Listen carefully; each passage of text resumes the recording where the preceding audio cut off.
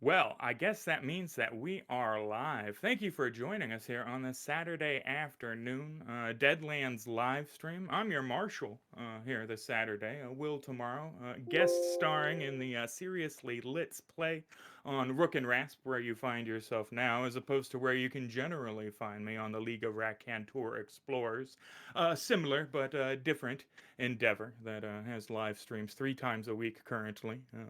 Looking to branch out there as well. But I'm excited to be here, guys, because Deadlands is my favorite role playing IP. I'm American, right? And I happen to like that little slice Americana. Right, and then you add steampunk and demons and witches and magic gambling and all kinds of nonsense upon the fast, furious, and fluid Savage Worlds role-playing system. And it's my bread and butter. I can play Savage Worlds every day, and that leaves me super excited here because this is my first time guest starring on a channel that isn't my own, right? Because I do the League of Racantor Explorers. It's my first time on Rook and Rasp, right? And it's my first time playing with literally each and every one of these fine individuals here. So I mean, it's a series of firsts for me. I literally do not know any of these people from Adam. So I've given my little spiel there, right? And now we're going to go around here, and I'm just going to go around in the order I'm seeing them on the UI, right? And we will start with Margarita Worthington. Why don't you tell us a little bit about yourself, the person, right? And then a little bit about Margarita. Hi, I am Monica. You can find me on Twitch and Twitter as Quirky Little Fox. I'm super happy to be here. I adore my friends in Serious Let's Play, and I have followed Will's lore channel for quite a while. Today, I am playing Margarita Worthington. She is a tiny little spitfire of a woman who is a little bit mad, a little bit genius, and here to bring a little bit of chaos. So I'm super excited. Excellent, excellent. That is exciting because chaos is well welcome in this module and IP. That brings us next to Adrian Van Der Root. Why don't you tell us a little bit about yourself, the person, and Adrian, the explorer? I'm Danielle, also Kyla, and you can find me online on Twitter at official WD42 and on the One Legged GM channel. And I am playing Adrian Van Der Root, uh, elderly Dutch explorer who has left his her younger compatriots explore the frozen north to come out here to the old west. Well, Excellent, Wild excellent. West.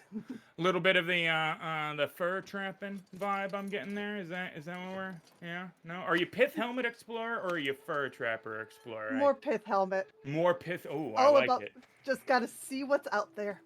Fantastic. Thank you for that. Next, that will lead us to Aleister Mccoy. And I'm reading your character names because I can't see your people names in the UI over here. And again, I don't know any of you. So please tell us a little bit about yourself, Aleister Mccoy, and your character.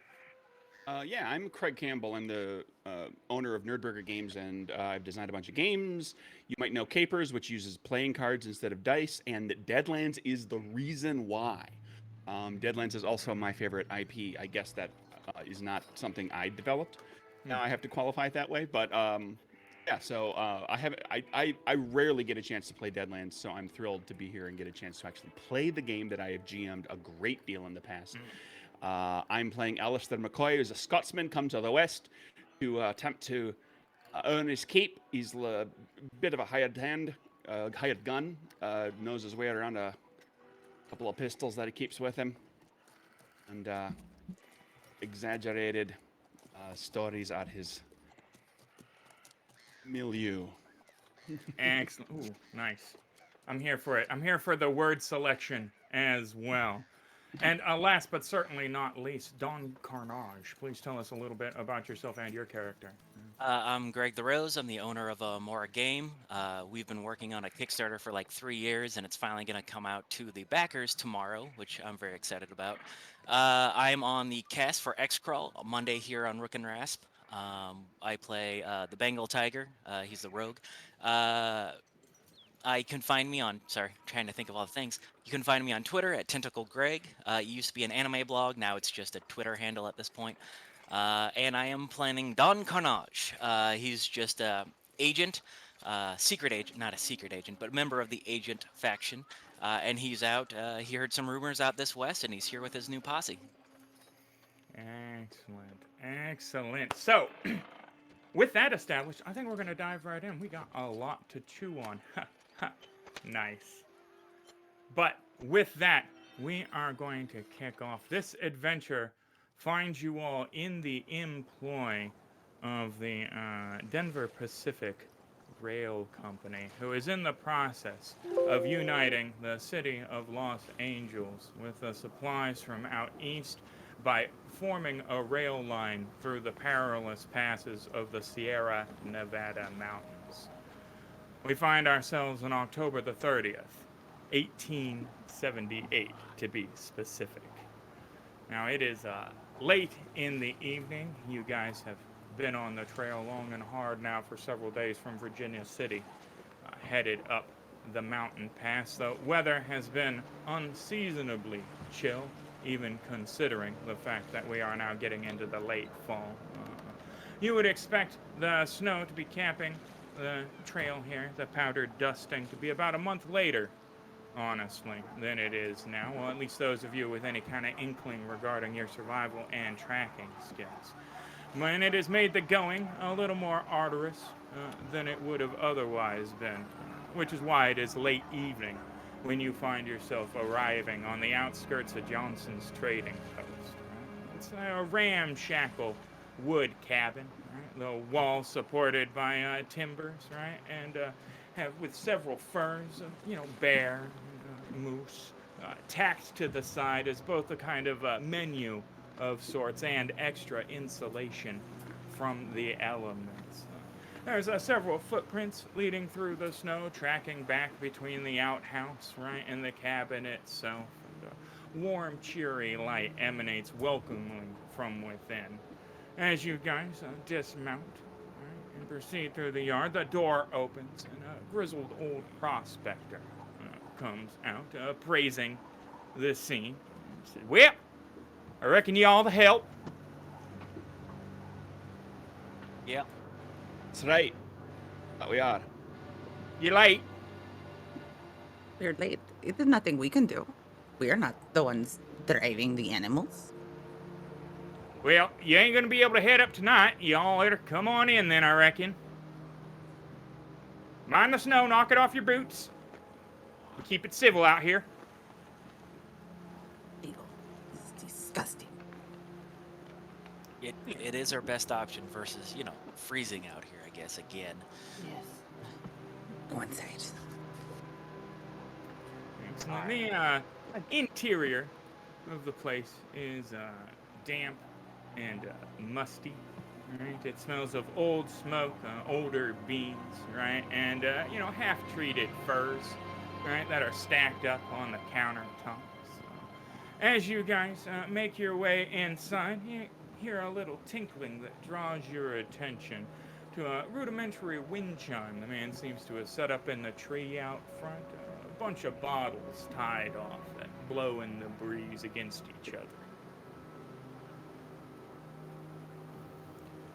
Well, come on now, won't do no good. You're letting the cold in. Coming on up. I'll grab anybody that needs help with luggage. I'll grab what I can and move on in. You can grab my trunk. It is a little bit too big for me to handle. So Yeah. if you could please get that. Thank you. Goodbye. Are there full bottles inside? Are there full bottles? I see whiskey hanging from your tree, but it seems to be empty. Well, those aren't for whiskey, then for the ghosts. Gotta keep spirits out of the house now. Can't have them all up in here, making a fuss. I see what you did there, spirits joke. That's very funny. Yeah, well, it wasn't much for a wordplay. Generally, I was speaking practical on the matter. It'll be all right, Margaret. They call you Meg. Yeah, that's fine. Maggie, Meg, Med, little one. You can, yes. It'll be all right, Meg. Let's go inside. Whatever we need to do with the horses. Yeah. Can They give have me those an occult roll. Now, stable- Savage Worlds is wonderful in that not all of you will have the occult skill. but you can in fact roll an unskilled roll on the traits tab of your character sheet, barring a occult roll, and on the off chance you get better than a 4, well, you just happen to hear about this particular thing before. And with our first roll of the game, traits tab of the character sheet, unskilled will be on the bottom of the skills list, and occult will be alphabetically in the O's, you know. Excellent. Aleister Mccoy, close but no cigar. Lots of untrained margarita, nowhere near. Yeah, bottles, they put them in trees? Yeah. Let's see here, Adrian. No, I'm afraid not. No, nobody here has heard of this practice before thus far. Just Doc Carnage remains. I'm trying to get it. Give me 1 second. Oh, There you're we all go. good? American. Did it not? It didn't go to the tab. How do we do that? No, if you just double-click the occult die on the traits tab, it should automatically roll it in the chat log for you. Or you can grab it and drag it, but... And on the off chance Fantasy Grounds busted, I can do it for you as well, because sometimes it just says, I don't want input from this player right now. Brought up the manual dice entry, which is slightly confusing. That is slightly confusing. I will just double-click occult That'll here. sound great. Awesome. Boom. Hey, look at that. A Perfect. 4 there on the occult roll will be a success. Yeah, so, you've heard of people, you know, it's a superstitious practice, right? Especially considering that you're an agency fella, right? And you have the in and out of it. You can't trap no spirits and no bottles, right? And everybody can give me a notice roll, in fact, now. Excellent, excellent. Manual roll, recoil -2, trait roll. What in the Sam? We need a young priest and an old priest on Dawn Carnage. We do. Power of Christ compels you. Wow, fantastic successes from everybody else, however. A simple success from Aleister and a raise on Adrian and Margarita with their 8 and 10 respectively. We'll say that, well, first off, you notice Dawn Carnage kind of go, huh, yeah, whatever, right? And then you can't help but notice that the moaning sound of the spirits only really seems to pick up when the wind does, right? Like, seems like maybe Johnson here has spent too long by himself out on the hill, you know? That said, he beckons you inside. And the interior of the cabin itself, right, is much warmer than the exterior with the roaring fire, right? There's a main room that apparently is a combination of habitation and business conducting, right? It has a large counter, right? It's got a potbelly stove going, right, with a pot of beans on it. Piles of fur in one corner, right? There's a little tiny room that he clearly keeps for the back, right? Right. You can see he has some personal effects through the slightly ajar door. But the most of it's up front here. He's got blankets, right? He's got a couple of firearms, standard issue boxes of ammunition, right? Doesn't have any dynamite or exotic gizmos, you know, barring, of course, the ubiquitous clockwork demolar, right? You can buy that thing anywhere, wind that one up, put it in the ground. It'll take care of all kinds of varmints. Even Joshua Johnson has a couple of those. Hell, he ain't savage, all right? But should you feel like you need any extra equipment, he is more than happy. You know, he's giving you the, yeah, the fur coats, huh? Yeah. You look cold, lady. You can warm up. $5. I would like a bear, please. A tiny bear. A tiny bear. Well, we only got them big bears around here, I'm afraid. Oh, that's fine. That's fine. I can be warmer then. I wrap myself in it. Yeah, well, I mean, yeah, we can definitely get you some furs on because you are headed up the hill some now, and it is going to get a mite bit colder than it is now, and you already look chilled half to death, so you might as well procure here. We can take a gander here, open up this here items list. We go fur coat, boom. You know, yeah, I could sell you one something around your size there. $5 seems about right. $5? He's not ripping me off, is he? That's about standard in these parts. I'll also take one. Yeah, excellent. Well, I mean, I only got one with bear. The other one's gonna be raccoon, but you know, it's still warm, plenty warm. Fine. Raccoon's just fine. Margarita, I mean, it is bear with the claws. It's bear with the bear head. It's ridiculous. I want it to be able to wear it essentially like a hood. So Yeah, no. I am tiny rar. Yeah, exactly. That's, I mean, 1,000,000,000% yes. Perfect. I just But need something to keep warm. Really feel my age around now. yeah, fur coats all around. He has I prepared for y'all. Now we got 4 mules. We leading a train of supplies up there to the work camp in the morning. They ain't my mules, so I don't pay them no never mind. But you should probably try not to get them killed all the same, because you don't want to be lugging that up there yourself. And them boys are going to be a mite bit hungry if you go up there saying supplying. All right. But let's get some stew on. I'll make some black coffee, and we can sit down and maybe have ourselves a savage interlude. Oh, shit. Oh, so this is a gameplay mechanic, guys, all right, where I am going to reward each of you, potentially, with a Benny, all right, because we're going to sit around here and tell ourselves stories. All right? Each one of you has an opportunity now to give a little narrative exposition. Now, this can be about your character, your person, your something related to coldness, mountain travel, anything you like, right? But it's a general getting to know you kind of exposition moment, all right? Which will be capped off, of course, by some literal exposition. As, Johnson will take his swing at the thing, right? But who would like to start with a savage interlude for a Benny? It is optional, additionally, but I mean, don't be a coward. Are there no takers? Surely you're not scared of the ghosts outside. They're so spooky.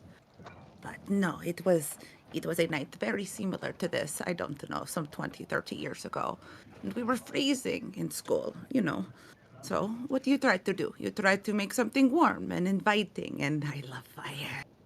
Oh, I love fire. So we gathered our ingredients, and I thought I had the recipe right, but apparently I transposed a 6 and a 9, and you weren't supposed to do that. So it kind of blew up in my face and took the school with it. So I had to leave, but don't worry, I finished somewhere, mail in, as you do. So I'm highly qualified, so you don't need to worry about that.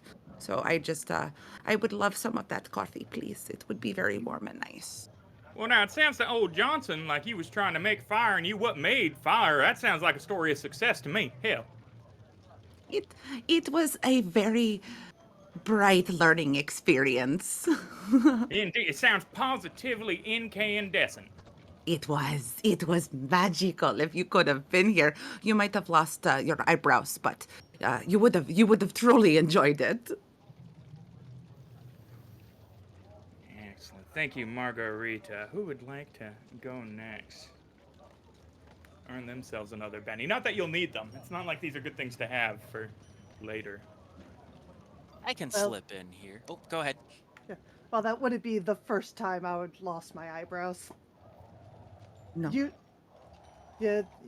come across many strange things on ventures, and it's a little colder here than I was expecting. I avoided going further north after the last expedition, but when it gets really, really cold up there, everything freezes, and it just gets so hard, it just flakes right off. Not pleasant, I tell you. Did that leave a scar? Just one of many. It's like They- a Scot on the outside and a Scot on the inside. Yeah, they grew back somewhat. They're there today. Hopefully, we can get through this freeze and not have that happen to the rest of us. I've What do heard we have? tales of the Great North that you can freeze solid. Go outside to take yourself a tinkle. It'll freeze to the ground and freeze you in place there. They find you later a yellow tripod. Very possible. Perhaps that is how the kickstart was created. It was in the north. Kickstand. That's the word.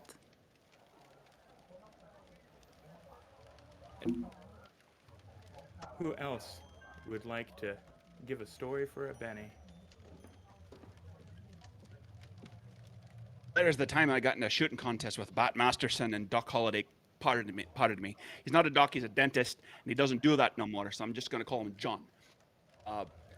Got in a shooting contest, ripped the bullseye, took our shots at it. Each of us got 3. A separate bullseye with a wood block behind it to catch the bullets, and nobody got hurt. Masterson sneezed on a second shot. 1 bullet went wild, didn't make it into the target at all.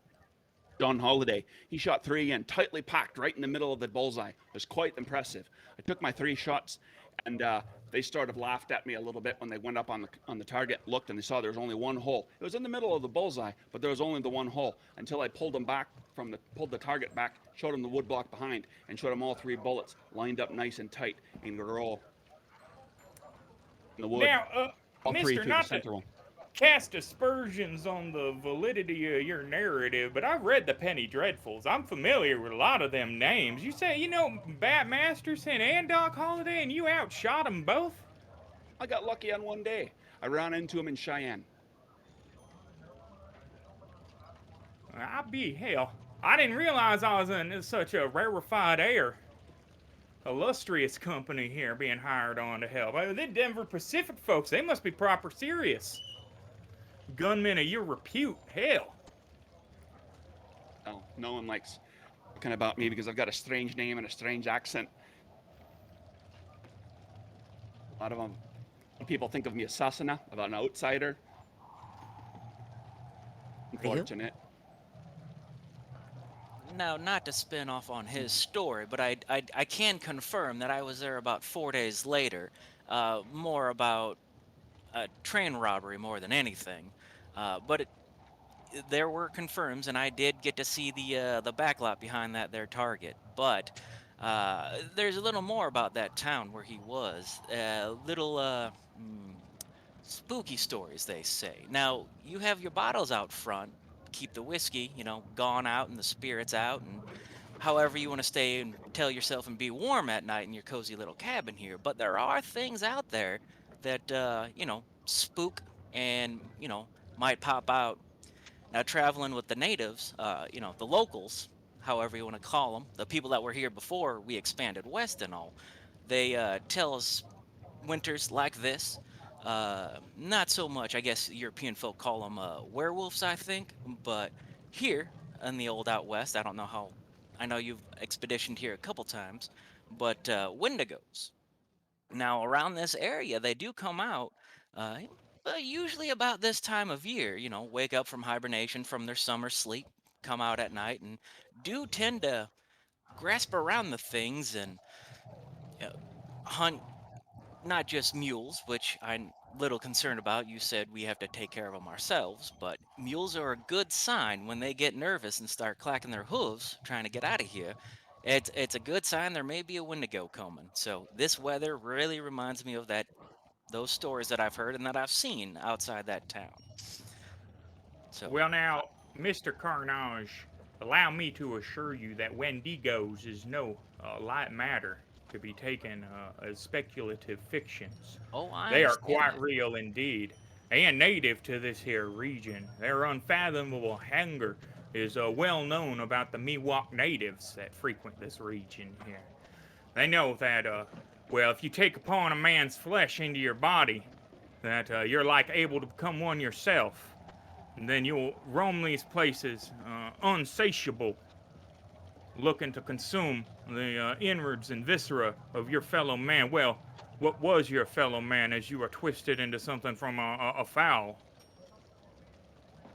That has piqued my interest about this area. That reminds me. Have you guys heard the story of Truckee Pass? What happened up here about 30 years back now?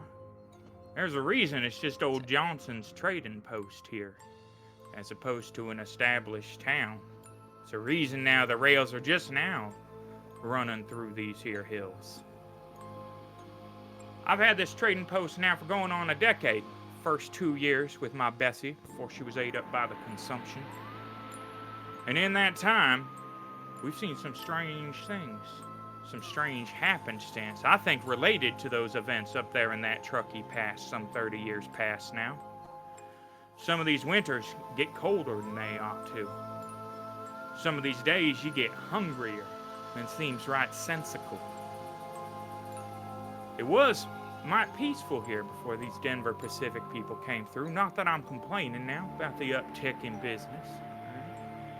This line through the Truckee Pass will be the first people through here since, well, the Donner Party expedition 30 years ago. That was back, what, 46 now? Winter came a month early that year as well.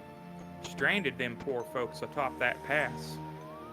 They got stuck right around October that year. It wasn't till April the following spring that rescue came for them.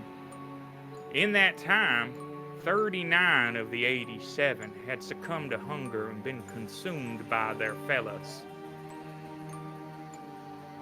That kind of horror marks the place permanent-like, you understand. Those energies stay there in a foul miasma. The natives, they have a word for it. They call it Yochetmete Uwu. Doesn't really have a proper English translation. It means the place that those that kill go hungry. Most people call it Donner Pass now, but it just doesn't seem proper Christian to go commemorating the events what transpired there, so I'll keep referring to it as Truckee Pass, if you don't mind. But that kind of event there, that would spawn you a Wendigo. Hell, that'd spawn you a couple of Wendigos. It could explain a lot of the things I've seen in my time up here. So I wouldn't be taking that tale too lightly at all, Mr. Carnage. I'd be taking it mighty serious, as well as the old bottle tree out front. And with that, I'm going to go retire. I hope you folks have a nice evening. That sounds mighty pleasant. I will see you guys in the morning. Feel free to speak amongst yourselves. And he goes and closes the bedroom door. Good leaving night you guys to ruminate on the... Well, my tale was that of fiction, but it seems his might hold some truth. Makes me a little nervous. There are many strange things in the cold. There are. Now, No. You've explored out this way before, haven't you? Not quite this far yet. It was in other areas of the world. Ever run anything across similar to what this old kook is describing? Saw many of things that couldn't be explained. Shadows in between the flakes of the blizzard. Nothing that was confirmed. Alright. Makes me a bit nervous myself. Well, he weaves a hell of a tale, that'll say. Yeah. If this was a possibility, why were we not informed when we agreed to come here? Ha! If this is even true, you think that you put that on the sign up form? How many people would sign up for such a thing? Here, please, write your name here and come up and die. I do not sign on for the dying, but I am curious about things I have not seen before, especially if it is some crazy creature. Yeah, there may be something, and if there is, we'll handle it. I think so too. Assuming that your story is true. Every last word, Les. Every last word. Like we might need your prowess then. Puffs his chest out. It's good to let the whippersnappers do the work. I go over and find the most comfortable spot, put my feet up. I'll say this much: if it keeps us on our toes, all the better. Even if this Wendigo thing isn't up there, there's still problems around. There's all sorts of strange things out there. There's people gunning for you. There's people coming after you. Never know what you're going to run into out in the middle of nowhere. Well, if these Wendigos used to be men, would they still die the same way that men do? Everything can die. A good bullet between the eyes, from my experience, puts down many a things. True enough. Even in the Weird West, most things can be shot to death pretty good. Yeah. I'll scrummage around through my luggage, and I assume I have like a half-fourth bottle of whiskey or Oh, yeah. bourbon. I put it down on center of the table. Feel free, y'all help yourself. I'm gonna have me a nightcap and turn myself in. And I'll Margarita flops the bear head over hers and crawls over to the whiskey on the table, grabs it by one hand, takes a swig, and then just crawls into the corner and settles down to sleep. and I'll And the embers die, and the sounds kind of waft us all into sleep. And you awaken in the morning to the sounds of the blackest coffee and bacon crackling in a fire pan as Johnson's puttering about, getting ready with his morning ritual, preparing to head you guys out to the trailhead. Well, yeah, hope you slept well. so far so good. Got Well some enough. pork belly and some black coffee. And get you started right.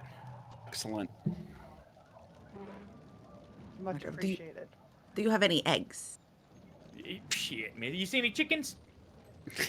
I did not know if you had a house for the chickens, and that's why I did not see them. Oh, no, they were free solid out here, ma'am. We couldn't keep them outside.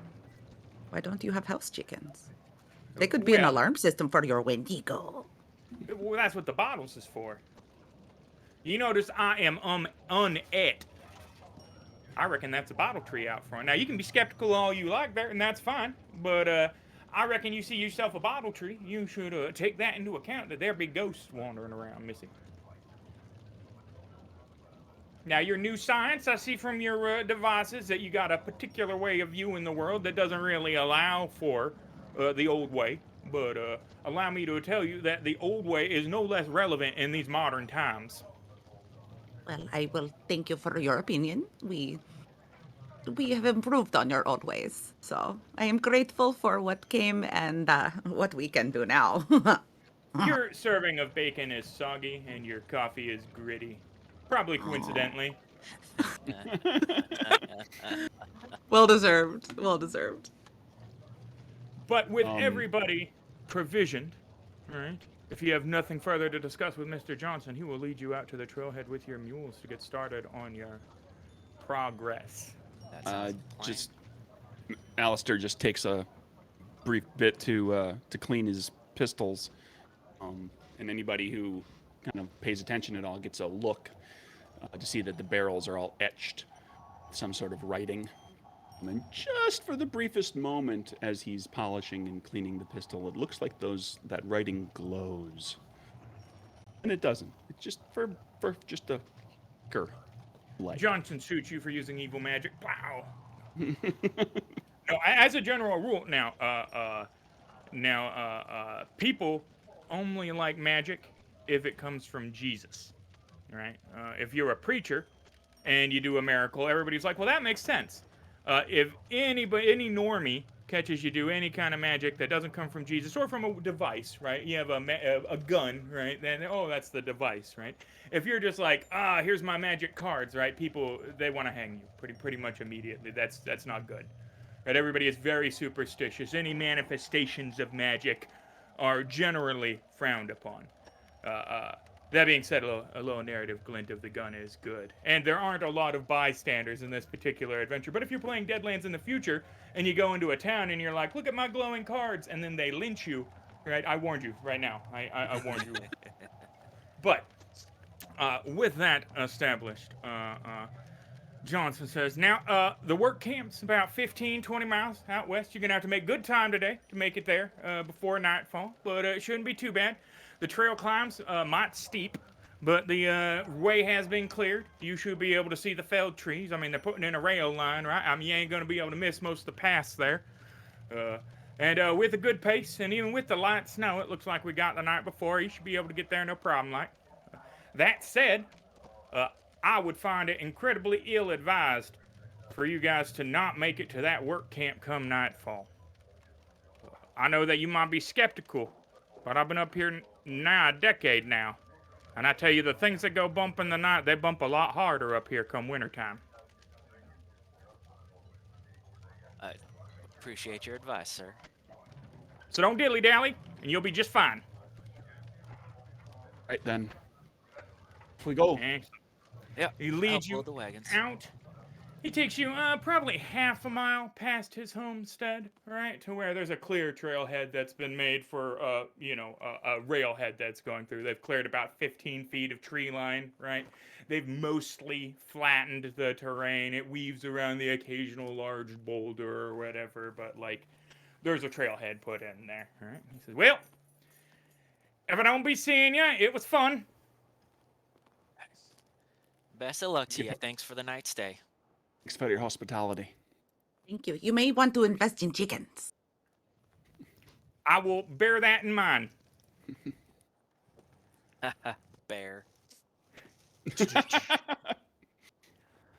But leaving Johnson's cabin now, this trail's winding through, the forested hillsides of the Sierra Nevada. Now, I don't know if you've been out there. It's not exactly a dense tree-to-tree forest at any point, and they've cleared the path. So you got good sight lines showing you that it does weave up this mountain pass leading to in between the apex of two proper mountains, right? You're headed. I mean, it's a good 10 to 12 degree elevation the entire time. Even with the mules, it is fairly rough going. Last night's snowfall is shrouding the evergreens, and it's dead quiet, with most of the wildlife seeming to have take refuge from the winter cold. Right? No real birds or anything going about, which does seem slightly peculiar, given that you should still get the sounds of winter birds occasionally, but just the wind through the trees, and the forest starts to feel a bit lonely. All right. Now it is colder than hell. About 20 degrees currently below freezing. I mean, your breath is hanging in big crystalline clouds when you exhale. Mustaches are starting to freeze from the nose moisture, right? I mean, proper chilly. And I can take a tracking and or survival roll from anybody that has it. And again, remember, if you have neither of those attributes, you can always be unskilled. Because who knows, maybe you just got lucky. We actually have a fairly wonderful assortment of world skills here with our pre-rolled. We get that survival, get a +2 for being a woodsman there, Adrian Van Der Root. The 8 means that you have not only succeeded, you have succeeded with a raise. It looks like the snow has been falling on this mountain ahead of you now for several days. And despite the fact that the snow just started last night here, right, with the powdering, right, it's already, you're getting on like 6-8 inches of snow here. This might be tougher going than was initially estimated by Johnson, despite his expertise in the area.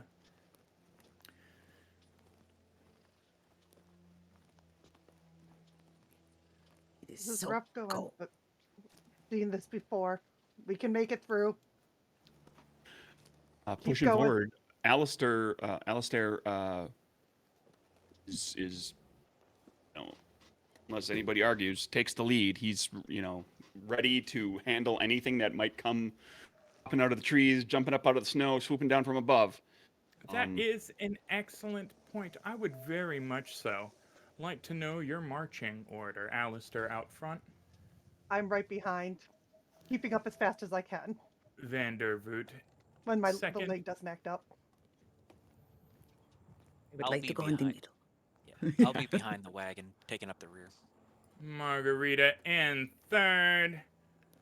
And Dawn Carnage pulling up the rear. Excellent. Not that I need to know the particulars of anybody's arrangement for anything. Why would that? That's just narratively for the audience. You see, for the theater of the mind, we're illustrating for them that, there is a particular order in which these things are transpiring. Because if not, it would just be chaos, right? We can't have that.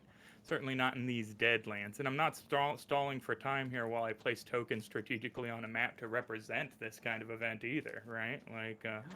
But we're getting on mid-afternoon. This is when the rabbits show up to give us presents. Right? Yeah, I know the Easter Bunny's gonna show up and it's October 30th, but fuck it, I'm aseasonal. Yeah. We're getting on midday now. The snow is getting deeper. You guys find yourself traveling slower. The mules are starting to protest a little, and it's starting to become obvious that late afternoon is going to be nightfall by the time we make it to the camp. You've been wandering now alongside a small stream that feeds into Donner Lake directly. The snow has increased to nearly 2 feet thick or deep at this point, which is, we're getting on knees here, right? We're deep trudging.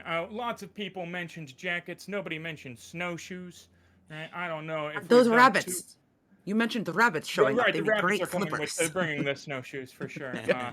It is very fatiguing to travel through knee-deep snow for long periods of time. I imagine you probably have a mule up front to kind of give you a plow trail to walk through in behind it. But even with that, the going is rough. And you guys seem like you must be within a couple of miles of the destination here. We're getting at mid-afternoon, right, of the first waypoint you're looking for outside the way camp, but there is no sign of any crew, anybody on the trail before you, no footprints in the snow, and I need a notice roll from everyone.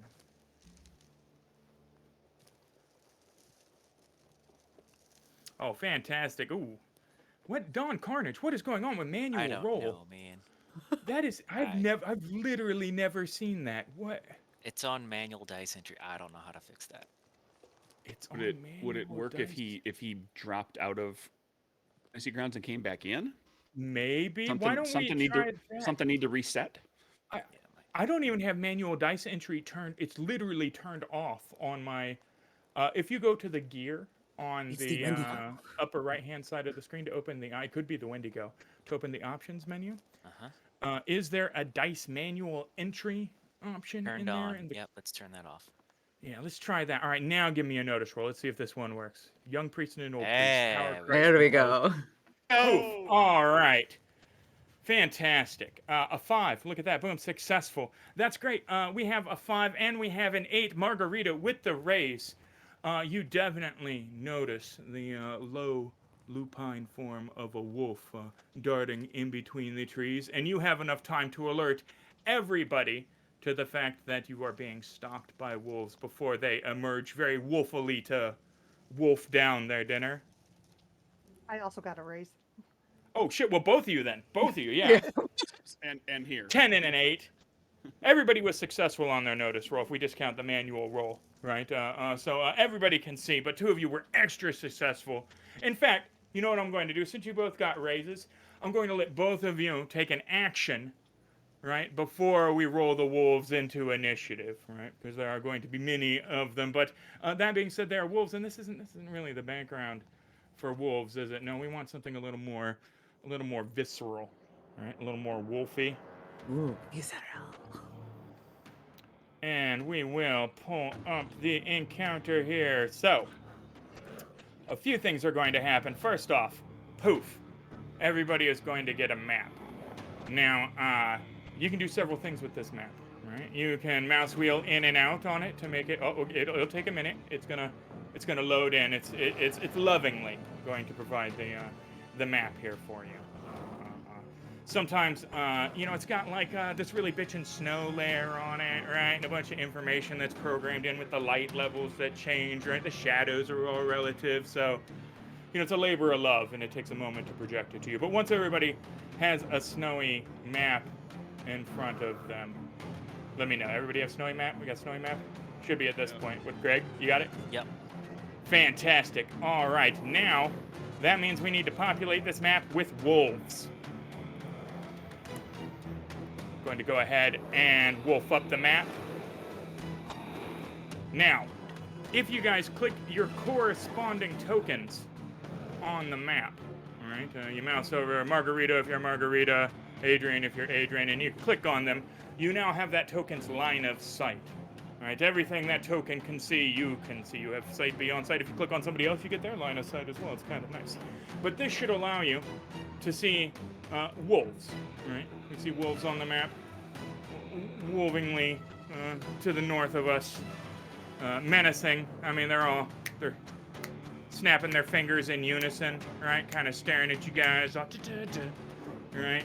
And with that established, like we said, we're going to allow Margarita and Adrian to both take an action before we roll the wolves into combat. Now, this is everybody's first experience with Fantasy Grounds combat, so we're gonna, and Savage Worlds combat. We're double firsting here. This is, no, let's double first. Let's not use that phrase. We will start with Margarita. So, Margarita, if you open your character sheet, you will note that you have all those powers, right, in the powers tab. You also have a knife that you could throw should you decide for some reason you're a knife thrower as opposed to a mad scientist, right? I would recommend the powers tab and selecting one of those actions from it there. And dispensing justice, you know. Yeah, I think what Margarita would do is she would throw the hood of the bear back and then reach around behind her and swing around this huge looks like a cannon almost, but it's super shiny, and on the side it just says Blastmaster 4000. And I'd like to try to use we are double firsting. I'd like to try to use burst. Yeah, excellent. So burst is a cone, and so it's going to fire out here. Now I could explain to you how to draw a cone, but instead of doing that, I am just going to draw a cone for you, right? Because it's much easier, right? And you can position your token with your movement, right? So you have a standard base movement of 6.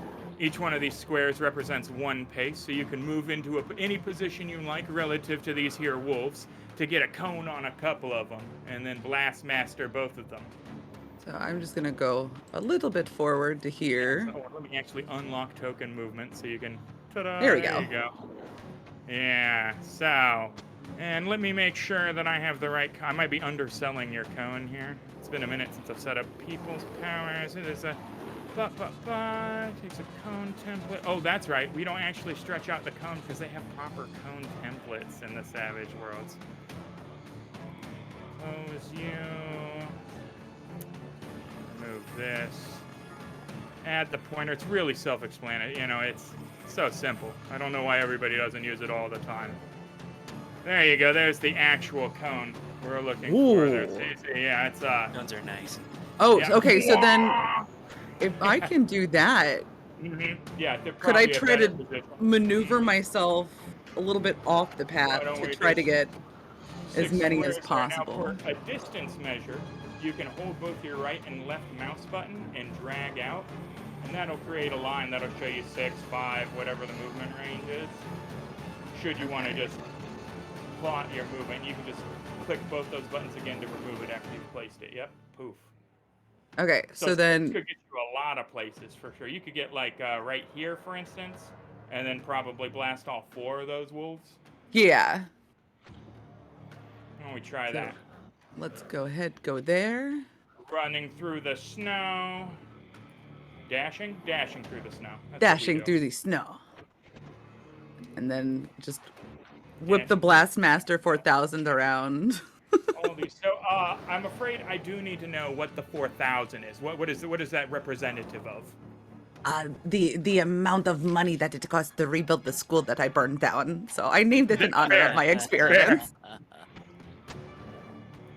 So since this is a big old AoE template, we will target all 4 of these guys at once here using an arcane system that I'm not going to explain. Excellent. We have, oh, no, there's a pointer there. Would you please double click on your pointer? So we need to, when we drag pointers, they become targetable entities, which keeps you from being able to target tokens. So when we're done with them, remove them. Okay. But, all right, we now have all 4 wolves targeted, and all you need to do is roll that blast, right? Which is literally just the burst, which is next to the D8 to the left side of burst in the text. Fantastic. Oh, the huge manatees. Oh, nice. Yeah, so you literally hit the first one. Now, why is it saying that 4th wolf is out of range? I disagree with that assessment, given the cone template. You have hit all 4 of those wolves with a raise. Please give me the damage roll now. How do I do the damage roll? It is the 2d6 to the right of the burst title there. Excellent. Oh, sweet mother of God. Oh. No, what? Oh. Oh, wolf Oh, splatter. 21 damage. I mean, there were wolves, and then there's just like little wolf paws and like ash just blowing in the. I mean, you vaporized.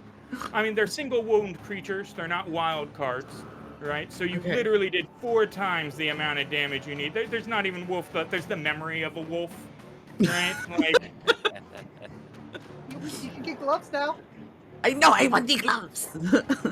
I need gloves All and right. slippers. Damage again, please. Again? Yeah, we push through them all here. Killing second wolf.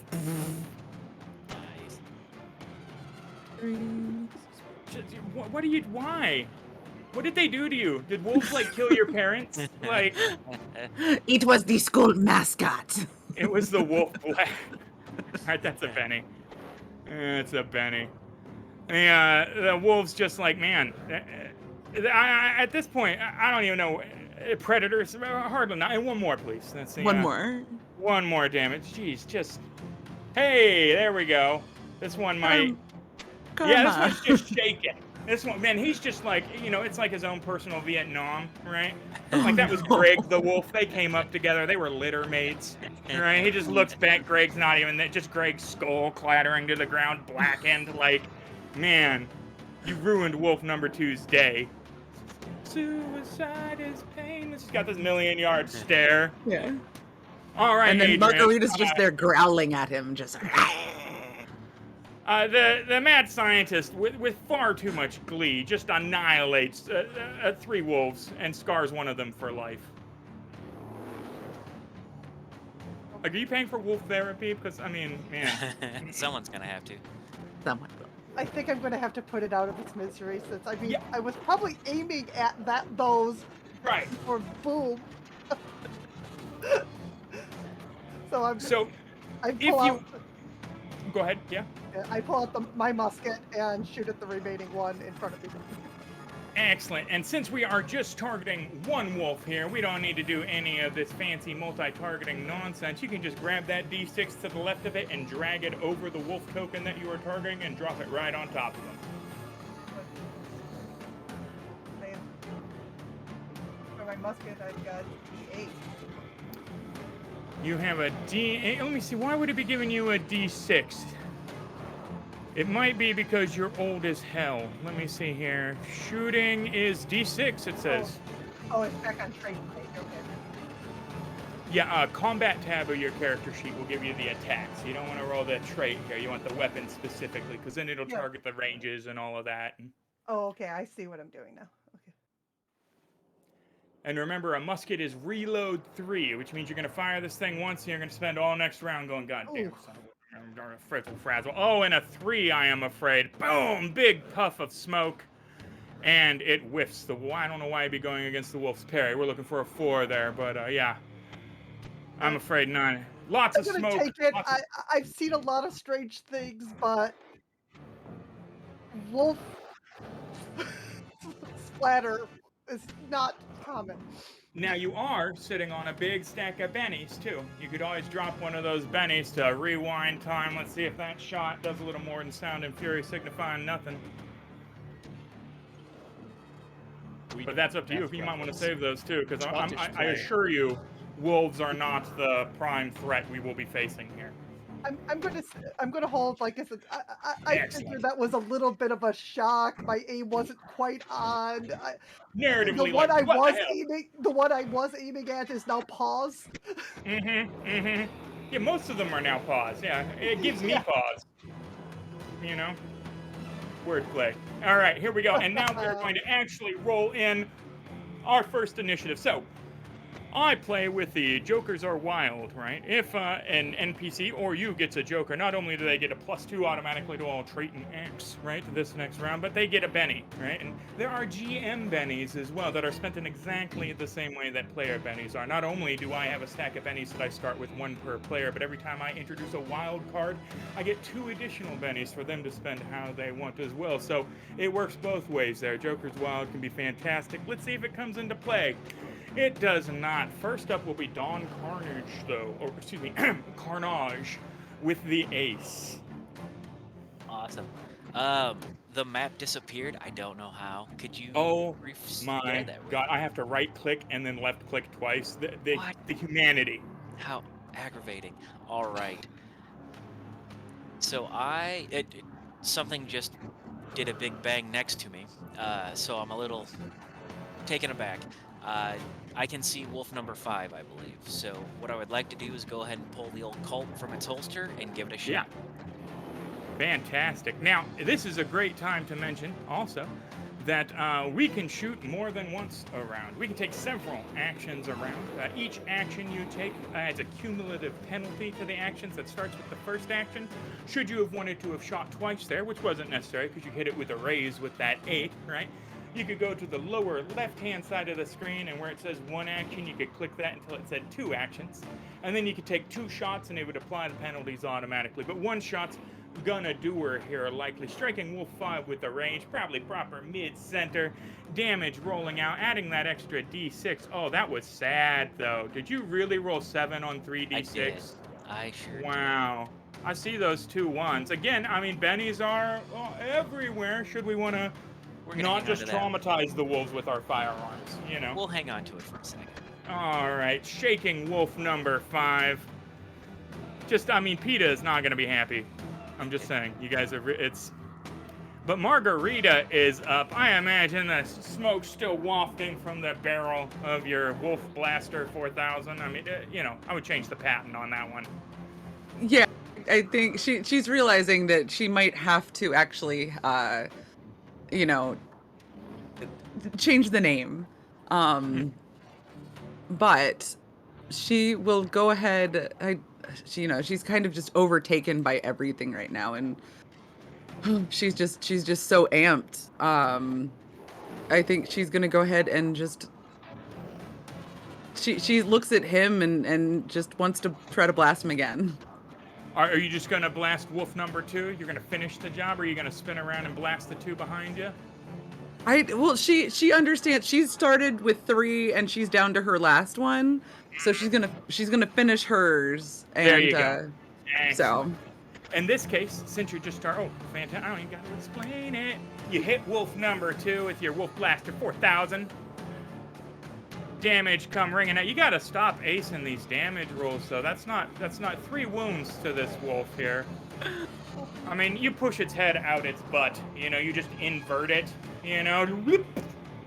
yeah, it literally just like those tubes that you could get at like the dentist's office when you were a little kid. Right. You've made a very awkward donut out of it. Yes. And yeah, it is. Yep, and dies because, you know, again, PETA is not pleased. Not pleased. You know, that one though, you didn't even feel that, right? That's like explosive decompression. That's like getting sucked out something that, you know, you're done. You're blah. There was a wolf there. He was like, Greg, and then he was dead. You know, it was the humane thing to do, right? Because I am sorry, you friend. killed Greg. Yeah. Which is just the humanity. But you know what? That leaves Wolf Prime, the wolf progenitor, up actually here, who gets to go in the initiative step, right? And he is going to use his movement to advance on Aleister Mccoy. And attempts to bite him for a d6. Going for the throat would target any unarmored spot on him. Sans armor is not going to matter there. Against his parry of 4, those teeth find purchase in his supple flesh for d4 plus d6 damage. Coming out, shaking him with the 7 points. Wolf just... Wolf number 3, oh no, he's up, and he's like right next to Wolf Prime, so he's gonna, you know, we're buddying up here. Fortunately, this isn't Dungeons and Dragons where they get pack tactics or anything. They're not reinforced by each other, aside from the +1 gang up bonus they get naturally. So this will be a d6 +1 to try and grab your other arm. They're trying to split you like a wishbone. Unfortunately, well, fortunately for you, unfortunately for the wolf, he's going to roll a 1, and even with the gang up bonus, a 2 is not going to beat your parry of 4. And you manage to fight him off, coming to your own. Oh, here, me actually, got to put you here so we can see if you're unshaken automatically. And you are. That 6 is, oh, God, you're unshaken.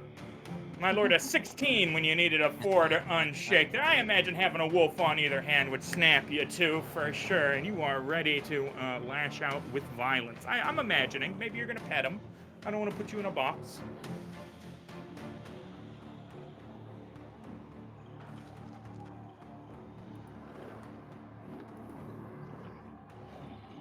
Dogie. What's that? Me, is it me? Is that what you're saying? Oh yeah, yeah. Your turn. Yep, you're up.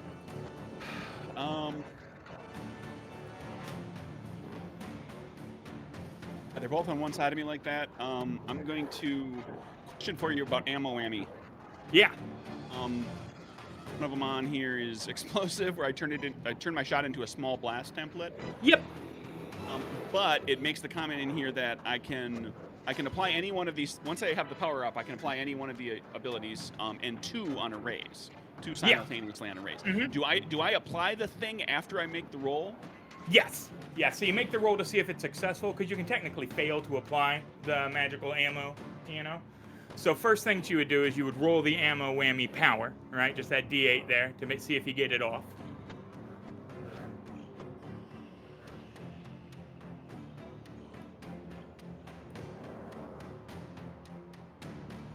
Excellent. And well, now, first off, I forgot to mention here, are you going to apply the power and shoot your weapon in the same turn? Yes, and I can do that freely because I'm a hex slinger. Oh, that's right. They let you do ammo whammy without it being an action, right? I've got 4 powers I can do without it counting as my action. Excellent. As long as they're self-affecting. Beautiful. So in that case, yes, you get ammo whammy off. Just simple success. You want the explosive small burst template. Is that what you're applying to yourself? Yeah, and then I guess I apply the second thing if I hit with the shot. Oh, you would have you would get the second effect there had you get it now raise. with this check. Gotcha. Okay. Right, and so then we just draw the small burst template, right? And I mean, we assume we're going to get both wolves with that, right? You're firing an explosive bullet right between the two because you're just a terrible person. Again, I just need to.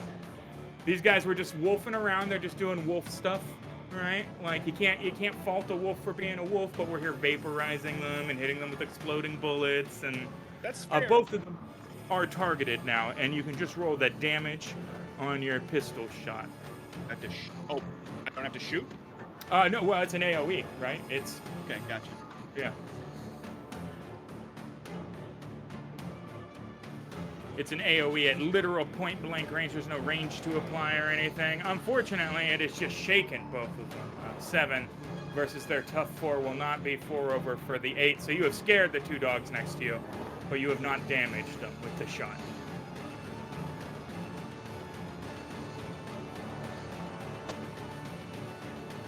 And wolf number 6 is up and going to, let's see here, Dawn Carnage is 5 away, within the pace, going to come up here and try and take a bite. And it is going to whiff because a 2 is not going to beat that parry of 6. Wolf number 5, unshakes. Ooh. Fair enough.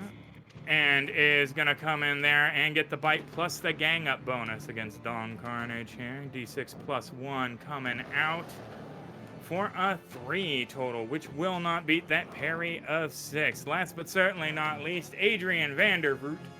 So 3 actions to reload that rifle this round. You can technically reload and take a shot with a full action stack, but the penalty is, I mean, it's ridiculous. Yeah, I'm reloading this round. Excellent. They're half gone. Let me make sure. Interesting that it doesn't have the ammo. Must be just D&D. That's fine though. All right, excellent. At any rate, we are on to the second round of combat here. Uh-oh, guys. Remember that Joker bonus I mentioned? Yeah, wolf number 5 got it. Oh, that's... You hate to see it. I mean, you kind of like to see it if you're like an antagonistic marshal. I'm not really. I like this collaborative role-playing. Unfortunately, wolf number 5, he is not. He's on a whole different... He's playing a very different version of Savage Worlds right now. And he is going to use his Joker bonus and the gang up bonus on top of his bite of D6 here to more than likely... I'm just gonna... We'll see what happens. We'll see what happens. Yeah, no, yeah, that's the... It's the gang up bonus, pushes it to the parry of 6, making a hit. If it hadn't been for any one of those factors, he would have missed. Unfortunately, D4 plus D6 with the Joker bonus. Oh, Lord. A wound. 10 versus your tough 5. I mean, those teeth sink in and they come away with a chunk of Dawn Carnage. That's, Now, to counteract that, I want to use my gun hand and kind of like block it, i.e. spend a Benny and soak the damage.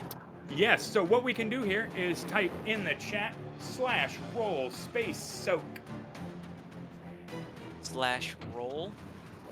Space soak. And did I say a wound? I meant there was no wound. Drop one of those bennies from your counter because you have successfully soaked. What looks like a bloody thigh wound was actually the packet of tomato sauce that you kept there for later. You were, you were planning on making a nice bolognese. Now it's ruined. He's ruined your whole evening plan, but did not manage to remove a chunk of your thigh, which is wonderful. Leading us back to Margarita with her smoking Wolf Blaster 4000. Yes. So I guess I can move 6, you said, correct? Yes. Okay. So Or you can run, which will just apply a multi-action penalty and roll the, if you hit the run button in the bottom corner there, it'll show you how far you can roll because it rolls a d6 plus your pace. But I think I would just take my normal movement to go the 6, because I want to make sure if I use the Wolf Blaster 4000 that I don't hit my teammates.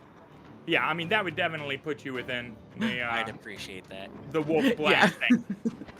We are going to go ahead and she just starts, she's lumbering over there like a tiny bear as she goes and just onto yourself. and try to do burst again. Give me one more roll there now that I have both of them targeted for you. And look how much better that one turned out, too. There you go. Yeah, There we hit go. on both of them. Woot, woot. Excellent damage against the first. Oh, we have shaken both of them. Wow, that was unimpressive. With all this wolf vaporizing that's been happening, rolling 7s back to back there was not, That's fine. That's fine. Not everyone can be a wolf atomizer, right? No. You need to degauss it or something. It's the sun was in your eyes. It is covered in wolf. I need to clean. That's filthy. it. Yeah, just the wolf. The wolf intake is clogged. Yeah, it's 100% like when you pull the filter out of your vacuum cleaner, it's just full of hair. Just wolf viscera. All right, wolf number 5 is unshook because I mean they're feisty. I mean they're just feisty, and is gonna go for Dawn Carnage again right there. Awesome. Or wait, no, Wolf Prime. This is Wolf It'd be Progenitor. 6. It is Wolf Progenitor. What am I talking about? I'm over here. We're not against we're against Aleister Mccoy actually, who's biting and failing, even with so close. So that gang up bonus. There's only one more wolf there. If only somebody hadn't atomized all the wolves to start with, this would be a much more vexing combat. But Dawn Carnage is up. Wolves menacing him, menacingly. So I get bit on my gun arm. That means I got to drop my gun in my head. At that point, I'm going to try to draw the knife, yell back at Margarita, Margarita, for tarnation, watch that thing! And attempt to stab the wolf, both wolves actually, with the multi-action. Ooh, excellent. So click that one action until it says 2 actions. Done And then it does the math automatically and stab on. Combat From tab. Hell's Heart, I'm assuming. Nice. There's the first one. Oh, and that wolf is a little too deft. That's Ducking fair. out of the way. Swinging at the second. Second Tough roll. wolf, likewise deft. They were both, they studied Hapkido. They, both of them, they're actually 3rd level Dans in their respective wolf martial arts. You just picked the wrong 2. You brought a knife to a wolf fight. It's not, That said, wolf number 3 is going to remain shaken, and I ain't spending no Benny on no wolf shaking. No, oh, hell no. Wolf number 6 is up, and he is not shaken. So, he is going to, actually, wait a minute, I forget. Guys, I'm good at this. I've been doing this so much, I'm so good at this. There we go, let's try this. Unshaken, wolf number 6 is. And he's going to try and bite Dawn Carnage now. Ooh, the parry and the gang up. It's a 5. That gang up gave him the 6. It's right there. D4 plus D6. They're really they want. Oh, don't do that though. Oh no, You're we'll What? take that. tasty. Is it just hanging out? It's thinking real hard about re-rolling those dice. I've actually never seen dice hang that long. That was a record, guys. Yeah. Excellent. And a wound coming out again. They were dissatisfied with the tomato They sauce. were. I'll take that wound this time. You're gonna eat this wound. Ooh, this one getting some Achilles tendon action. Ooh, like that horror movie staple, you know, it's shaking there and get through the boot. My wife, I can't even pretend to like schnick my wife's tendons, right? If I take a finger and I go, anywhere a tendon is on her body, she freaks out. She doesn't like it at all. Anytime there's one of those scenes where the killer's under the bed and he like slashes the ankle with the razor, she just, no, movie's over, I'm done. game. Like, yeah, she's not a fan. Aleister Mccoy, you are up and able to respond to these wolves attempting to savage you. Second verse, same as the first. Mm-hmm. So I've got explosive ammo whammy going. I'm just gonna blow them up. Damage roll. Yep. Stop both of them targeted. Hey, there we go. Boom. That will definitely, a 10 will beat their tough of 4. This time there is a yip and then little bits of wolves just kind of splattering around either side around there. First one was a dud, undercharged. Second one definitely put in the work. Oh, that's right. It pushes the, it's so funny. At any rate, that leaves us just 2 wolves left. We're getting pretty good here. Adrian, freshly. I can move over there a little bit. Oh too? yeah, by all means. Yeah, I'm sorry. No, you cannot. Does it limit me when I move? What? Huh? No. Yeah, you're free to go. The pace 6, I think you have. Yeah. Adrian's the only one with the 5 pace again on account of being elderly. Try to sack some. Venerable on account of being venerable. And Adrian is up. Speaking of. So I still have to finish reloading, but doesn't look like I'm going to be able to get there. Oh no, you reloaded. So you can take several actions around. It takes 3 actions to reload that gun. So you just spent all of your actions last round. Just like Friedel, Frabum, Keeble, Farbum. So then I am going to shoot at Wolf 5. Excellent. Leveling your black powder musket. Really? Oh my didn't Benny goodness. that this Another time. 3. And There we then- go. Yeah, Benny that out. There we go. Let's give another roll here. Come on, honey mustard. Hey, there's There a it is. 4. It's not against its parry, that hit. It doesn't count the range when I drag it over them. But gills get damage. And this is why you roll the black. Oh my god, did it really just give you 2 on 2d8? Oh. That's usually I'm- my luck. I really I was just about to dramatically remark that the reason that it was reload 3 is because this thing puts in work. I mean, 2d8 damage and then the snake eyes on it. Again, sound and fury signifying, no, there's just a puff of smoke and like the ball kind of rolls out the end of the gun. Tink, you know? Drops out. My ammo Yeah. froze. Yeah, that's rough. I mean, it's a The gun hand powder. cannon too. Man. Fantasy Grounds always picks on somebody. I get the feeling that Adrian here, last in the initiative, right? That Snake Eyes need the Benny to even hit. Fantasy Grounds doesn't like you. Say Oh, that, but look but at the that. better the dice I roll for damage, the worse I usually roll. Right. You're up first in the initiative tracker again, though. So I mean, you can get that reload on right away. Reload. Well, I said, Oh my let the goodness. whippersnappers do the work. Right.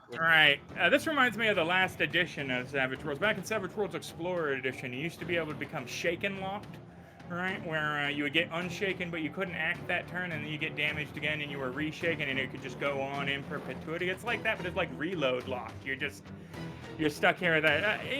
Maybe invest in a modern firearm. I'm not, they were selling guns at Johnson's, and you still went with a black powder musket. I don't know. Using this for years. Old faithful. And wolf number 5 is going to remain shaken. I mean, you did startle him then with the amount of smoke that came out. And Margarita is up. Oh no. She will go ahead and just growl, and she will try to use her Wolf Blaster 4000 again. Excellent. And they are both targeted, so go nuts. Excellent. Hit on both of them. Oh, hit with a raise on both of them. Here for it. And damage. Oh my goodness. I would like sleepers. Yes. No. Well. Does anyone else want sleepers? Just single wounds on this one, so there might be enough left of both of them to slipper. Okay. Which is good, because, I mean, the first one, probably not, but yeah, having vaporized these two now, you have saved the day, accomplished with 99% of the combat goals. I mean, very, very effective display of the new sciences, certainly here. Why is this not... Wolf number 4, wound. Wolf number 5. Wound. Give me one more damage roll. I'm curious here what's happening. And wolf number 6. Well, I'm just gonna let you kill one wolf then. Why did it roll double damage against the one wolf? Need a young priest and an old priest. Fantasy Grounds is possessed right now, but I'm gonna it leave rolled one wolf 3d6s. You So have there's one still- that exploded. one Yeah, wolf it's full for on, dude. Aleister Mccoy to attempt to take out here. Same deal, just at a range here. I've got a range of 12, so that's still inside my range. So I'll explode that one all over.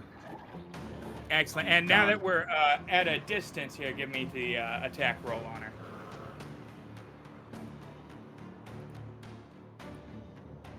And are we using the SBT still?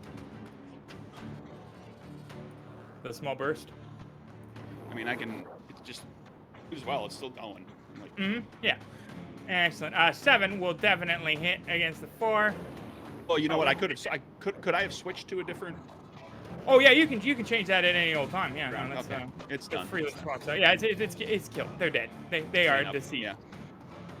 Yay! We have defeated the wolves. Yay! But we have currently maintained a wound, if I am not mistaken, here that is needs to be correct. treated within the next hour to, in fact, be treatable. So we have the healing power, right, from the goo with Margarita, or people could attempt good old-fashioned medicine rolls to try and knock it out. But I you know, the power, generally, and is put the salve on it, you know. Would you like my healing paws? Ma'am, if you wouldn't mind treating me. I am happy to assist you. So then I just do how do I do the healing one? Because it says damage next to it. Do I just roll a d8? Oh, you just roll the d8 to see if you get the healing off. If it's a success, it's 1 wound. If it's a raise, it's 2 wounds. And you could apply different power. If you want them to glow, you could make them glow. You could do all kinds of wacky stuff. But just the healing here. Yeah, we'll just go straight healing. No glowing this time since I'd we're coming up to appreciate that. nighttime and we don't need A Windigo nightlight.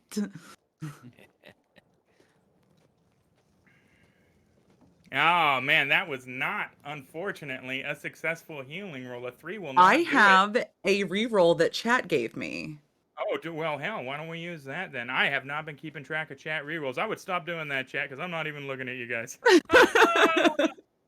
Let's try this again. This time with feeling. Oh, yeah, that's Ooh. the honey mustard.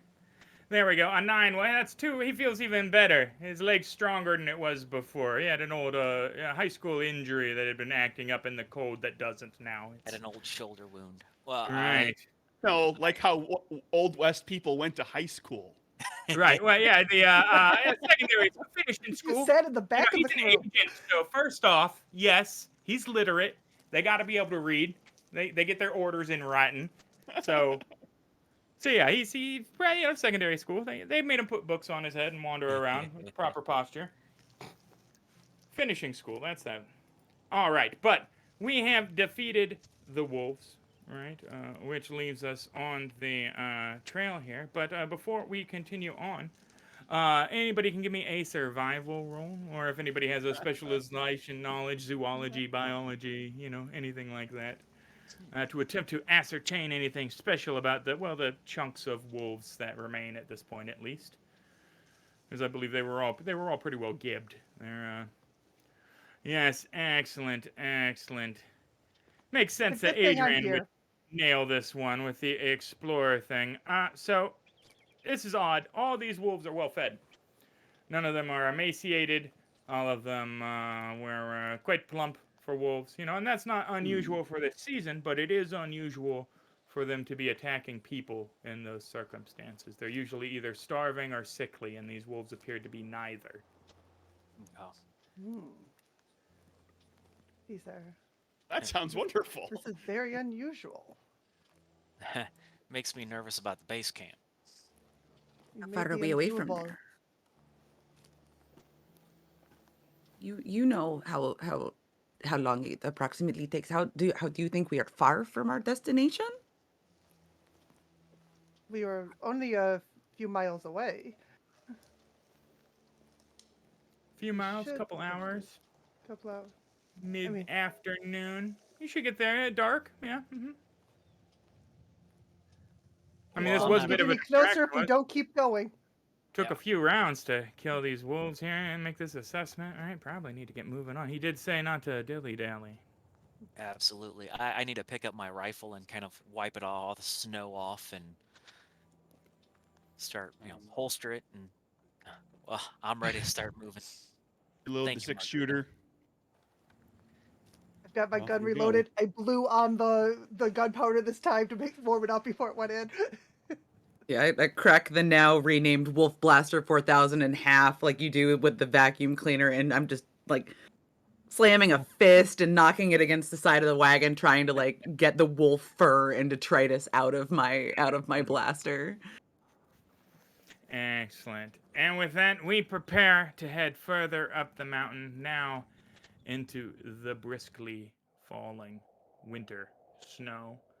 The winds are starting to pick up. Visibility is falling just 100 feet or so out. The sun is starting to settle lower in the horizon than we find ourselves comfortable with. And it is about an hour after the wolf attack when I need everybody to make a spirit roll. That'll be found in the attributes section of your character sheets. Wonderful, wonderful. Successes all over the place. 2 16s. Yeah, no reason to be so spirited, Adrian and Marguerite, honestly. All the whiskey. And- Spookier. Right. Because it's a spirit and all, it's just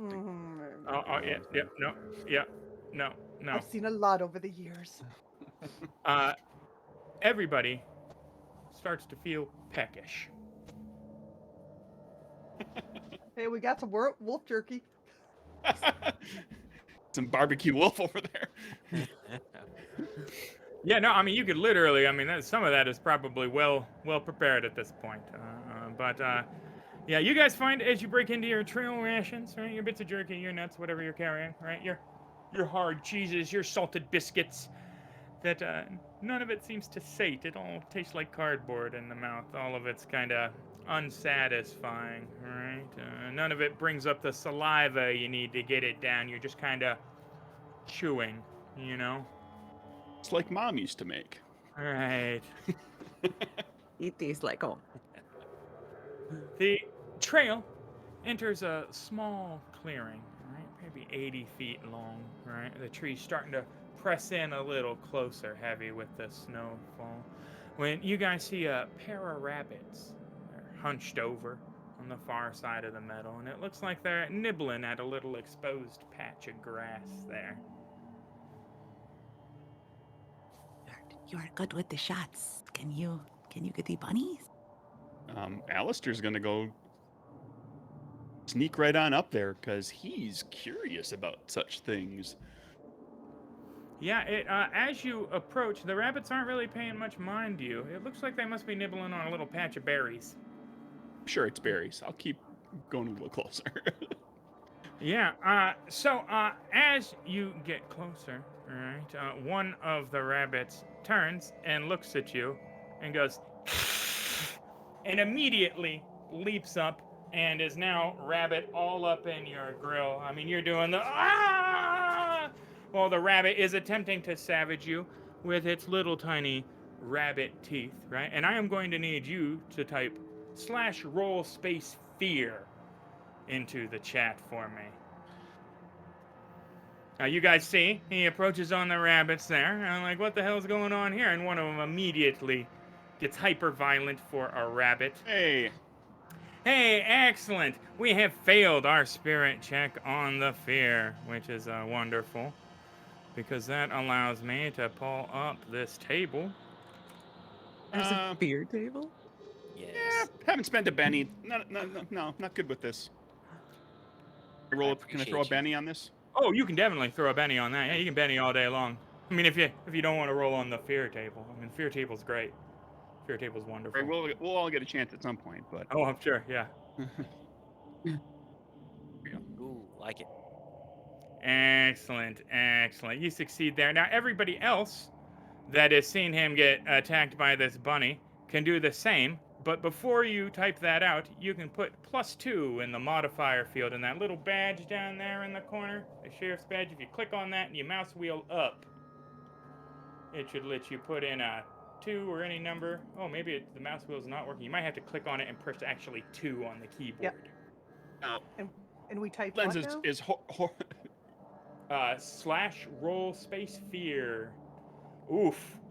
Lens is horror and comedy, so this both is horrific and also looks like I have like the fake raccoon stuck to me like a sitcom, like when the person just. Oh no! I mean, it's definitely flailing about. I was in the shower and Meg thought it would be funny to throw a live raccoon, and it's just like this stuffed raccoon. I'm Don selling Carnage, it. I'm afraid I have to give you that Benny back because we cannot Benny. That's right, it's a critical failure. Yeah. Ah. And a critical failure on the fear table. When you roll on this, I'm going to need you to take that 2 and turn that into a 4, friend. Okay. Now, it should be said that the fear table roll is a d20, but there are 22 options on it. Oh my god. You almost died of a heart attack, I shit you not. 22 was a heart attack. Like 21 is a major phobia in relation to something that has transpired here. So your character, Don Carnage, is so affected by seeing a normally benevolent bunny rabbit turn and savage your associate here in the gathering twilight that you have picked up a permanent major phobia in relation to snow or rabbits or the wilderness or the gathering twilight, anything around this scene that seems most thematically apropos. Should I make my vigor save? Hmm? Should I make my vigor roll Vigor. for the heart attack? Oh no, you didn't get that. You got a 21. A 22 would have been a heart attack. Oh God, I No, you misread got that. the major Oh, phobia. Yeah, no, you were literally 1 from vigor roll to -2 to keep from literally dying in front of everybody and that being like, oh well, that was all right. Deadlands, yay! Woohoo! For playing. But what is your major phobia, Don Carnage? It's gonna have to be being bitten by the throat by wild animals. Any wild animal I come across that I know should run. Any wild animal he comes across. So the major phobia means that it will afflict a -2 hindrance whenever you are around a wild animal now, because you are just like, that thing is going to rip my throat out like it tried to do to my bud. So yay! Nobody died of a heart attack. And everybody else was just like, oh yeah, it's a bunny. That's kind of weird, right? But you were like, oh no, this is sticking in my soul forever. The Brits have a legend of this back in the era of King Arthur. Right, yeah. I believe there were hyper-violent rabbits. And, yeah. You need a holy hand grenade to handle it. But, man. Woof. That's Critical brutal. failure on the fear check. I mean, it takes nothing to put the rabbit down, ultimately. You know, of course, it's just a rabbit. You finally get a hold of the thing and give it a good shake, and it's done, right? But it is apparent, first off, that, they weren't eating bunnies. Those were the giblets of some creature, right, that had been killed here. They were eating the frozen bits of it. And secondly, that the second you shake off the second rabbit and toss it, the first rabbit comes over and starts eating it. Not something that rabbits are known for, cannibalism generally. Actually, that's not entirely true, it turns out. But, not in this scenario. You put them all in a cage, you get like 8 kids together. You need 7 kids, right? But, in this situation, no. That's not a... I suggest we move on as quick as possible. Yeah, ravenous bunny, Please. probably not a good sign. Reminding you all, of course, of your now gnawing hunger. You look Who's a for little. Hassenpfeffer? Mm, but you look a little shaken. Are you I okay? a little bit off kilter. Childhood trauma. No need to worry about it. Pull myself up on my bootstraps. All that. Yep. I'm gonna go sit in the wagon for a second, and I'll Adulthood trauma. scurry off and try to reset myself. I've never had anybody critically fail. You know, I've run this module a lot now. I've never had anybody pick up a permanent phobia from the bunny. That's a first in all my years of running this particular adventure. I'm a fan. I'm a fan of the You're bunny number one. generally. You're number one. Yeah, Woo! Ichiban. But, guys, that leaves another hour of travel through the gathering snowfall, all right, leading us to the exterior of the work camp just before nightfall. All right, although the snow is now falling thickly, right, in a blanket, right, accumulating in that fresh powder layer, right. It's that perfect temperature for it to accrete. None of it's melting off. It's not so cold that it's getting blown off. It's just laying on top of itself in an ever thickening blanket. There is a moon illuminating most of the scene, right, through the cloud cover, providing fair glimpses here and there of the clearing itself. However, the forest now surrounding the clearing is ominously silent and seems to press in claustrophobically. The branches are skeletal in nature and seem to reach out to crowd your progress as you find yourselves, despite the open spaces, feeling boxed in and threatened by the surroundings. There's something unsettling about the way that the snow crunches under your boots, and every noise you make seems unnaturally loud, as though to alert any predators that might be lurking on the scene. You get that sense that eyes are upon you, despite turning and seeing nothing, as the hairs stand up on the back of your neck. I don't know if you've ever been in one of those places where you just have that feeling that travels through your core, like something is not right and I need to leave. But all of you are accosted by that as you come upon the work camp scene. The camp itself is in shambles. The tents have been torn down or ripped apart. It looks like a bestial frenzy tore through the place, just shattering any semblance of shelter. Animals have all been butchered and eaten. The horses and the mules are lying on their side, bare ribs exposed, glistening white in the moonlight, their entrails removed, their haunches stripped of flesh. It is a abattoir, right, of carnage and destruction, and certainly not the scene that you anticipated. Interestingly, tools and personal gear of value are scattered all around the camp. A smoldering pile of ashes lies amid the ruins of a provision wagon. And with that, I'll take a tracking or survival roll from everybody.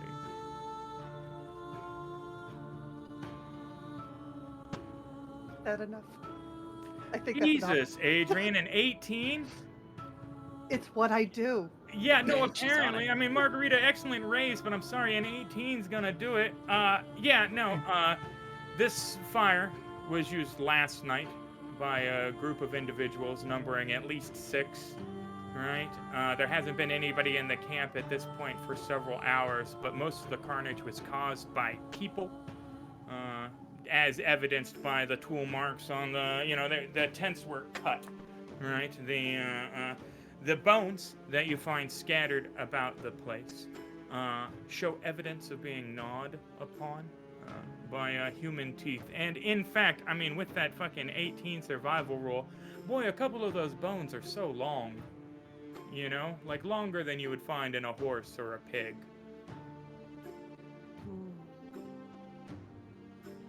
There's something foul has been afoot here. These are not animal bones.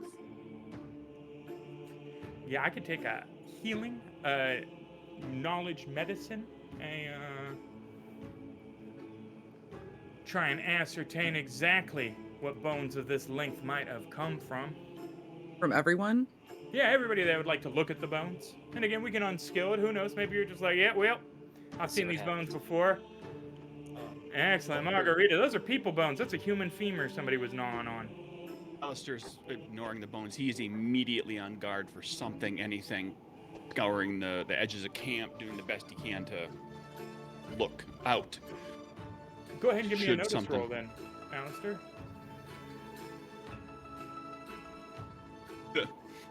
You don't see shit. It's night time But he, out here and there's but he snow. looks, but he really looks like he's protecting everyone. Right. It's important. Anybody that would like to examine the scene could give me a notice roll as well, just flat. Really? I told you Fantasy Grounds hates you. It's just, well, Fantasy Grounds hates Except- everybody. Except for Not survival a good checks. time.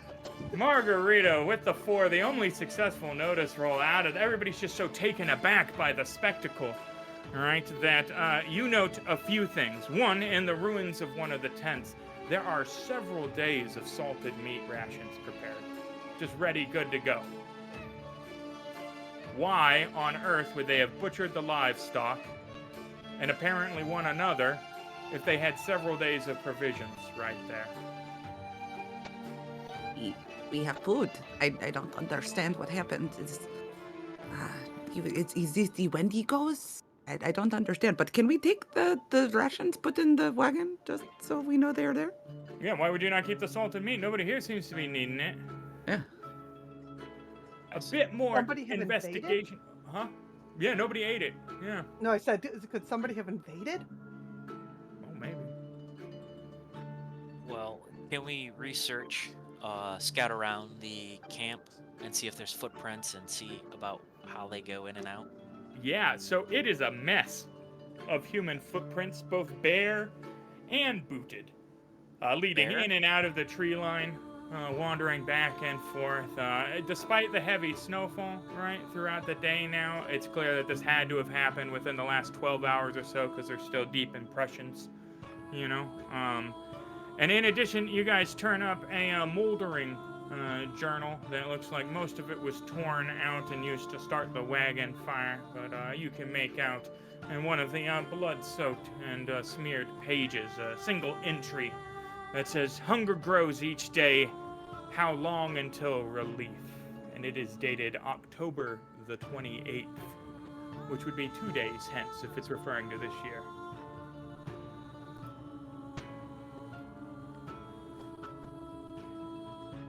How's shelter? Looking around, is there a building worth saving? Non-extant here. I mean, there's scraps of tents, right? You guys can't make it down the mountain tonight in shelter, and there's nothing here resembling that would keep you safe from the elements, especially if, as you peer up at the ominous cloud cover, it's going to be the kind of night that it looks like you are in store for.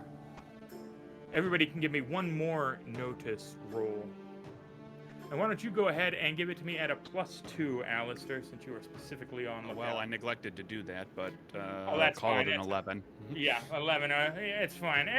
Almost everybody, with the exception of Don Carnage, who critically fails and thusly has his eyes plucked out by crows. Like, Yeah. how do you critically fail a notice roll? I don't know. I think it's gonna be hot. You know, like I'm there's panicked is what it is. right.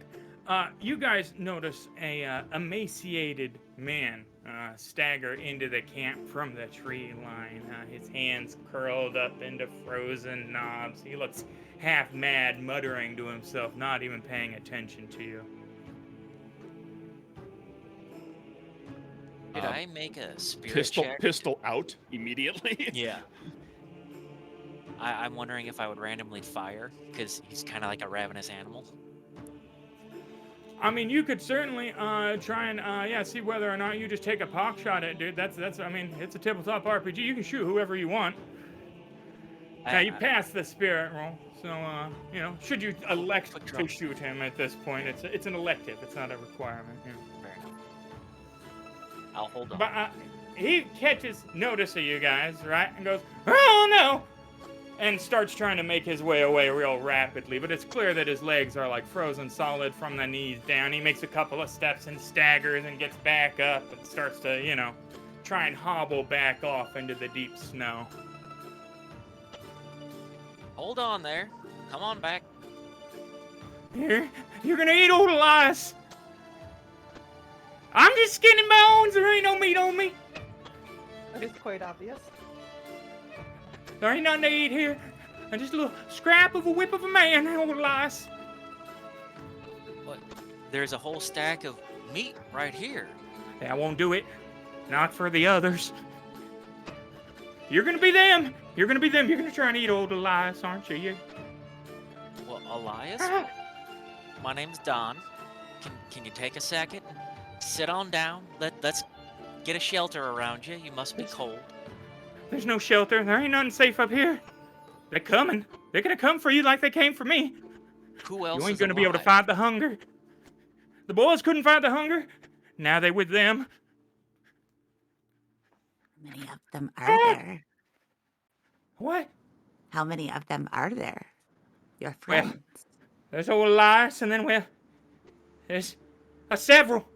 Most of the camp, I don't know how many they ate. They've been eating each other. They'll eat you too. You're gonna eat me. You can eat old Elias. He's so hungry. Ah!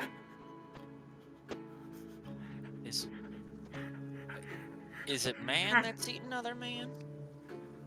They was men. It wasn't just last week they was men. We was all men. We was up here. So hungry.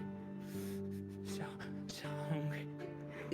We found a journal that says 2 days ago you were very hungry. When did these happen? Elias can't read. I didn't write no journal. No. How many days ago did everyone get very hungry? It started when we first got here. We've been up here, what, two weeks? It was a few days before they realized that the food wouldn't do it.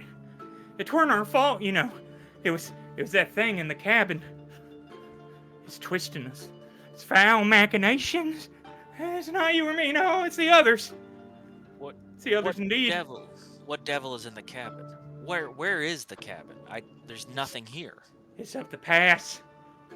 It's up the pass up where they're Donners. It's up there. Shouldn't have come. Old Elias knew it was wrong. Sounds like old John wasn't fibbing. The others are coming. They're gonna be hungry. They're gonna be hungry for y'all. Hungry and old Elias. Old Elias he's hungry, but he can resist. He can hold out.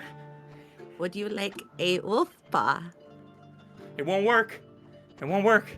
It is better than your hand. You'd be surprised, Missy. But these creatures, did they come from the cabin? Where did they From come the from? woods. Up the hill. You'll see. They'll be here. If you don't find them, they'll find you. You should find them. You don't want them to find you. You ain't safe up here. Everybody give me another spirit roll, this time at a -2.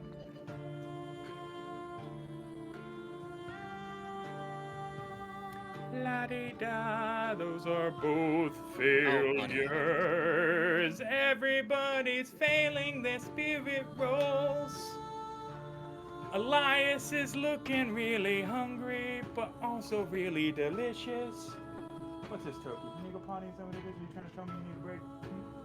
You in here pawing tables? You get separation anxiety?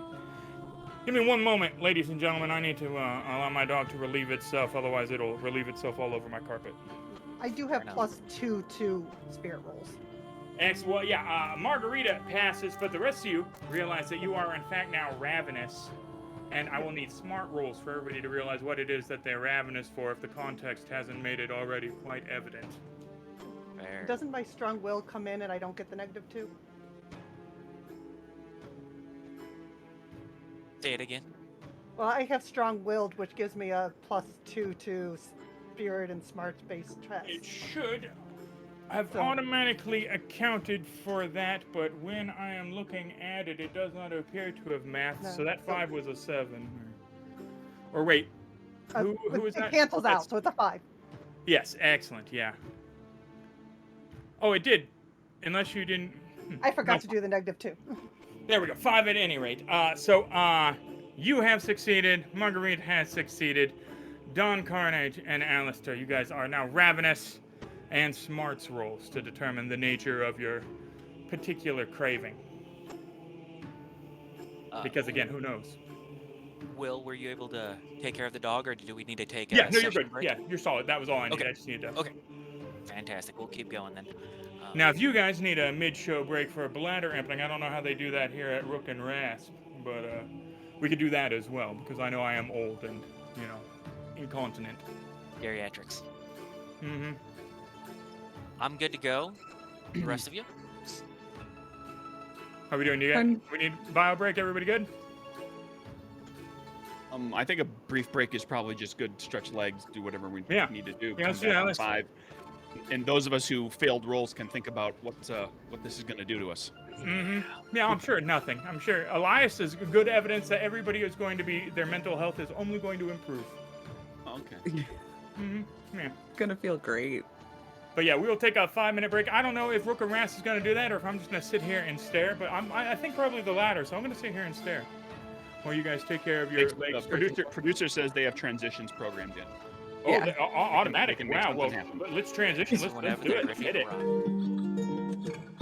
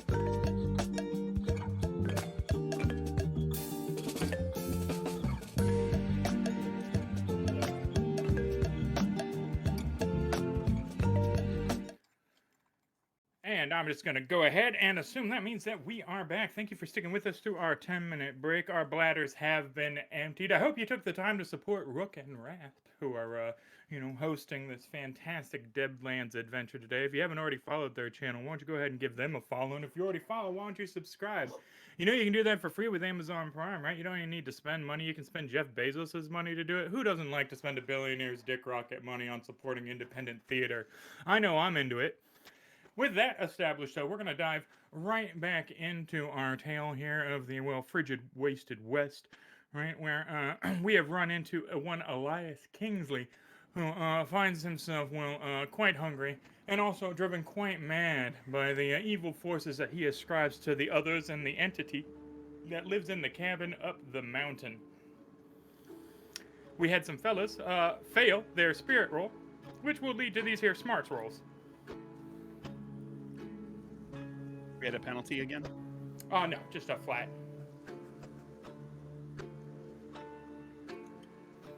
My God. Dice just flying out. Well, both of you, with a 12 and a 22, looking for a 4 there, by the way, gentlemen.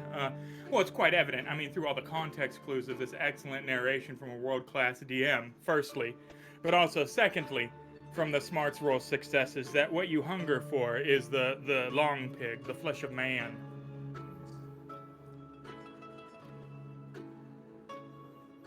Well, if this devil force be coming from that cabin, I think it might be downright affecting me right now.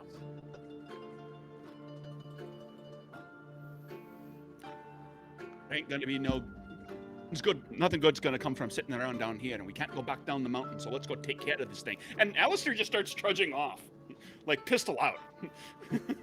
Hold on, Adrian's been gone. let's get some supplies. He has back no from the idea where cabin. the cabin is, but he's on his way. Whatever general direction Elias pointed. Well, and Elias is going to stand up, face the other direction, and try his best to sprint off away from you guys, going, "You're going to frickin' see me!" What? He saw that Hold hunger in on. your eyes. He's He already knows what's up. forgotten. I need to resupply, so I'll go back to the wagon, get out my extra drum for my Gatling pistol, and pull out my Gatling pistol and just have that ready to go. Yeah. Yeah, not standard issue, the Gatling pistol, so this is interesting. Back when this module was written, this was Deadlands Reloaded, and Gatling pistols were still considered infernal devices. They weren't pretty commonplace, right? If they malfunction in a very explosive fashion. Now we're in this Deadlands, the Weird West, so canonically this is still an infernal device, but now we're using this modern rule set. It is no longer an infernal device, so it's more commonplace. So that being said, you guys should be less surprised than you would be normally at the presence of a Gatling. It's kind of a lore deep cut. I don't even know why I'm going into it. He has a Gatling pistol. They fire a lot of bullets. It's no different than seeing a Wolf Blaster 4000. I mean, at this point. Facts. Mm-hmm. Could try to improve it for you if you wanted. If we had more time, ma'am, I might take you up on that honor. That is a good point. Time is of the essence. We should go to this cabin. Elias has managed to make his way off into the tree line, rapidly disappearing into the twilight, despite his slow going. If you guys are just gonna be like, well, that's fine. I think we should have tried to get him. Let's go find this path. Is he gonna be special useful? I think it would be a little bit hard if he's trying to eat us all the time. He's but a madman. I look over at Margarita in a bad way. Oh yeah, I forgot to mention, both of you guys that realize you want to be cannibals, I'm gonna need that /roll space fear, because that's a horrifying revelation. I just buried the lead there, didn't I? Yeah, I was like, oh, you guys want to eat people? Okay, moving on. You know. Is that from the failed spirit checks? Yeah, that's from well, that's actually from the successful smarts checks, but those were procced by the failed spirit checks. Yeah.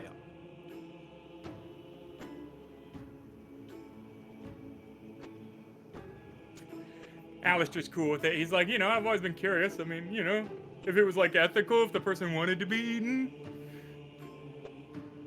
Consent is a Oh good yeah, thing. you both are totally kosher with your newfound love for the long pig. Whatever, yeah. It's tracks. given to us by a demon in the cabin. So, with that, Are we going to progress up the hill to where we assume this... Buster's 30 feet on his way. Yeah. Just trudging Already through the up. snow. I mean, Full movement. Why doesn't everybody give me a notice roll as we progress outward into the frozen wastes in the gathering snow? Oh, yeah. Oh. Boy, it's getting real snowy, isn't it? Yeah. Oh, man. It's really starting to pick up, starting to whip around. You're all lucky I'm here. All right. Yeah, no doubt. Right when the trail goes completely. The notice rolls that have rung out. Adrian, even above the din of the howling wind, you hear a tinkling sound. Like bells or glass on glass emanating from up the mountain. Does it sound like what we were hearing back at Johnson's? Oh, like a bottle tree? Maybe. I mean, would the bottle tree maybe be some kind of like Chekhov's gun sort of thing where it was referenced then to come up later at some point? Like a noteworthy narrative element that was kind of, foreshadowed there to paint like a broader picture of the scenario as it developed? Maybe. I mean, who knows, honestly. But yeah, it kind of sounds like that. Let's go the opposite way. so your narrative device is showing. Right, yeah. Let's fuck the bottle tree and let's get the hell out of here. Yeah, you guys definitely hear the bottle tree, right? And in addition to that, I can see, even with the blizzard, that there are human footprints going generally in this direction up the hill, although erratic, And it's about a half mile from the ruined work camp that you come across what appears to be the ruins of a few cabins that must have been built, 30 years ago-ish, in some kind of emergency measure to keep people safe, right? They're little more than a few logs at this point, outlining the former walls of the cabins. They look like they were hurriedly built, prepared with hide roofs that have since rotted through and have not weathered the winter since with aplomb. There are booted footprints, however, crisscrossing the area, but no recent signs of habitation. Let's go check. And at this point, we have a map with line of sight established, so you will want to click your tokens to be able to see what they see.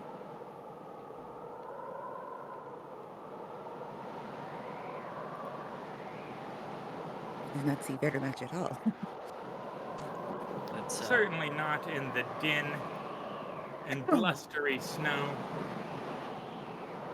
But with notice rolls at -2.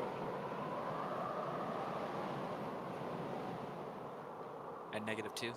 Mm-hmm. Again, the weather conditions now obfuscating.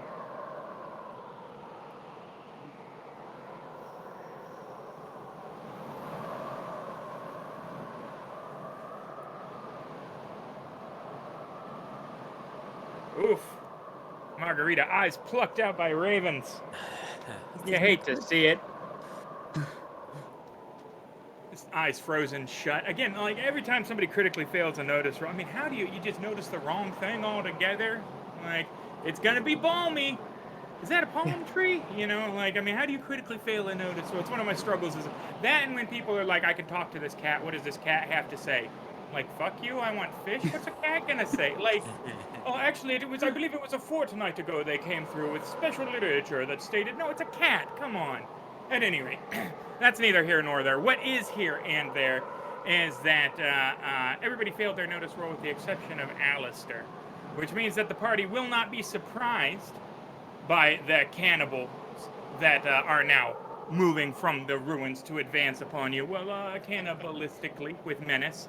But everybody will be dealt in on the same initiative step as we start this, our second combat, this time against the emaciated and mad workers of the work camp, driven mad by, of course, the foul supernatural portents that reside in the area, corrupting their wills and forcing them to become, barbarous, murderous, fiends.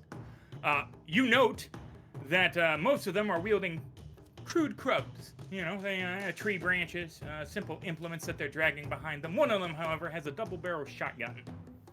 So they are clearly sapient enough for firearms, and he'll be noteworthy when you see him because he will be white-colored, while the rest of them will have a much more subdued color palette. But I should probably make them visible and, allow you guys all the roll to see, everybody's here. And We'll see what happens. the gameplay mechanics as we kick off our first initiative round. And Dawn Carnage is up first with the ace. Oh, God, that is... Oh, I'll take Lord. it. And then every cannibal in the universe is... Wow. Dawn Carnage. We are good. So, Not just to supposed give be- it I'm not supposed to be able to see many cannibals right now, right? No, they're all hidden in the shadow of the ruins from the location, very strategically having located their bodies. But that being said, a bit of movement to the position, a bit of jostling. Next round, there'll certainly be more cannibals apparent. I would definitely like to scoot up, just follow the noise. Mm-hmm. Oh, and I should probably unlock the map so you can actually move your tokens. There you go. All right, so we'll move up here. And I see this gentleman, Cannibal 10 up top. Yep, yeah, he's peeking around the corner there. He is in partial cover, right? So you're going to want to add a -2 on top of what will be a range and illumination penalty modifier from there. And I'll go ahead and shoot the old Colt 45 here.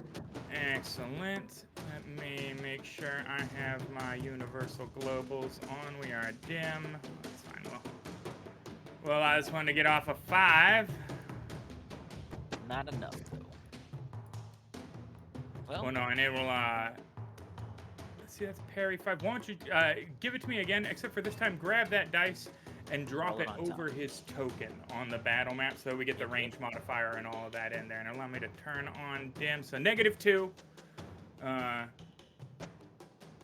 then there we go. Medium range, applying the penalty there. We managed to roll a -3 on our D6 for that there. I mean, just firing into the darkness. The cover, all of that. There was a very slim chance. And it was manifested by the dice there as well. That being said, cannibal number 4 is up. Where are you, cannibal number 4? You fun-loving cannibal. oh, I missed them. What in the Sam Hill? Where? Cannibal number 4? Yeah, found one. Yeah. Wait a minute. Oh, there are too many cannibals on this. All right, 1 second here. Why are there so many cannibals? always It's a like good twice the sign. cannibals there should be. Somebody must have placed the cannibals on the map twice with a double click misplaced. Just, horrible. But we can fix that real quick here. There'll be no hopefully there'll cannibals, be- and then we'll go here, and there'll be There'll be cannibal corpses. one group of cannibals. There we go. With feeling this time, all right? Unfortunately, boy, that fucked up the initiative, didn't it? That's fine. I'm a pro. We're going to re-roll initiative and pretend like that last round didn't happen, because it didn't really, technically. Oh, look at that. And we have some better initiative steps there. Aleister Mccoy's up first this time.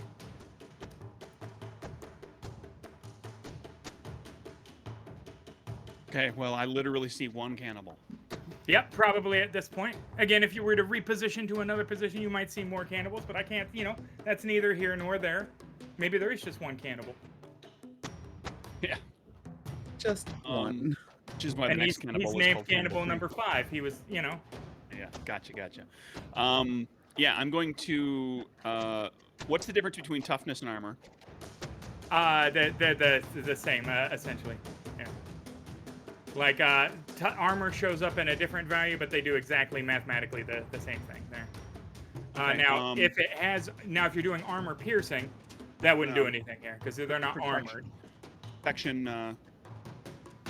Gonna use protection, which I can do as an action, or as a free. One of your huckster actions, yeah. Yep. So go ahead and roll protection. Grab that D8, and we'll see whether you get off success or a raise.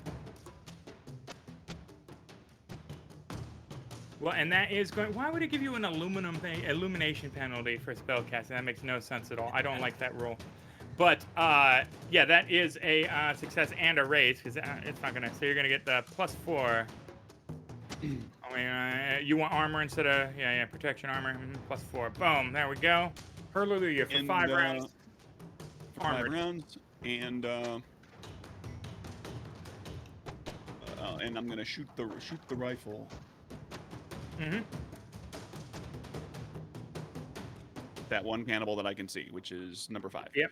Mm-hmm. And you're gonna want to add a. Well, we'll do a -2 here I for the cover in addition goofed to it all there. the illumination. Yeah, that would be a 2 with the cover, so it's gonna hit the wall in front of him, I'm afraid. That being said, cannibal number 3 is up, and he's like, "Oh, look at that! There's the right number of cannibals now. We're doing the math, yay!" So he's going to pop open his character sheet and give it a little runny run. All right, giving him a pace of 9. Ooh, this is gonna be so surprising, isn't it, guys? As he manages to bust around the wall and make it to right there. Oh, so close, but so far away. He's like, if only I was shotgun cannibal. Oh, he's not, though, is he? No, he's not. Shotgun cannibal's coming, though. Mm-hmm. That said, Adrian's up. Cannibal come running through the snow towards your group menacingly. I was And he calls looking at himself another a cannibal, cannibal, so you know his but intentions aren't good. I was looking at a different cannibal, but that one's running at us, so that's the one to go for. So I'm going to shoot. Oh, And yeah, grab that so- combat and drop it over his token so we get the range modifier built in here.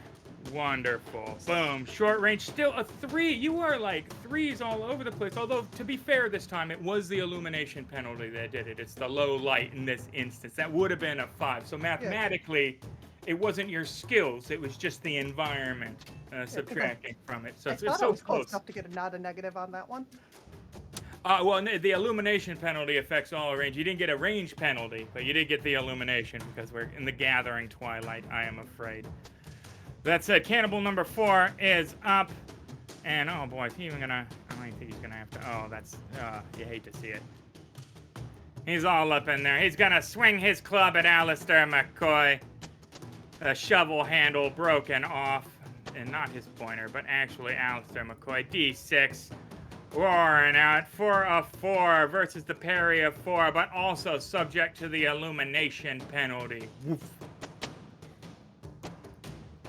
Cannibal Prime, the progenitor cannibal, the cannibal that has the different colored token and thusly the double barrel shotgun is. Oh yeah, he's not a caring fellow. He's gonna come up his full movement. And he is going to be oblivious to the fact that shotguns have the innocent bystander rule, where if he rolls a 1 or a 2 on his attack, he will in fact splatter his buddy, because he's just hungry. He's in for a penny, all right? At any rate, he's going to try and take that blast at Aleister. And it's going to be a 5, which due to the illumination penalty will still mix. But did that give him the +2 for shotgun? It did not. 1 second. All shotguns get a +2 on their shooting because they're shotguns. It won't let me modify the cannibal shotgun value? Whoa. Oh, because I have the character sheet locked. Okay. I was about to get real indignant, y'all. You figure having set this module up 1,000 times, I'd remember to do all the mess. Let's try this one more time. This time with feeling, though. That +2 from the shotgun. I need Aleister to get shot here. Oh, and it's going to negative. The illumination's going to take it out. +2 is going to add it, and it goes wide, just spattering the snow all around you. Maybe in one of those perfect Pulp Fiction splits, right? Where should have got you, but did not. That's how I'm going to play it out in the head canon. At any rate, that was his turn, and cannibal number 5 is up. And cannibal number 5, I'm afraid, is going to need to run to do anything. Oh, and just a sad run. 8 is not going to be sufficient. Gonna get him to right there. They're like lining themselves up just for the shooting gallery. I just picture Margarita here, just testing the wind and getting the, all of it's coming out here. Cannibal number 2. One thing you can say about these cannibals is self-preservation isn't really, it's not high on their list, right? +1 on the, just wow. None of them are athletes. Again, frozen solid. Their poor little frostbitten legs chugging through the deep snow as hard as they can in pursuit of their quarry. And Margarita is up. Cannibals everywhere, just willy-nilly, See, nimbly. move here. Whoop. No, we move our token to there. Perfect. Get rid of that. And then I would like to go ahead and, I don't know if I can, how do I bring the cone back up? Just like that. Yes. Oh, I cannot hit the other one. That is a shame. Now, it does look like you will be limited to the cannibal number 4 and cannibal, whatever the other cannibal. What's his name? What's his number? Yeah. Like, pull the cone off of him to get the target on him. Cannibal number 5, of course. Duh. Yeah, no, we will go for the bigger threat. We will go for the one with the shotgun because Oh, okay. yeah. Yeah, let's get a little We will swivel we on will there. we will aim straight ahead and In hope. that case, let me untarget cannibal number 5 and okay. Oh yeah, I have to drag the clear target on him. There we go. Oh, you have to clear all the targets? Silly. Okay, cannibal number 4. I wish I could just control click like you guys can. I have to draw this little tiny icon over them, but there we go. All right, now they are both targeted, and you should be able to roll. Perfect. And so she goes ahead and just you hear that like Cracks it is finally empty of the wolf. Let's try this. That's going to be the Cannibal Blaster 4000. hopefully. Yeah, let's see here. Yeah, that's a definitely hit with a raise of 13 on the 4. Is a hit with a Okay. raise, right? Yeah. Yep. And then let's try And to then- hit the other one. Wait, no, that was a hit again. All right, so in order to negate that, right? Remember, the damage is the other die off to the other side.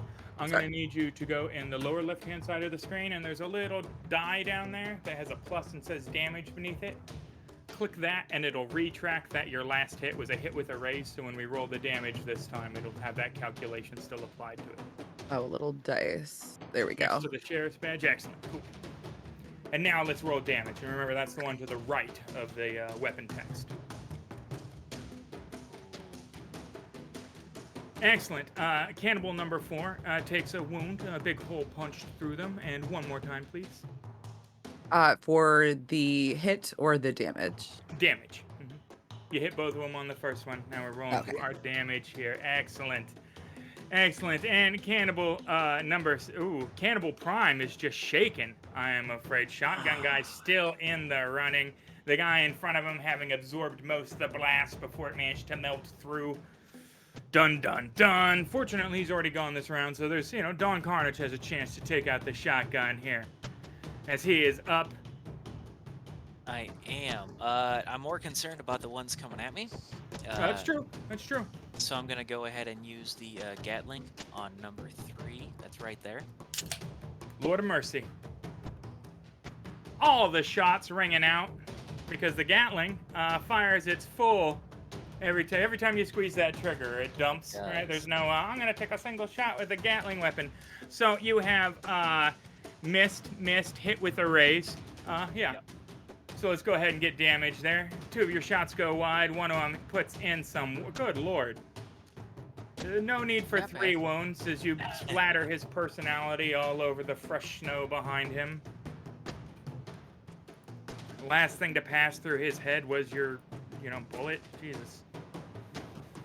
And, yeah, fantastic. Blat! Yeah. As shit, fine red mist. Wrong clip. And we are on to our next round. Cannibal's up first. Uh-oh, Cannibal Prime is up first. Oh, and he remains shaken unless I spend one of these mini GM bennies that I've been camping on to unshake. Oh, that's a dick move, though, isn't it? Why would you do it with the firearm one? It's just almost like you're right. playing that How adversarial rude. Savage Worlds. And he is going to march his happy ass up and, shoot at Margarita with her big... good lord. You just vaporized Gary, Yeah.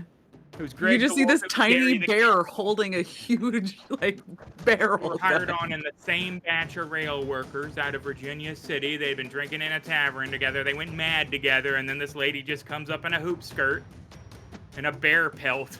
Just double barrel shotgun. He can't even eat them now.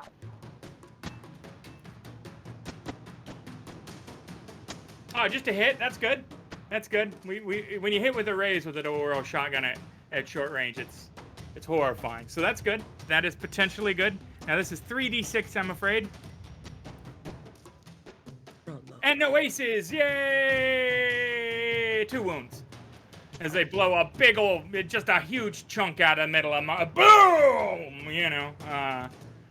Yeah, shotgun Margarita, abdomen exposed, perhaps feeling a little less, perky That said, you're sitting on 5 bennies right now, so if you wanted to, you could type /roll space soak and see Yeah. whether or not that was actually 2 wounds.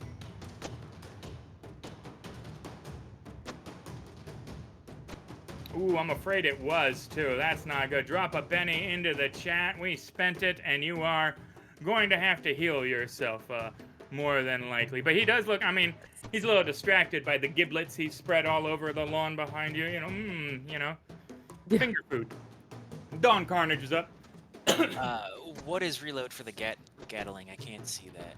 I think it is cartridge-based, is it not? Yeah, it is cartridge-based. Is that our... I think it's an action. Rate of fire 3 Gatling pistol is reload. No, there's no reload. He get 3 shots on his Gatling pistol? He does. Well, he's not out yet either, but because it holds what, 12? It says. Oh no, it holds 30. You get 10 shots. Or no, you get 3 3 shots shots because the rate of fire 3 means you fire 10 bullets. It's the thing I hate most about Savage Worlds. If anybody in the future from Peggy Games is watching this, right, it is just stupid that rate of fire is not equal to the number of bullets you are putting out. Why is rate of fire 3 10 shots? Why is rate of fire 3 not 3 shots? Why is rate of fire 10 not 10 shots? Fix it. It's literally the only thing wrong with your system. It's maddening though, because it makes shit like the Gatling pistol just way more convoluted than it has to be. Everything's so sexy and streamlined, and it's actually 22 bullets that we put in an array that you have to subtract 4. No, don't. Just 10 shots, rate of fire 10. But you have 2 more shots before you have to reload. That to say. Okay. And it's just an action because there are literally cartridges that you pop out and reload. It's a special device that they speed load with. That's what I figured. But all right, seeing Margarita get shot, I'm gonna go over and stand next to her and unload on Mr. Shotgun. Brat. Just belching nonsense. And also, you are an agent. Does it give you rock and roll? It does give you rock and roll, which means that you should not ignore... You should ignore recoil penalty when firing at a rate of fire 2 or higher. That's interesting. I wonder why it's not getting you ignore recoil based on that. Let's see what happens. It's fine. Just roll it flat. Yeah, I mean, it's disgusting regardless, but... Unless you do that, what? What in the same hell? What? -1, -2, -2. Just that illumination and recoil coming together. I mean, even if we remove the recoil, you missed on all 3 of those shots. I did. Brat. I mean, could you imagine, like, you have a Gatling gun that you're firing every time you squeeze it? I mean, it's ridiculous. Yeah. As the recoil throws them around. You're on roller skates. Right. Seriously, you can practice, and it's like a 38 too. It's really like it's a ridiculous, At any rate, yeah, I'm afraid you whiffed there. All fair enough. So that leaves us with Aleister Mccoy up.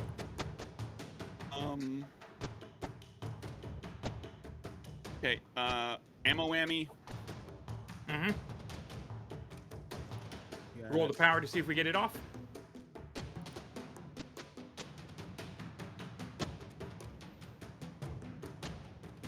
And spellcasting should not be affected by illumination. How is spellcasting harder to do? Oh man, I can't see the gesture I had to do. It makes no sense to me. That being said, it is dim illumination. Is that the correct ruling? Now I wonder, 1 second here. I'm actually literally going to go into Savage Worlds and look at illumination penalties. That just feels wrong. And every now and then they automate something incorrectly in Fantasy Grounds, and I don't want to be,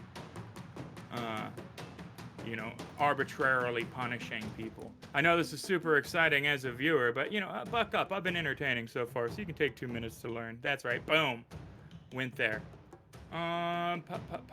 Hazards. It's not a Savage Worlds game if somebody doesn't have to reference the rules at least once. Exactly. Right. Well, and I feel really good about them generally too. Like on D&D, it's it's nightmare fuel. I got so much. There's just so much to keep track of in D&D. Right. Darkness conceals details and makes it more difficult to detect objects and targets. Subtract the following penalties from rolls affected by illumination, such as attacks, notice rolls, or uses of powers.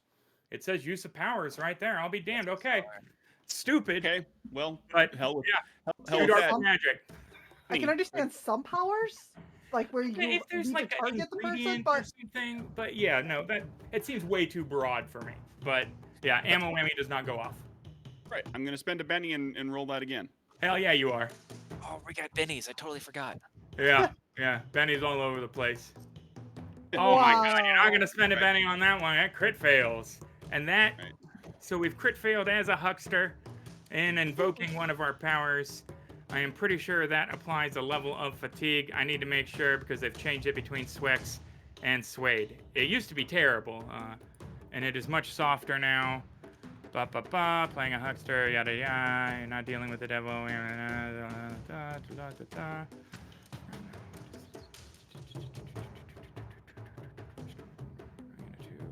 Semi-successful process of the game. Not dealing with the devil. Where is just the normal failure? This is the arcane background, huckster notes, and huckster information. Then they divide things in Fantasy Grounds so frustratingly.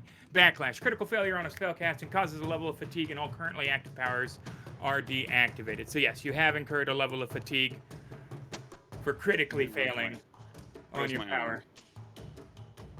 Oh Goes my shit, armor. and yeah, that does nuke your armor, does it not? That's It's fine. It's fine. I'll take 2 actions and shoot my rifle twice, starting with the shotgun guy. Excellent, excellent. And hit that 1 action button, make it 2 actions, and then fire away. Fire away, that. fire That's a away. nice Yeah, that'll roll. do. Yeah, 6. Let me drop that on top of him there. Gow, hit. Go ahead and give me damage. Yep. There we go, max value on that. 8 for a 1 on top of it, though. That's gross. Still, I think that will beat his... Oh my god, he's tough 7. Shaken again. This is the toughest cannibal that's ever lived, guys. Second shot. Now, fortunately, he's not a hardy, right? So, oh, god, yeah, that's not great. If you shake him after he's shaken, he gets wounded again, you know, and then he dies because he's not a wild card. But we'd have to shake him on top of shaking him, wouldn't we? Which, I mean, this one, he's like, again, Cannibal Prime. He ate the best out of all of them. He was the first one, like, hey, why don't we eat Carl? You know, like, he kicked it all off. It's horrible. Cannibal number 2 is up. He is going to run. Oh, God, and Max run. Uh-oh, now they've got the fervor. They've got the touch. Gonna get all up in Aleister McCoy's grill and try and club him.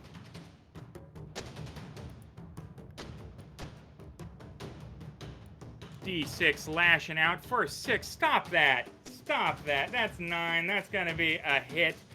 Oh man, -4 because of the illumination in the run. You are so lucky. That would have raged you out.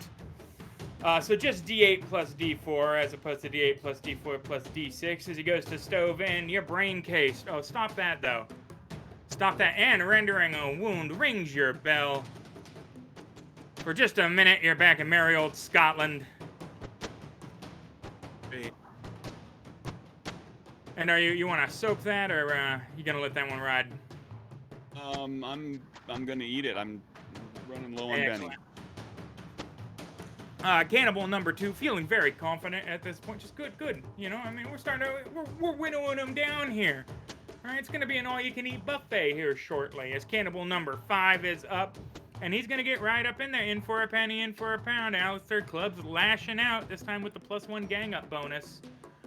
Ooh, for a 5, but the -2 with the illumination will save you. Your parry of 4 will beat that 3.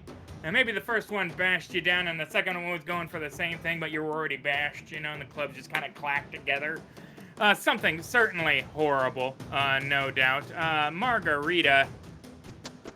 Wait, So she's going to go ahead and just sling her. wait, you didn't have an injury I have already, did 2 you? wounds. But did you have an injury previously? You didn't, no. So you should only have 2 wounds. Just telling me you're not bleeding out. You have 2 wounds, not 3. It's fine. Here, I have to do a quick adjustment so that you're not dying. Okay. Excellent. Now you're wounded with the 2 wounds that you have there. And let's see if you automatically are unshaken or... Well, you're not incapacitated either. Stop giving me the incapacitated effect. It's not extant. She's not dead. What do I need to roll? It'll automatically do it, assuming I can remember how to... Here we go. There it is. And you remain shaken unless you spend a Benny. Again, some of your intestines are on the ground behind you right now, so that is understandable. Yeah. And I would have to be unshaken to try to heal myself, correct? Oh yeah, to do anything. Otherwise, you just stand there and go, shit. Yeah, I'm gonna spend a Benny to try to get unshaken. I think you can technically go prone if you're shaken, but that's it. But yeah, okay, Ooh. yeah. Just drop a Benny. It automatically happens. Nothing to roll then. The game makes you spend it. They let you have it. Okay, so then she goes ahead and she slings her wolf blaster, hoping to be cannibal blaster, and pulls out, like, flips open a thing on her arm and just grabs this. It stinks. It is festering. It is very pungent, and try to heal myself. Excellent. Give us a healing roll to rub the goo in your intestines, and that is rough. I am afraid it is not a pungent enough salve with the wound penalty factoring. Now, interesting there that for the healing roll, right, even though she used the power to heal, oh, you know what? That's because you didn't use the power to heal. You just rolled healing, huh? If you use the... Oh, did I use I hit the wrong thing. Let me see here. Because it should give you the illumination penalty, technically. Yeah, I clicked the wrong thing. Yeah. But, I mean, on my... what I'll do, right, is as a kind of benevolent GM, why don't we roll the right thing? Because you need to actually use the device. It wasn't just your innate healing skill. You were trying to heal proper. And this will give it the -4, too, which makes it technically harder. Oh, great. Awesome. Right. Come on. Ah, and the same result. You find yourself wounded and down the power points there. But, yeah, that's rough. Adrian, still a cannibal with a shotgun. I mean, just menacing distance to all your compatriots as well. Nobody has managed to put Shotgun Cannibal out of the game. And, I mean, you would save the day here. Maybe you've been saving all your shots so far for this one. This is going to be the... Except for I haven't gone since I last shot. Oh, shit, you have not had... Oh, no. Oh, the black... Oh, no. Oh, no. That's fine, though, because we reroll initiative. What are the chances of Cannibal Prime being at the top of the initiative order again? Real slim. Can I move while I'm... Exactly the same chance as they were this round. So I'm not 6 miles away? Yeah, by all means. Yeah, you can move and reload. Yeah, those two things can happen. We're over here. Oh. All right, round 4 is kicking off, guys. Are you fucking kidding me? Is it Shotgun Cannibal? Shotgun Cannibal with the ace. Yeah. Yep. Oh my goodness. Yeah, right up the very tippy top of the combat tracker, followed by a king, by the way. Like, literally, like, any other card, he wouldn't have been any other card than that. Adrian would have gone first, but I'm afraid that he is a fun-loving cannibal indeed. And as he racks it, and I didn't even have to spend the Benny to unshake him. The game wants it, guys. The game wants it. All right, which one? Dawn Carnage. He figures Margarita, she's rubbing goo on herself. Yep. She's senseless. You gotta take a chunk out of you here. Oh, man. Illumination penalty and shotgun bonus canceling each other out for, of course, a hit. Why wouldn't it hit? You know. Of course. Yeah, 5 needed the 4. Shotgun blast rolling out, short range 3d6. Hey, that's not bad. Just a single wound. Nothing aced there. No exploding dice. We're gonna hope the Bible in the pocket takes that. A nice big hammer blow from a couple of pieces of shot getting you. Not you know, disemboweled as Marguerite was, but still, that's you know, less than amazing. And go ahead and roll /shake. Oh man. No, the game wants you to keep it. Spend those bennies and keep those wounds is what the game's saying. Oh man, and guys, this isn't the Wendigo. You know, these are just the cannibal dudes before. This is like the underlings. And now, technically, in Savage Worlds, these are the guys that I build up these bosses, and then somebody like rolls 400 damage on them, right? And then it's these guys that also are like, I'm just gonna hit him with the I keep it. That D4 exploded 14 times. Like, I've seen a D4 roll a 47 in this. Like, that's our record so far in 3 years. A 47, guys. Like, sometimes Savage Worlds just says, no, you're dead. That's it. Not the highest I've rolled. Right. No, and I'm sure it gets higher. Adrian, you're up. Let's see one of those high rolls here. Let's get rid of this cannibal, huh? Okay.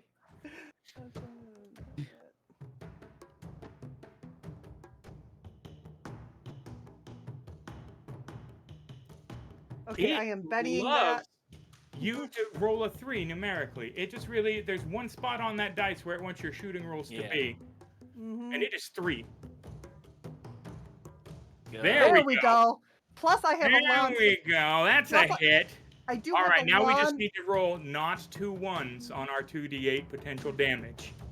I do have a lawn, but that's not going to get me enough to get the raise on there, unfortunately. No, I wouldn't. Close. So close. And it should factor in a lawn automatically. It didn't. They keep breaking it, guys. And Cannibal is shaken, of course, because he's tough 7. And we managed to do 8 damage, which was half of your potential damage. Could have done up to 16. But, Because, of course, he got to go before us. Of course. He's feeling real cocky at this point, guys, though. Like, you know, maybe these dark powers are onto something, you know? I mean, I'm not here to poo-poo his, you know, beliefs or underpinnings. At this point, it seems like he is being gifted by some kind of supernatural entity that you might want to look into, you know, as Cannibal number 2 is up. And it's just going to, I mean, keep swinging on. Oh, Dawn Carnage is going to get a club this time. It's just a... I'm in. Oh, man, and he... Oh, look at that. The illumination penalty. Gonna be saving versus... no gang... Why was there no gang... Oh, because his buddy's shaking. Okay, cool. Yep. Excellent. Whiff. And Dawn Carnage is up and automatically unshaken with the roll, needing no bennies. All right, so... Now, wielding pistols, you can still fire into melee. No I problem. can. He's at least shaken. Yeah. Yep. Yep. All right. We're talking about the head cannibal, right? Yeah, head cannibal. Oh, yeah, let me shake up head cannibal there. Both head cannibal and cannibal number 2 are shaken currently. The one right in your face isn't, but... I'm still worried about that shotgun, so that's a little Yes, definitely, 100%. Although technically we'll have to reload after just one more shot, so... That's you know, Really? Yeah. It'll be good. Oh, it my is. Lord. That I is got it, I got it, Benny. At this point, I have to picture you just spraying into the darkness. I cast Gatling pistol into the darkness. Just blat, blat, blat. We'll do that Benny deal. There we go. We'll take it. There's at least one hit out of that ungodly amount of bullets. Again, 10 coming out of your gun every time you squeeze the trigger. And a wound! Fair enough. Yeah! There we because go. Shook him when he was shooken, so it's technically a wound because he's not hardy. So literally, Whose only due fault? to a technicality, we've killed Cannibal Prime with the shotgun, leaving just club cannibals. Now, hey, but technically correct is the best kind of correct, right? Yep. Speaking of cannibals, Cannibal number 5 is up. Yep. Right? He's not a fan of that. He, you know, a little bit of the old clubby club. Oh, don't do that though. You know, all right, the illumination penalty is going to keep it to a hit. That's good. That's good, because that was looking real crazy there. D8 plus D4 coming out to ring a bell. Oh, and only shaking you. Look at that. 8 points. I'll take it. As Margarita is up, still bits of herself just falling. A big red patch growing around you in the snow, you know? Yeah. As much as she wants to try to take out the cannibals, need to try to heal myself. Mm-hmm. And remember, we're going to use the power. Beautiful. There we go. There's a wound off. Not both of them, but managed to knock one down there. That's feeling better. Excellent. And do you want to move or anything? Yeah, I'm just going to move a couple feet this way. Probably, just in case they get battered to death in between now and the next time you're able to go. Actually, hold on. Little battery. A little bit forward. That way I can aim for them and not my companions. Excellent. And that leaves Aleister 2. Remain shaken. Wow. It needs you to spend a Benny to unshake. It wants you to sit there just paralyzed by the cannibal in your face. These have been terrible vigor rolls. I think you guys have had to spend more bennies to unshake tonight than I've seen in the last 20 games of Deadlands I've played. This is just Benny City. It's just everybody's throwing bennies. Mm-hmm. I spent it. Excellent. And you are unshaken. I'm going to take advantage of my card being lower than 5, and I am calculating, so I get a +2 that offsets a double action. Excellent. So that'll apply automatically, or do I gotta add that? No. But you can. Does that include illumination, multi-action, range, and wound penalties? Oh, So I'm gonna take 2 shots, so this is gonna offset my multi-action. Oh, okay, yeah. Then don't do any math at all. Don't hit anything. Just roll it straight, because then it'll count the wounds. It's just gonna negate the -2 you get from your 2 shots. So, yeah, just roll straight dice then.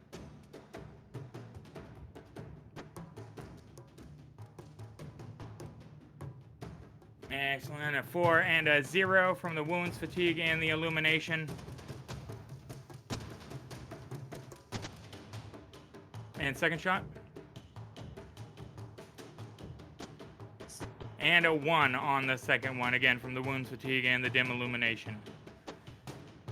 Brutal all around. Those penalties, especially when you start to get the wounds stacked up there, man, it makes everything so hard in Savage Worlds. When you're looking for a 4 and you're sitting at -2s, you know, it gets rough real quick. It does. But on to our 5th round here. Oh my god, Cannibal number 5 with the Joker bonus. I swear I haven't hit the GM cheat button in like at least 3 rounds, guys. This is bananas. Fortunately, Aleister's gonna get a chance to go immediately following Cannibal number 5, but it keeps I have so many bennies. It's disgusting. This final fight, I don't know. Now, occasionally people TPK on this not this one. This would be a first here if these cannibals, mind you. It'd be a very special circumstance, a very special episode of Guess Who's Coming to Donner. But the last one does get rough, so we will want our bennies.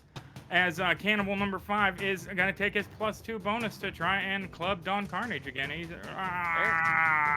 And he rolls a 1, which, woof, nothing, thankfully. Aleister is up. Take a shot at one of the ones in front of me. Number 5, I guess. Single shot. Ringing out against its parry bonus, and holy hell. It's a lot of negative modifiers, guys. It's a lot of negative modifiers.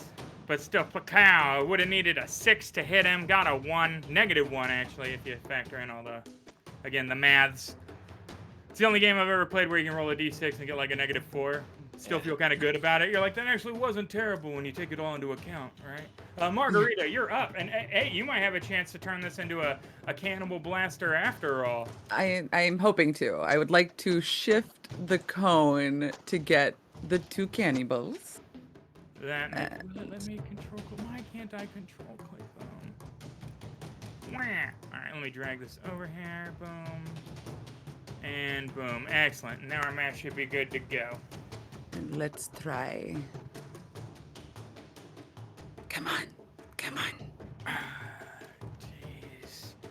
Yeah, I'm afraid a 5 with the wound and the dim illumination will knock that down to a 2. We need a 4 to hit. The blast goes wide. You're ghost busting the hillside, you know? I'm so tempted to use a Benny to try to re-roll. Because I've got 3. It's not that bad of a penalty. Although we definitely want to do some healing rest in here so we don't get in one of these death spirals this thing keeps up, man. Oof. Yeah, can I use a Benny to try to re-roll that then? Yeah. Mm-hmm. You Bennying now could save the rest of us having to Benny. Exactly. Yeah, it's a Benny economy. Yeah. Come on. Oh, man, the exact same Fantasy Grounds is like, no, that was a 2. I said it was a 2.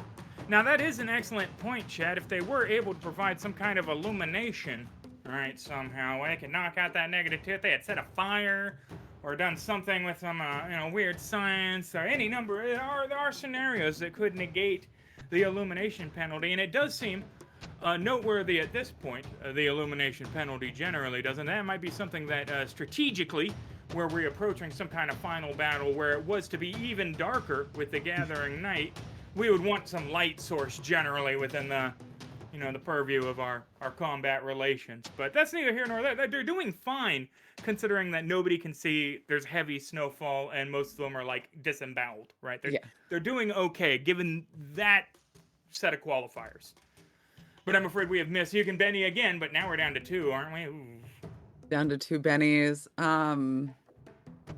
Might have to have another narrative interlude about being near death after this. You guys an opportunity. Yeah. Ugh. Yeah. Oh, So geez. tell me No. about the time you were previously disemboweled in a blizzard, Right. I guess. Oh God, if I only have. I'm gonna risk it. I'm gonna risk it because we need it. I mean, you are the one with the AOE, right? I mean, you were. Yeah, exactly. Like, cannon. Come on, we want to have the cannibal killer. It is for the cannibals. Let's go. Let's go. Oh my god. So that's a critical failure, right? And we have critically failed while using our weird science device, right? Which is an issue in and of itself, right? When we're activating our powers as people that have powers, right? Each one of them kind of has a unique set of circumstances that transpires upon a critical failure to generally punish them for being so powerful, right? So you have critically powerful. As right? Well, now she did nuke the shit out of some wolves earlier, right? We all saw that. I mean, For her. It was badass. Now, Fantasy Grounds has they have been below average dice. So I'm not even going to pretend like Fantasy Grounds is being kind to you guys tonight. Mathematically, it said, no, this is the laws of probability. But that means we have to roll on the malfunction table as a weird scientist, which is totally cool. And it's not the normal weird malfunction table, but in fact the weird scientist malfunction table. So if you go ahead and just grab that roll there and double click that for me. Assuming that table popped up. Oh, hey, that's not bad. Just this encounter, right? So you can't use the blast again for this. Your device needs extensive repairs. Cannot be used for this encounter. Now, you could have gone permanently insane. You could have summoned literal gremlins to come and attack the party. There's a bunch of fucked up stuff that could have happened. So just, you're going pew, right? Great, that's fantastic. But powers down. Yeah, it is factually not a cannibal blaster, it turns out. No. No. Gonna have to rebrand this.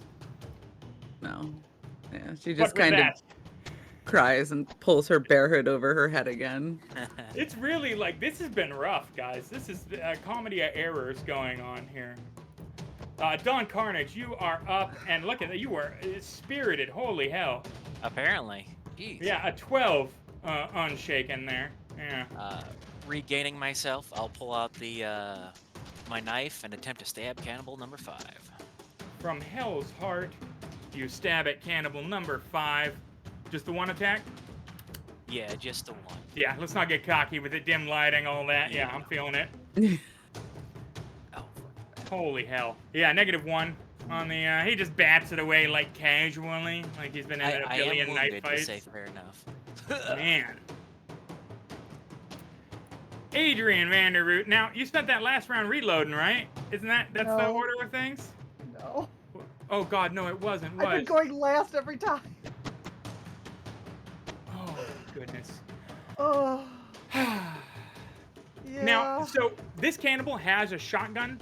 When we're done with this, we can get you a shotgun that can fire every round at the end of this encounter. Should you want to pick up cannibal shotgun at the end of this and not... Now, mind you, I'm not trying to disparage your black powder weapon that got you through, the Indian Wars and when France invaded or whatever, but a more modern firearm might suit the scenario. Oh my goodness. The Yonkers here are showing me that the newfangled weapons seem to be doing well, so maybe I should consider that. But just take it under advisement. And we might need the gunpowder for other things. At this point, I'm not having much luck with the shooting all that much, so I'm gonna just try to make my way up and walk up and stab. Yep, I'm gonna try to stab. Excellent. Awesome. At least I'm not injured. That's true. I mean, you've been so far back the whole time. I'll get there eventually, kids. We'll take it. Hey, there we go. There we go. Hit against the parry, perfectly matched. Knife damage, lashing out for, oh my goodness. Oh, come on. For 3 points of damage. Yeah. Why was that minus Unharmed one? at the my top strength. 7. I was trying to figure out why I had the -1, but that's right. Your strength. Yeah, so they are, most people are like tough 5. They are supernaturally tough cannibals, right? But 7 is not that, it's not that tough. It's been rough, guys. It's cannibal number 2 is up and is going to try and club Aleister Mccoy. Just their simple axe handles. Putting in where, oh my god. Why? Hits with a raise, there it is. I swear, I haven't hit DM cheat in at least 4 rounds now. It's been 4 rounds. Now, so screw these new science devices. You guys should have just picked up sticks. You should have stripped naked, froze for a couple of weeks up here on the mountain, and just hit people with sticks, because that is the MO right now. D8 plus D4 He's not over, with that Will. additional D6 coming in there. Oh, mediocre, thankfully. Just shaking, even with the bonus damage. My god. Wow. As here we go, round 6 somehow in this. That's a long This Savage Worlds. never-ending. What? Really? Really? No.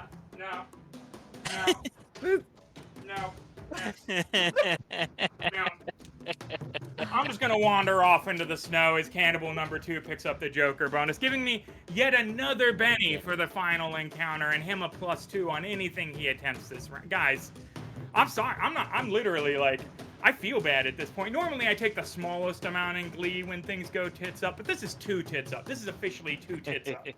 Right? Yeah. As Cannibal number 2 is, he's feeling, progenitor cannibal spirit is imbuing him with a supernatural prowess as he lashes out with the club yet again. Oh, thank God. The illumination penalty negating the Joker bonus, making it a 2 instead of the 4. Which would have been sufficient for him again to ring your bell. Adrian, you're up. Stabby range. Savvy.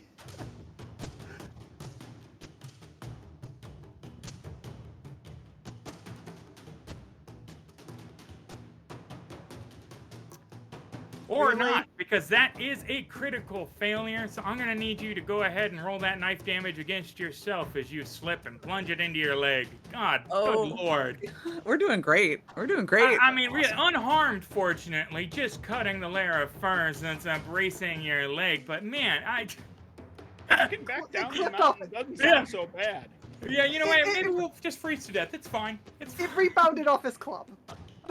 I just this has been a very special episode of Deadlands. I'm gonna take the short Sure bus enough, down the like mountain at this rate.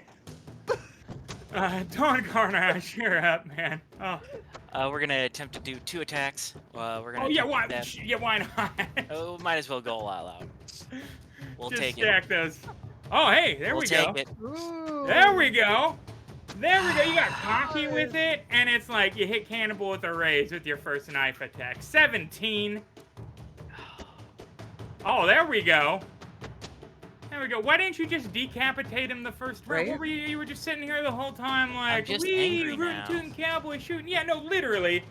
I mean, you slash out with your knife, his head goes twirling in that anime way. I mean, that's 2 wounds with a knife. Good lord. Righteously slaying Cannibal number 5. Finally, if I might add. And leaving Aleister Mccoy up, still face to face with Taking Cannibal action. 2. I'm No, slow- multi-attack. I'm sorry, yeah. Yeah, take your second attack. We're gonna scoot up Russian. because you can move in middle of your Mhm. actions. We're gonna. Ooh, that's a wrong one. We need the knife again. Second stabby, lashing out. Yep. But this I'll take time, it too. much more in line with the assumptions given the multi-action penalty, the lighting, illumination, all of that nonsense there. But, yes, now, Dawn Carnage, or Aleister Mccoy, you are up. Yes. You were just so shocked you actually hit the first time. I was Right, happy. no, I mean, he killed a guy. I was like, all right, that's his turn. Great, let's move it. Yeah, we got some momentum now. Let's not lose it. Right. Well, I'm calculating again, so this will offset. I'm taking just 1 shot, but this is going to offset my wound. Mm-hmm. What do I need? Do I need to do something?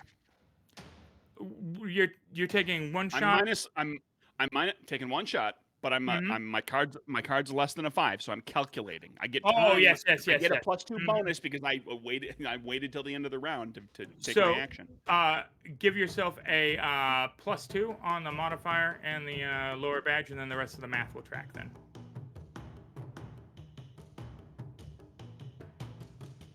It's really weird that it doesn't do Hey. the calculating automatically. With the +2, even with the +2, we managed to roll a 1. With the wounds, the fatigue, and the dim illumination on the Winchester, I'm afraid. No, normally Hexslingers are far more impressive. Yeah. It has It's a been little bad. tough to be impressive. It's a little tough to be impressive when my magic blows up and doesn't function. That's factually. I mean, Right now, I am a moderate gunslinger. I have never seen Rolling 2 power users critically fail back to back in all my years of Deadlands before either. Like that's so rare. Like once every 3 months, and then you guys both are like, let's make him look up the critical failure rules for both of our classes. You know, 'cause it never. This has been brutal. But Margarita, So one cannibal left. there's one cannibal left, and I'm debating whether or not if I want to run up and try to stab it, or if I should just try to start a fire. Is Now- it? You could definitely spend your action to generate a light. So you can make a rudimentary torch. You can do all kinds of you Yeah. can spend a round generating light. And I would definitely recommend everybody equip themselves with a torch moving forward. Of course, we've learned a valuable lesson about illumination penalties here. I would like to try to make an improvised light source. Yeah. I mean that's just fine. Yeah. Now that you've decided to do that, the cannibal's going to get the Joker again, so it'll go first. Right. Well, he will not only get the Joker, but everything will be lit up around her, right? So he'll get the +2 with no illumination. It'll be just perfect. Stop, And then don't he'll wild say this. multi-attack. He'll go crazy with it. He's gonna go ham. I can just feel it in my heart. But yeah, Margarita, poof, torchlight. Nice. Okay, and then can I move so that way my compatriots do not have any? Look at that. We have removed illumination. I There we want go. to see if I can like not have the zombie though, or the cannibal. I mean, they're gonna be lit up, you know, if he's lit up, right? It's you could Trying. get it on the edge there, kind of, but no, I mean, you know, everybody's lit up, and you were last, so here we go. Here comes the cannibal Joker. Better not be that cannibal. Oh, Adrian Joker! Yeah! Finally, There we go. Joker bonus. Cannibal's like 4 down. There's no way he's gonna survive this, right? He says coyly. All right, Adrian up first with the Joker bonus. All PCs awarded a bonus. You get an automatic +2 on your attack and damage rolls that'll factor in because you are the Joker recipient. So by all means, having freshly stabulated. Wander over there, get your stabby on. I've been doing better stabbing, so.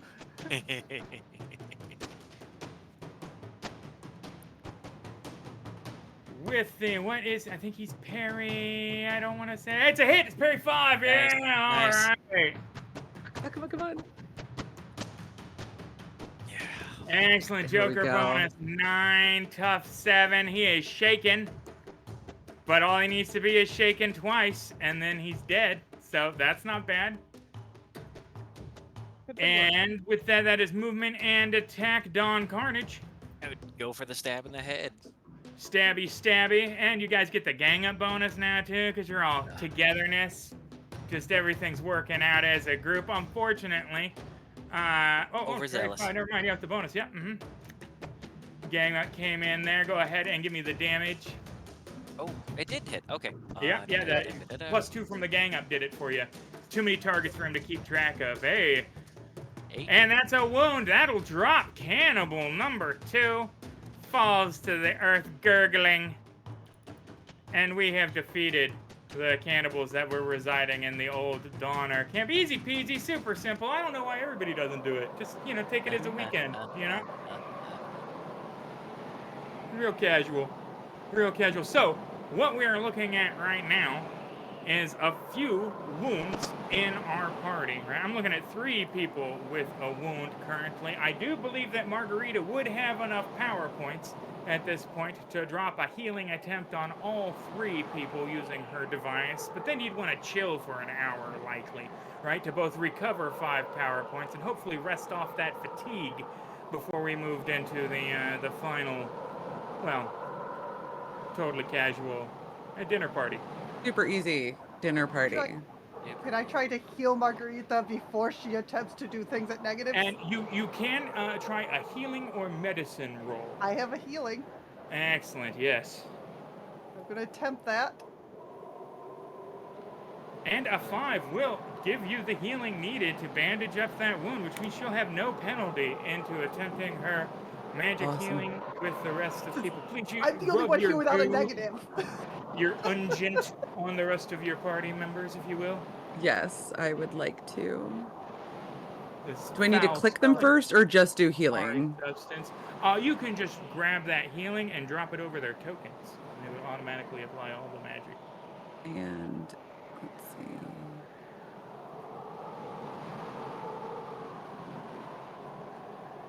Ooh, nice. Well, that'll do, certainly. Yeah, 10, which will be, everybody has 1 wound, so I mean, you know, poof. Excellent. Dawn Carnage is unwounded. Oof, that is a failed healing roll, I'm afraid, for Aleister Mccoy, however. Can I spend a Benny so she can? We don't have the leadership. Yeah, no, you need the leader edge. You can Benny out to attempt to re-roll it, right? Or somebody else can attempt a single healing roll against him as well. We can try 1 non-magical means to keep Benny in through the magical healing to try and get him off. I can try another healing. No, go ahead. There you go. Easy There we peasy. Who go. needs There you magical go. salves when you can just wrap them up tight? I've bandaged many of fighter in the day. Right? Yeah, old explorer. Old hat, for sure. So, in that case, would we like to try and reside here for an hour to rest up as best we can in the gathering twilight to get this level of fatigue off so that we can all approach the situation all rosy? As long as we can get a fire going. Yeah, as long as we can get a fire going. Simple survival roll. I'm not even going to apply the associated negatives on that. That would be, the snow and the wind and all that. Because I don't know if you can tell, it's kind of blustery. A little blustery, a little chilly. Would like to take that shotgun. Yes, and I will definitely get that shotgun into your inventory and get it mapped out for you. Let's go ahead and start a fire. I don't have survival. Yeah, I'm So thinking someone- ahead. I now have gunpowder. I smoke a pipe. Excellent idea. I have ways to make boom. Maybe not as good of booms as Marguerite can, but But you could always give me the little things. I need to use this time to try to fix my gun. Yes, indeed you do. So, simple campfire action situated here. Wow, well, if we're sitting around a campfire here in this blustery stone right before some kind of final preamble, it would be a time then for us to engage in some kind of a narrative interlude, which might allow us, should we have a relevant story of I'm going to force the topic of incredible hardship against impossible odds. All right, you can give me relatively cogent, entertaining stories for that. As a kind and benevolent marshal, I could see fit to allow each you an additional Benny to proceed into the horrors that await.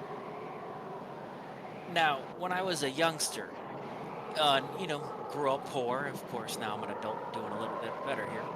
But one of my favorite things that my pa always said was, gee. Now, I never understood him until I got a little older and found out he was a Midwestern boy. Now, gee, just if you ever come across a Midwestern fella, or lady, you'll come across and figure out, what does jeet mean? Well, did you eat? It's a good old simple colloquialism. I grew up, hearing it, and right now we have some rations we found back at the camp. Did you all eat? Jeet? Would you like some? And I'll pass out rations and The rations, of course, do not sate as much as any one of the now freezing corpses on the ground would. Of course, we know what happens if you eat people, right? Of course, which I'm trying to avoid. They're full. Yeah, you get full. That's it. Full stop. I actually had a party where one of the people went and engaged in that particular appetite. And of course, you turn into a Wendigo, right? That's what happens there. And having an additional Wendigo in the final encounter does nothing for party survivability. Not just nothing. Nothing. No. No. But who else would like to try and earn a Benny with an anecdote related to our current circumstance? Aleister looks to all of you and sort of, for the first time since you've met him, kind of grows. He deflates. His puffed chest, his bravado kind of peel away, and he says, "Truth of the matter, that contest, I'm the one who sneezed. It's a shot entirely. It's Doc who put 3 straight through." That is huge for you to admit that. And for the GM, that is my tale of hardship. Right. Being No, an arrogant sumbitch and admitting he told a bald-faced lie. I'm here for that.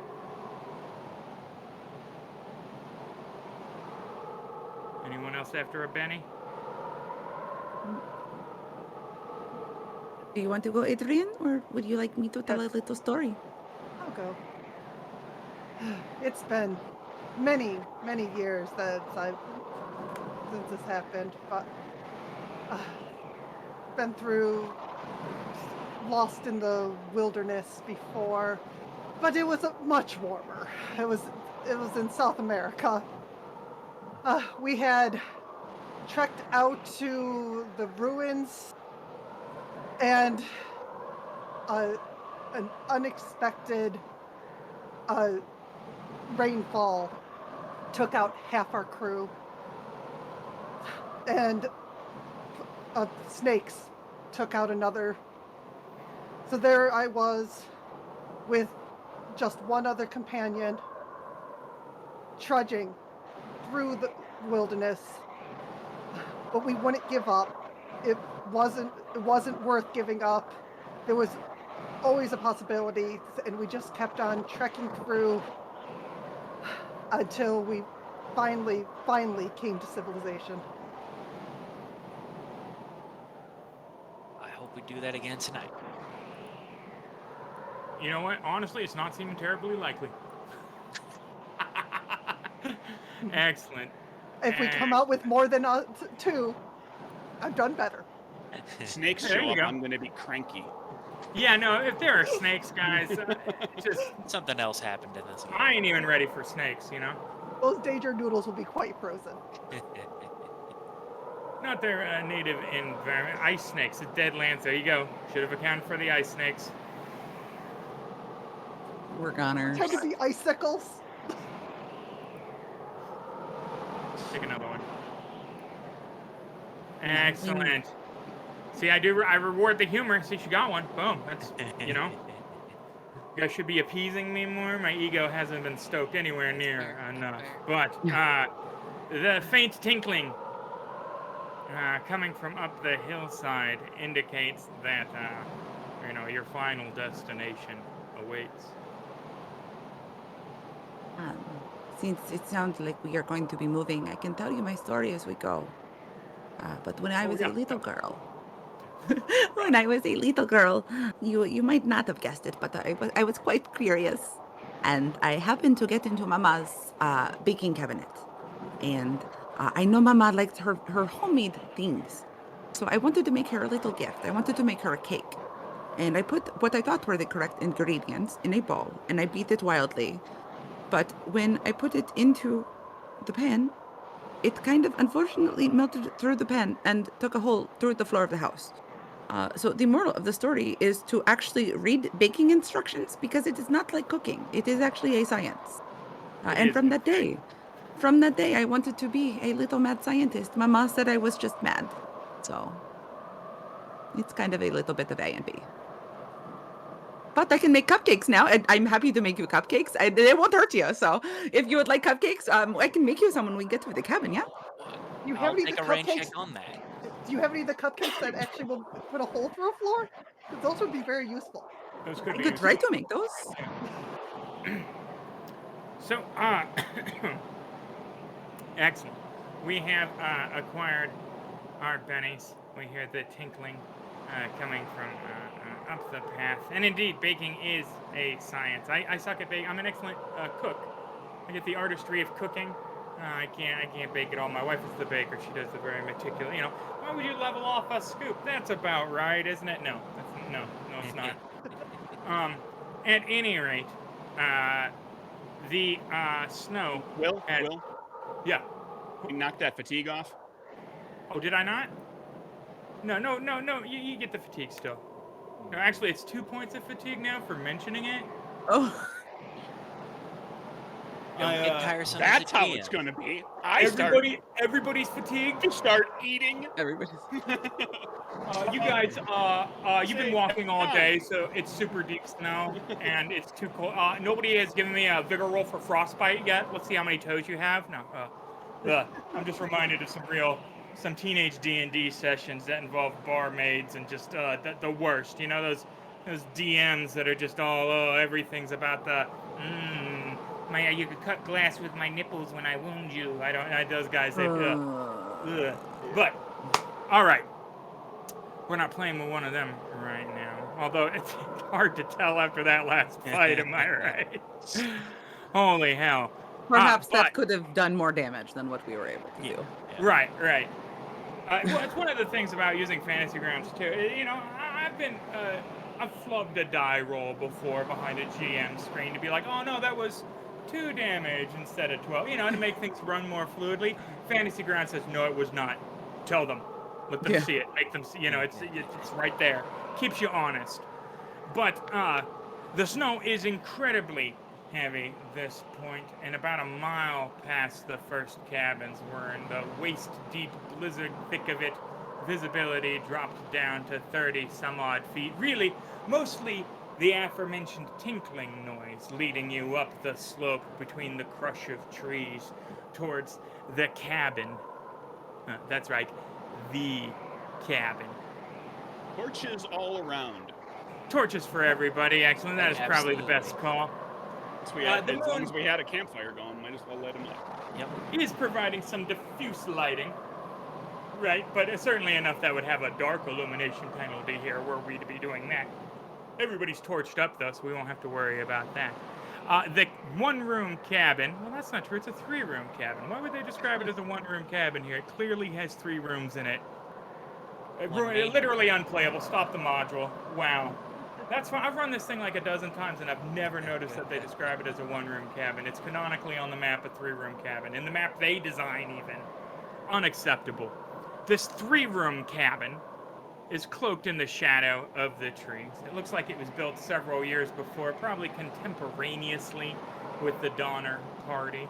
Although that was the mainstead of cabins, there were 90 some odd people with them, several family groups that came together. So this is probably an inhabitation of one of the other groups that was along for the ride. That said, time has taken its toll on the small building. The porch has long since fallen in, and the roof has several large holes in it. That said, it's the only thing you've seen out here that has resembled shelter for several hours, and the crush of the blustery blizzards and wind is enough to drive you inside. Potentially. I mean, you guys can hang out wherever, and let me get you guys torches too, so that everybody is accurately lit here. I think we're going in. I'm going in. Should just set the place on fire. Just burn that cabin down. Screw it. But at the same time, I really want to know what's in there. You raise a good point. What if we built a fire outside of the cabin, blocking the door? It would be nice and warm inside, and no one could come in. Let's. I'm dying to know what devil's in there that we have to snuff out. Let's walk around the cabin if we're gonna burn it down. Make sure there's not a back exit. Kind must know what they could face. It does give us something to be inside if something is going to come at us from outside. I agree. We should go. There are no signs of life, mind you, from the building itself. No light emanating from it, no noises. It seems vacant and as dead as the surrounding night. There is, of course, a tree with bottles. As we walk by the tree, can I see if there's any whiskey left in any of the bottles? Oh no, they're long since emptied for sure, but they do tinkle in their way out front. Yeah. Just trying since it was cold out. But we could advance upon the cabin. There appears to be a front door right here. That sounds like a plan. Yep. We not? Oh, no, I'd have to unlock the tokens, wouldn't I? Oh. I was kidding. No moves.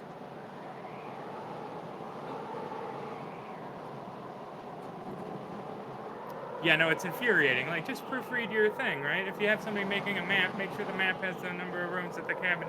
Yeah, no.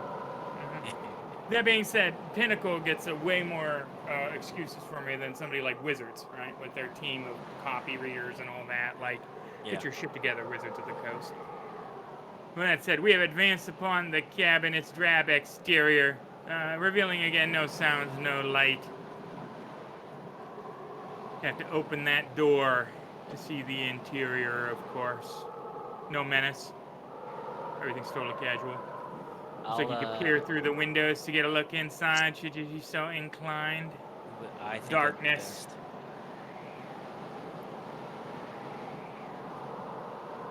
Bits of rubble and refuse apparent in the shadows and beyond your torchlight. I'll go ahead and have my pistol drawn, ready to enter the cabin when everybody else is. Somebody gonna open that door? And I can record it in addition to I'll open it when we're ready. Yeah. Rocks falling, you die. Ah. So the interior of the cabin could be best described as a frozen abattoir. And I'm going to need that roll/fear check from everybody that can see the grisly contents of the interior. There are pieces of workmen strewn about the cabin, tossed as though in a bestial frenzy. Portions of the roof and remnants of the primitive furniture litter the floor. And there is writing. Oh, I should remove that Joker bonus. That's fine for now. Scrawled on the northern wall, deeply clawed in large, crude strokes that reads in a single word: hunger. Everybody passed. Nobody picks up any phobias. Everybody's feeling good. All right. I'm good this time. Yeah, no, the rabbit, though. Fuck a rabbit. Oh, cabin filled with frozen dead dudes. Yeah, that's cool. Little bits of dude, no problem. Rabbit, though. Oh, I'm just ready to open the door. Yeah. Oh, yeah, you guys can make your way inside should you see fit. There's a fireplace in the back wall. We can start a cheery blaze. Certainly it is shelter from the elements for the evening. Better than what we had going on previously. I will start the fire if no one else wants to. I'll be on side watching the door.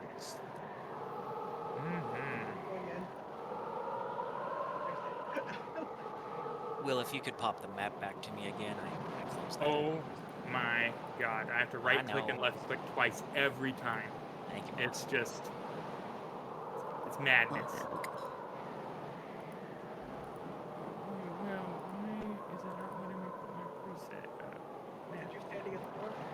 This is very strange decorating. I'm going to listen at this door. Light coming in the back of the room. Now this room is well lit. There is no noise coming from any of the doors. It looks like this place is abandoned.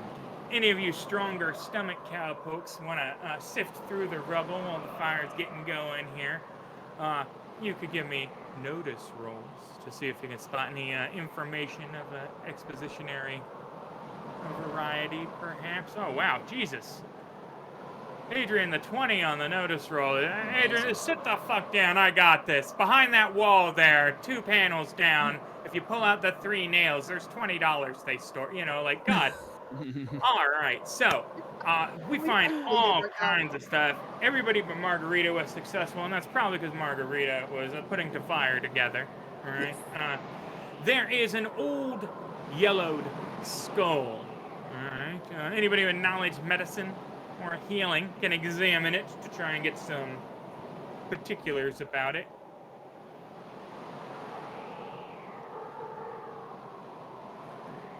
Excellent, excellent. Adrian, Margarita, it is a man's skull, about 30 years old at this point, given that, the way that the bone is dried out and the weathering on it. In addition, you find a journal. It's a badly worn copy of the book, The Immigrant's Guide to Oregon and California, 1846. It's written by Lansford Hastings. It's lying among a pile of wood that looks like it must have once at one point been a crude shelf. The inside cover identifies the book as the property of George A. Donner. Written in handwriting in one of the large margins are the words, "It was a trap."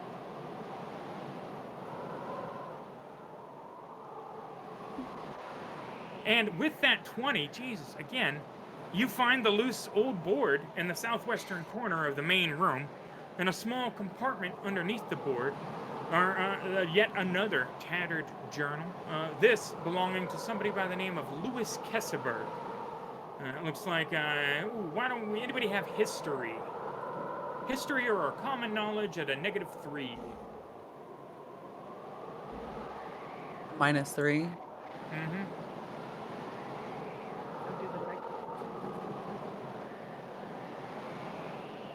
Oh, wow.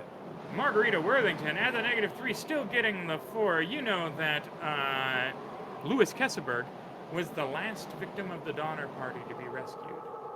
Pretty obscure factoid for an event that happened 30 years prior. Adrian apparently got it too. It was like 100%. Oh yeah. Oh, Louis Kesselberg. Yeah, that's right. Did you read up about the Donner Party before we came out here? Right, duh, guys. I mean, you read the autobiographies, right? But the journal is almost entirely moldy and decayed, of course, with the exception of that last page. And I love that narrative device that they've used like 4 times here. It's a product of its time. The one journal page that's visible out of the journal. It says, it looks like it's largely the indecipherable scribblings of a madman. But there is a passage dated April 8th, 1847, which you'll recall being just a couple of weeks before the rescue was finally made up here. And it says in poor handwriting and even poorer spelling and punctuation, "Met a pale man in the woods today. He laughed at me and said we were his. I asked who he was, to which he replied, 'Don't you recognize me? You knew me by my old name, Lansford. I once was as you. Now I am far more. I knew him then and would have killed him, save my hunger had sapped my strength.'"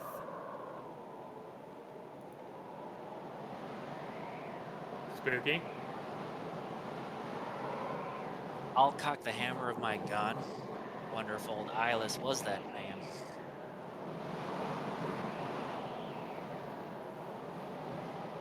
What, the skull? Yeah, getting Kessenberg for sure. That's a common turn of phrase. Oh, yes. What was the fellow's name in the journal? Lansford Lansford. Hastings. And with that, notice roll from everybody. There's something drawing your attention to the south, of course, isn't there? Yeah. Mm-hmm. It's almost like you learned just the spooky factoid enough to proc there. Everybody's head swivels to, the sound of the howling wind, and then low rumbling laughter being carried under it, as though somebody finds the fact that their cabin is now alit and filled with victuals to be a humorous development.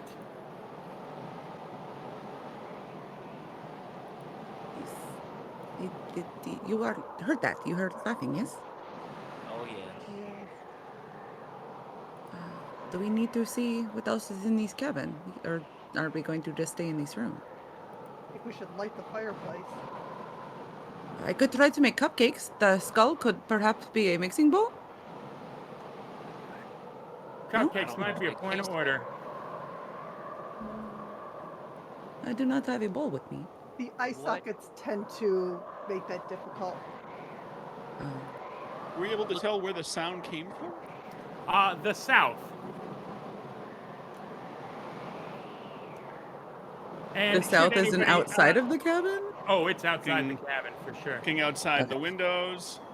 Okay, get a good line of sight there. Go ahead and take a gander out them south windows, see if you spot anything. I want to look for something to board the door. Yeah, so there is a large, morbidly obese fellow, standing wearing just the remnants of clothing, his skin icy blue, deep blue veins kind of crisscrossing the surface like you'd expect to see on a cadaver that had long been frozen. His eyes are black pits with two glowing red coals in the middle. As he smiles, his mouth becomes over large, fanning out to his ears and distending as rows and rows of fangs glisten in the dim moonlight. He raises both of his arms slowly, right, as mounds of snow start to arise out of the ground off to either side of him, frozen dead, erupting from the earth, one of which he had been dragging behind him, clearly the now reanimated body of Elias. Everybody that is witnessing this is going to need to give me a fear roll. And so there are two things at play here. One, he provokes a fear roll at a -2. And the fear of the environment right now is fear level 4. These two things combined means I would like you guys to make that modifier a -6 when we type in our /roll space fear, please. This is terrifying.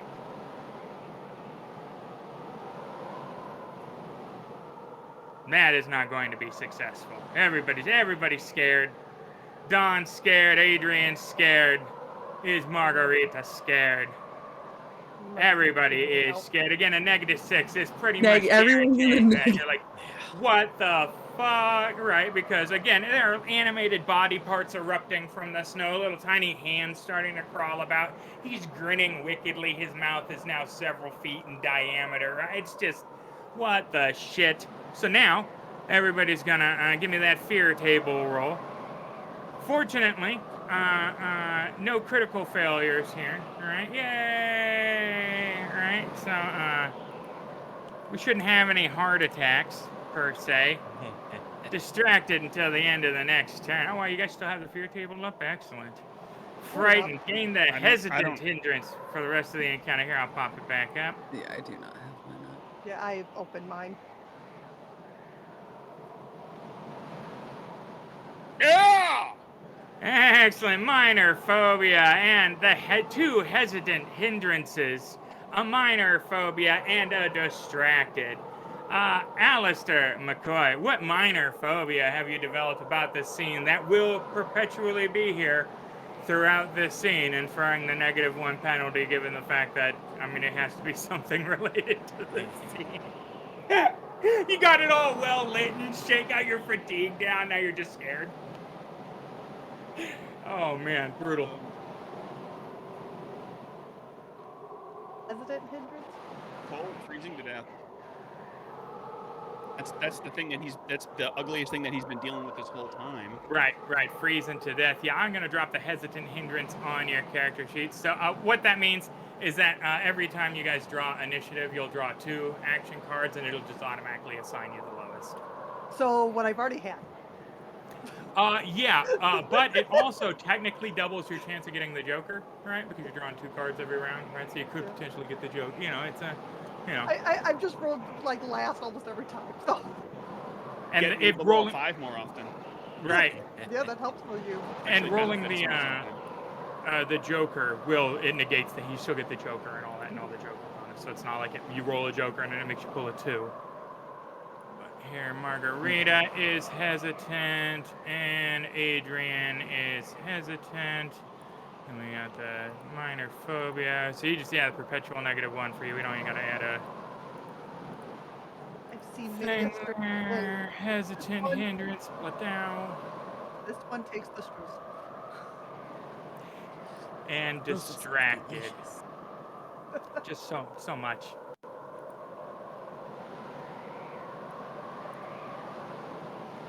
You guys are the first people to light the area as part of the precautionary start too. Everybody's had like improvised lighting. Light that fire, you know? Yes, light the fire.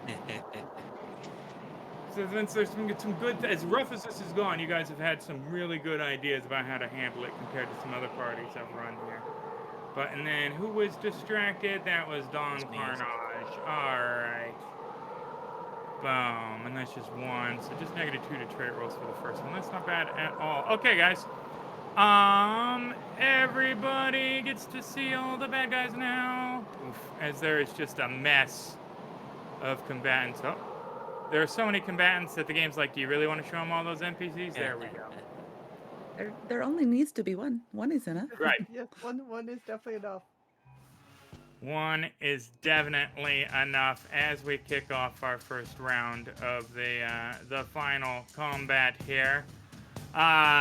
Everybody, before we Lansford with the king, of course, he is king. Why don't you guys give me a notice roll?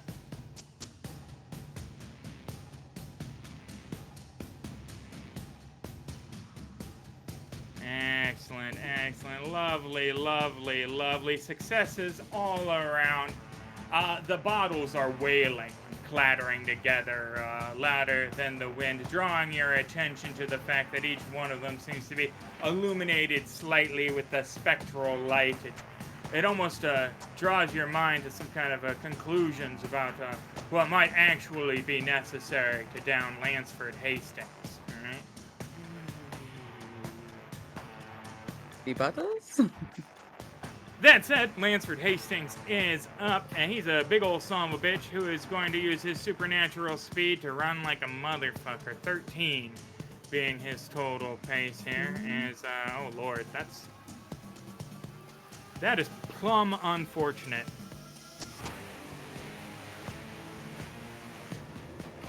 As he is right outside the front door here. Margarita. So this is still the window directly in front of him. Yep. Mm-hmm. I want to to come through that window next round, so. That's fine. I want to shoot him through the window and anything I can hit behind him. Excellent. Yeah. Now, anything you could hit behind him would mean potentially closing as close as you could to Lansford Hastings to give you the most through. That said, I'm not sure if I've described Lansford Hastings adequately enough. He will grab you and just make you two people. Like, so close to Lansford Hastings is probably Okay. less So than then I will come back. I will come back and I will try to shoot him from there. Excellent. So we will. And that cone definitely isn't going to be long enough at that point. Pointer. It will not, but this is where we start to take into play our modifiers on our powers, right? Because you can do things like add extra damage to the burst power, right? You can make it selective. You can make it do lingering damage so that each round it does 1 die type less damage to them. Like you catch them on fire speculatively.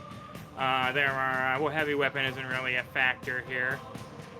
You can make the target fatigued, for instance. Like you could spend your, let's see here, your base 2 power points for the burst. You could spend another 2 to make Lansford fatigued if the power affects him. You could spend another 2 on top of that to make it do 3d6 damage as opposed to 2d6 damage.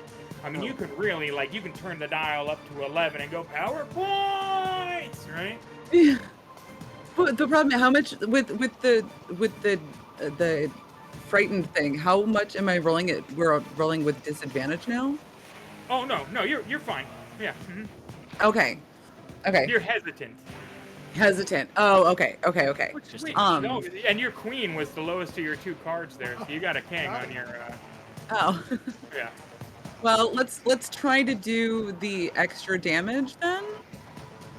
From the burst, or do I do burst and then roll for extra damage, or just roll the extra damage one? Oh, so it's the same to hit either way, right? It's still going to be the 8 to activate the power. You're just selecting how many power points you're spending on the power.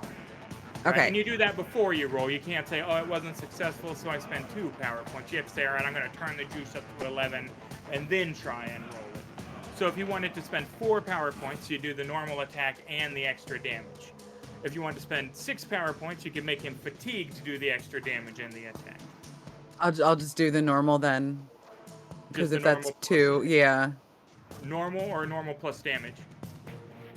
Just the normal, because that's All right, 2 2 versus power 6. points. Mm-hmm. Yeah. Well, it's 2 versus 4. 4 power points if you boost the damage. Screw it. If I got a king and a queen, let's do the 4. Let's just try extra damage. All right, and we'll see how this In that goes. case, you have the extra damage sub attack down below that. Just grab that D8 next to extra damage, roll it on him for the attack.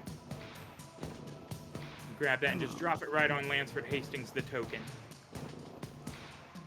Beautiful, that's a hit. Oh, that was so close to, oof, you almost had the 8 there. And then we'll grab that 3d6 next to extra damage and drop that on him. Oh, did that not? Come on. That's not dropping on him. Oh, it might be, my fat cone might be in the way.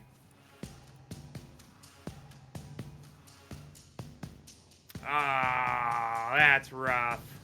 I mean, that's 7 on 11 3d6. toughness. Yeah, you know, he's a boss tough. He's tough, right? It's almost as though that new number might make everybody consider whether or not he's the primary target. Is there something else we could attack that might... The skull. Make cupcakes. Maybe make cupcakes. That's I think that will... If you offer Lansford Hastings cupcakes, he's going to... You know what? I'm rethinking the whole Wendigo thing. These Yeah, are right. fantastic. Oh, wow. Nobody told me about buttercream. I've been eating livers, you know? That being said, Frozen Dead number 6 is up and going to also run. They are, you know, all very, very hungry and very Lansford inspired in their perambulations. Frozen Dead number 3 also going to run.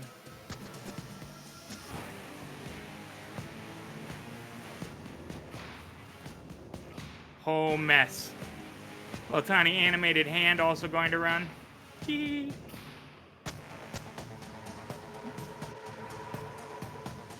Oh, is he gonna get in there? No, It's at the okay. speed of things. Aleister Mccoy, all kinds of frozen corpses and body parts. This 8-foot tall dude with his fat, flabby arm claw on the interior. That's horrifying. Yeah, it was all fine and dandy that you said maybe he's not the biggest threat. Unfortunately, I have a hindrance. I have no choice. Go after the biggest threat. Oh, the rest of you, hope you got better choices at your disposal. He is Ammo Whammy. major arrogant. He literally has to be like, Have to go you after partner. the biggest threat. Ammo Whammy. Yes. Come on. Oh, yeah. Oh, that's ammo whammy with a raise and a half. My God, 22 on your ammo whammy. Which 2 effects are you proccing? Shooting and damage. Excellent, excellent. Bullet with your name on it. And, oh, what the hell? Which one's the damage? Is it loaded for bear? Yeah, 1 die type increase. Let me drop those on you before you roll your shooting roll. Bullet with your name on it. Loaded for bear. This is my rifle, by the way. Excellent. Yeah. It should factor in both of them for you. Okay, I'm good. You should be. This is my first time I've ever used the automation for loaded for bear, but it should be. Lovely. And that is a hit. The 5 will do it. It's not against his parry. Well, oh shit, is it against his parry? You're right there. Fuck. It is. You want to back. So there's a couple of things here. First off, if it's with your rifle. I want to back up if I'm, it's going to Right, be a parry thing. Well, you're going to want to be able to fire with your rifle first off, right? Long guns and melee, you can only use pistols in melee, right? Or revolvers in melee.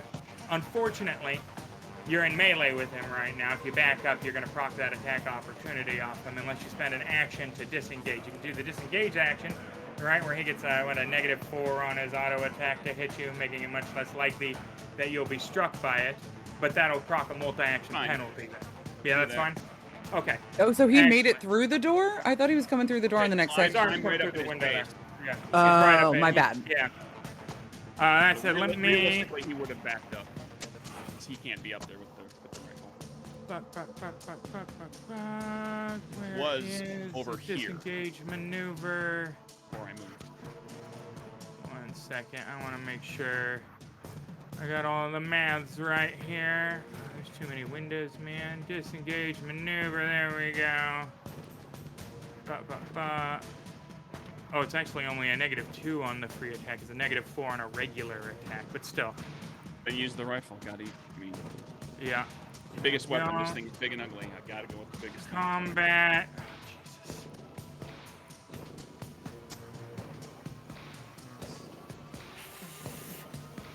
Hits with a raise on the, what the shit? Wait. Oh my god, he aced on the, of course he did. All right, let's go. Rock and roll. Bring it Yeah. on. Yeah, no, yeah. No, of course. Why not? Yeah, that's... Well, that was actually pretty pathetic damage dice for that, too. That's great. 2 wounds on that there is. I mean, one of those claws just finds you and opens you up as you back away. My god. Fine. Oh, liver and onions is great, guys. It's I love liver. I don't eat it. People livers raw, generally, though. And Lancert has a disagreement there. Now, So, now soap? Are you going to try and soap? sure. Yeah, I would roll soak before then to see it, so you're not trying to make the attack now with the multi-action penalty and the 2 wounds. Multi-action penalty and 1 wound, which is better.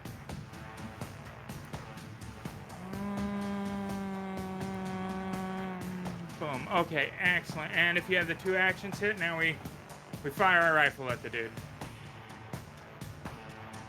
Hey! There we go. Even with that, we're going to get an 8, which is going to be a hit with a raise. Not against his parry. Again, he's outside. Go ahead and hit that plus damage die in the lower right-hand corner before you roll your damage on it. So what hit?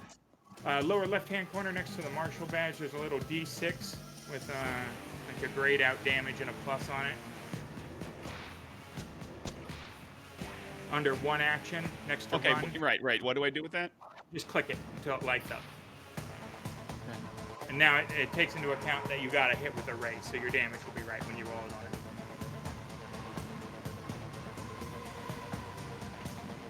12 damage. I am afraid not fantastic against his tough 11, leaving him shaken. Unless we want a Benny to reroll. Hell not. Yeah, that was pretty mediocre damage, frankly, on it. Make sure you hit that plus damage again so it factors in that it was hit with a raise.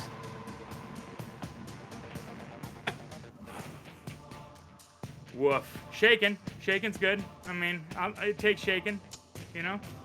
Maybe he won't automatically get unshaken. He'll have to spend one of his bennies to, you know, for that to transfer. That'll work.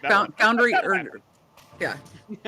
Fantasy Grounds finally starts loving us, and you know, Right. sends The in our final favor. encounter. It's like, oh, I should pity these people. That's Yeah. Animated parts are up. Animated parts are going to run, or I guess finger. I don't know how that really.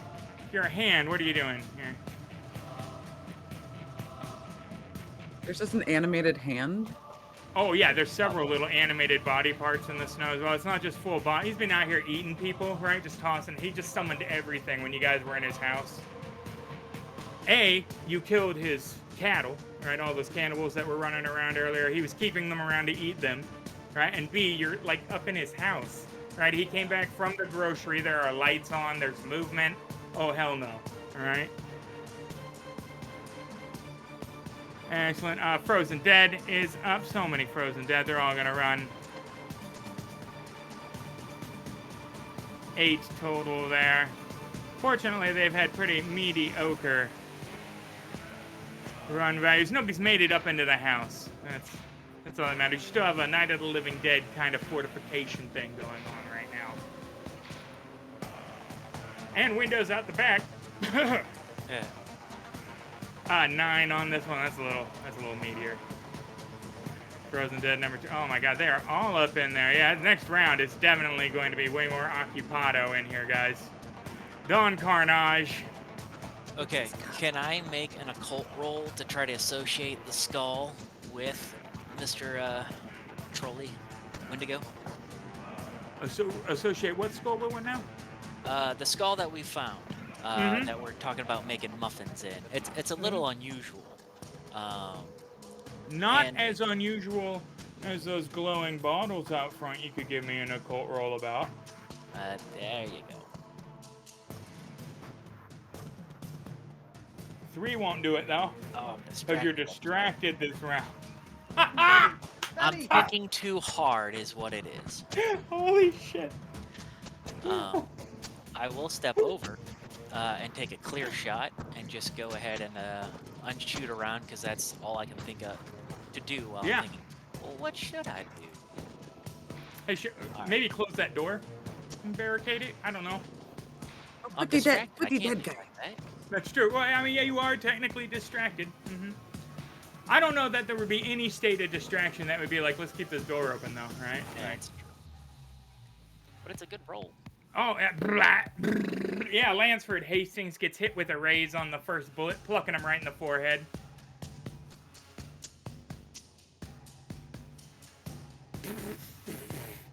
Ugh. And I mean, like, it flattens on his forehead and pings against the like, uh-oh. Oh, Oh my goodness. Attention. Lansford is, you definitely, he's looking at you now. Is that was, if that was That's the fair. objective? Oh no, Frozen Dead number 8. One of many Frozen Dead in the field here, getting their run on. Oh, but barely kind of trips over his own feet, you know. First time he ever saw Lansford eat a headshot, he was kind of wowed by it. Another animated hand proccing the run here. Oh no. 7 is all up in there nearly. Frozen Dead number 5. Hey, at least you know where they all are. And frankly, I mean, Margarita's got a pretty good, you know, as the AoEs go at this point, that's not a bad, as long as the gun doesn't, you know, critically jam. I shouldn't even, why am I even saying it? What am I Why are doing right you now? doing I don't this? know. Don't need to be cursed more. I don't know. I'm a So you need to terrible say DM, Margarita's that's why. gonna get the Joker. Margarita's gonna Oh, yeah, go Joker first. She's bonus. gonna get all the great things. Every Joker for the rest of the game. Oh, and I forgot to give you this shotgun. I all said I was going to give you the shotgun, and then I just plumb lied to you. Let me put the shotgun in your inventory. Shoot my trusty weapon first anyway, so.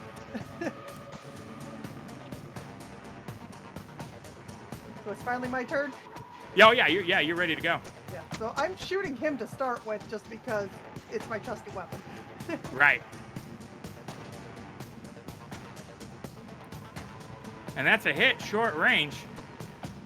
Enough. 7 damage on 2d8, though. I mean, I don't think you have rolled above dice on an attack, like above average dice one time. I wish we could Benny damage. That's bananas, unharmed, not even the double shake for the wound. Although he's Can hardy we Benny too, so. damage? Yeah, Yeah, you can, yeah. In Suede, you definitely can. Okay, You used then to I'm need gonna- an edge for it. Then I'm going to try to But- Benny damage. Just one time. Really? It wants you to have 7 damage, though. It said no. Apparently, I said apparently. 7. Yeah. Stop I had questioning 5. me. It was worth trying. Man, all right. +2 for shotgun on the single barrel. All this will be close range. That should be fine. All right. Cheesy Pete, guys. Frozen Dead number 7. Getting his run on. He was way back there. And does as good as he can. Best run, literally. They're getting in the Margarita cone. The tactical formation they developed in response to cone AoE attacks.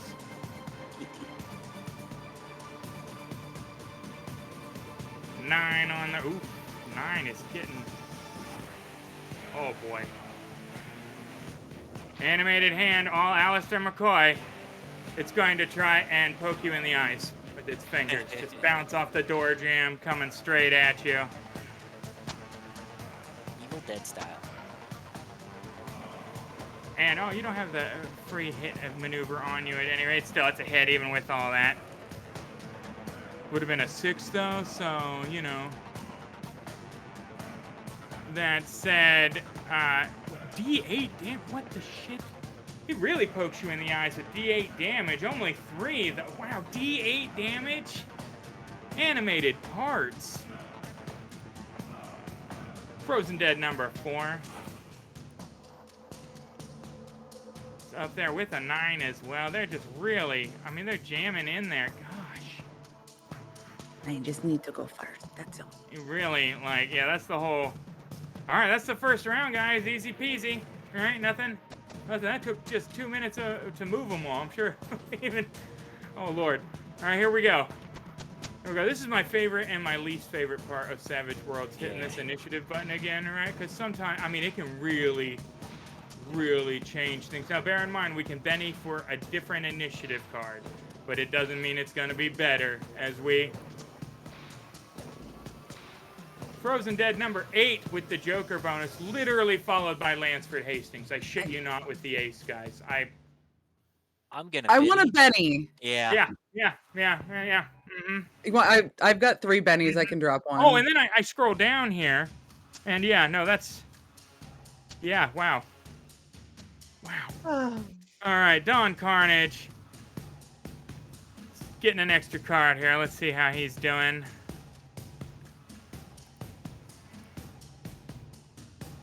What do we give him? I'm scrolling up. Hey, a queen. There we go. That's good. That's respectable. And then Margarita down here getting an extra card. So we've already got a Joker, 1 ace, 2 kings, 2 queens. Yeah, your second card was a 2. Which is worse than a 6. It's the price we pay sometimes. And Let me give you my sad Benny. That said, Oof. All right. Frozen Dead number 8. Oh, yeah, he's way in the back there, at least. That's good. He's going to get his run on. And you hear the breaking of glass. What, these glass-paned windows? Probably the shattering of wooden shutters. And rumbling coming from the other room. They've made ingress. Lansford Hastings is up, and of course is automatically unshaken. He's tired of this window not being large enough for him to walk through, so he's going to try and do the more than 10 damage required to turn this wall into a door this round. Claw attack, just needing to just literally touch, yeah. +2 on a touch attack. Well, it's a good thing I wasted this one on a wall, huh, guys? Because that was a 21. He hits that wall with a ray. Oh, not Aleister Mccoy. Wall with a raise. Good Lord, Aleister. Why is he still targeting you? He's that angry about it. That being said, let me make sure he is no longer targeting you. There we go. When we drop this beefy damage on this raise hit against the wall. D6 plus D12 coming out. Looking to beat 10. Yeah, that'll do. Oh, come. Fucking what? 35 damage he just did. Now, mind you, he rolls a D12 and a D6. He does incredible damage. He aced like a month. That D6 aced to 26. That was what, 4 aces on that? Yeah, like that 5? brutal. It's just brutal. Fortunately, right, this hit with a raise and this damage total was against the wall, which is no longer extant. I mean, boom, the whole front of the house goes flying off. He's standing there grinning voraciously. Good thing you didn't spend an action to close the door, I guess. Right? That would have been a waste. That would have been very wasteful. But he didn't multi-action this round, so that was him. Adrian, you're up. Wall missing. Lansford Hastings standing there just, exposed, I guess. That's the wrong... Exposed isn't the right... Switching to the shotgun. Yeah, oh yeah. Let me just grab this here wall. End game. Ooh, I like that. Yeah, that's good. That's good. Hit with a raise with that shotgun close range. There's nothing to hate about that. Really? However, you managed to roll negative 11 damage somehow. How Because is- the damage is fucked up on the math here. So they shotguns have a variable damage, right? So Fantasy Grounds by default programs at 1 to 3d6 damage, which automatically makes it think it's negative 3d6 damage. So you've healed him for 11, making him super strong. He's undefeatable now. No, go ahead and click that damage die next to the martial badge so it lights up, and then roll that damage again. It should have the correct coding now. I want the damage to be 13. Oh, yeah, well, yeah, we want the damage to be like a kajillion is what we want. Yeah. We'll keep it. There we go. Better. Finally, a freaking Okay, hit. It will do it. That's much better. It'll shake him. If only he had still been shaken from last round. Now he's hard. The shakens don't stack on him. He's the end boss, right? But, boom, right? And you're like, hell yeah, center mass, good group, and went off. The smoke clears, and he's still standing there, right, as his chest is stitching back together. Maybe you broke one of his teeth, and now he's pissed off. Frozen Dead number 4 is up. Oh, yeah, and I'm still in the process of telling me. There's no wall here, guys. It's all gone, man. The bottles are glowing. There we go. Something about bottles, something about cupcakes. Oh yeah, now, and he has ripped time. away the wall, and you can definitely see all these bottles here now, all alight. Why don't everybody give me a notice roll? Now we can see the bottles clearly exposed, front wall totally torn away.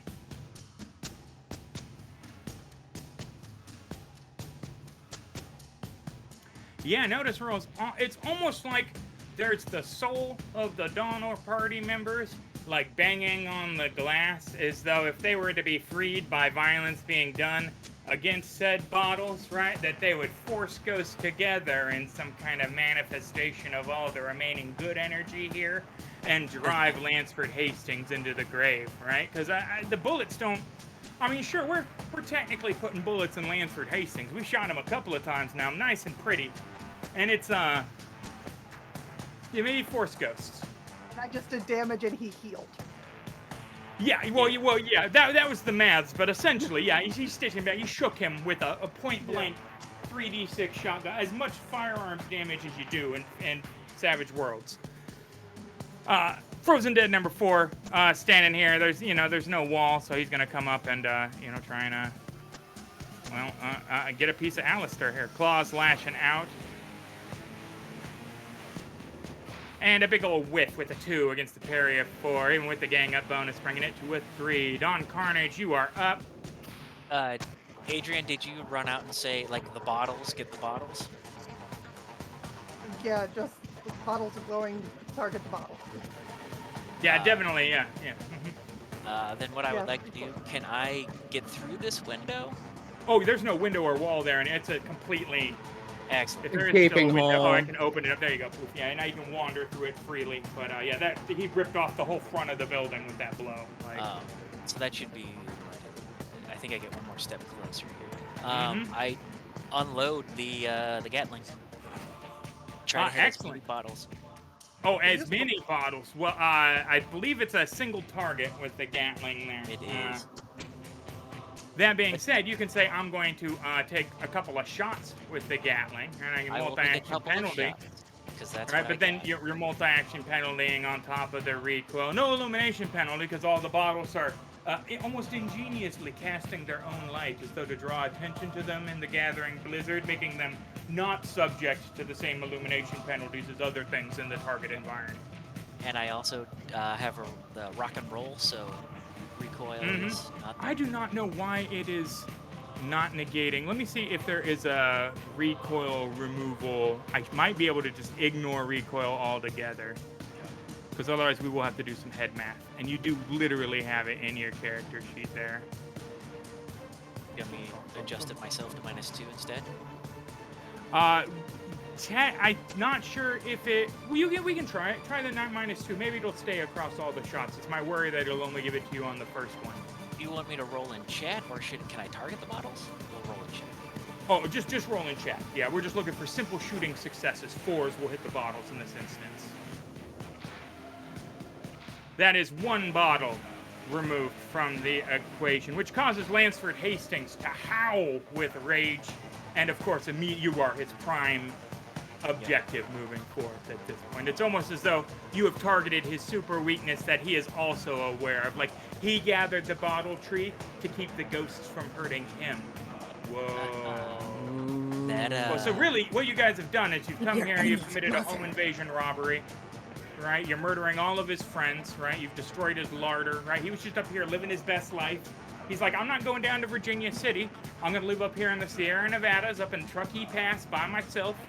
All right, you guys come up in here and say, the fuck you are, Lansford Hastings. How about this? Here's your bottle tree, son. Rude. I offered to make cupcakes, so that is not the rude things.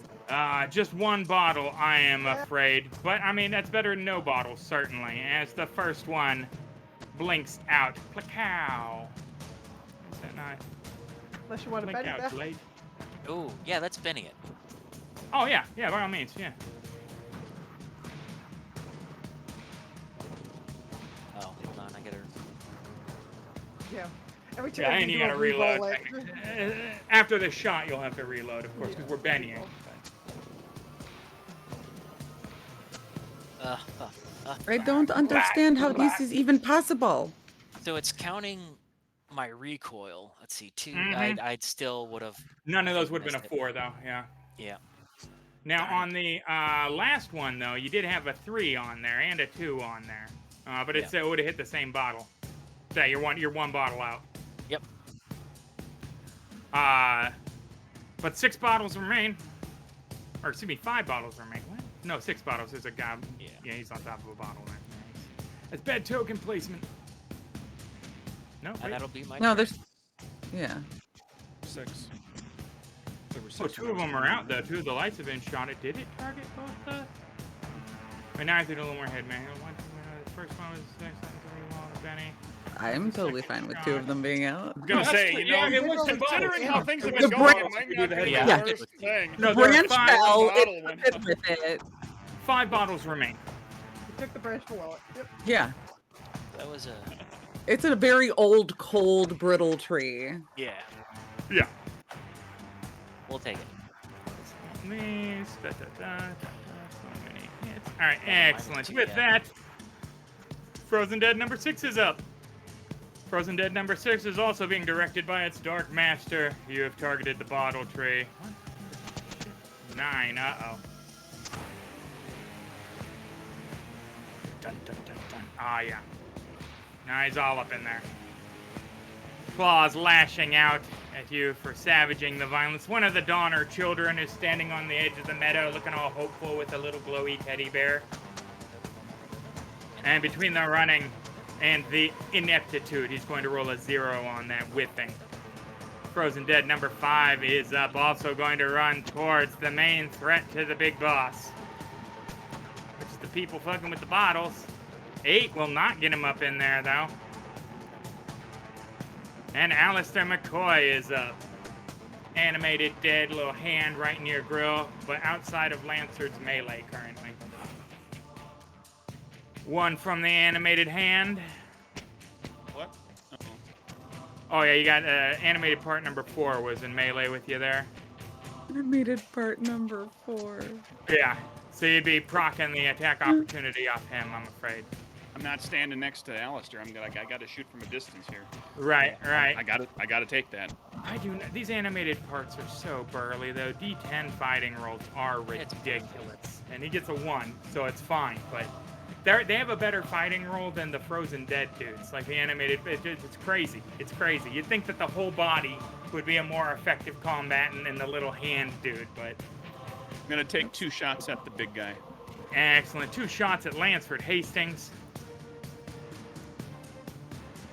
Still with bullet with your name on it and loaded for bear as your... I'm leaving all that in place. Excellent. First one is a hit. Not against his parry again. It's just a normal standard hit. 13 damage, which is a wound on top of his shake. Never mind, he's not hardy. I thought he was hardy. Boom. And second attack.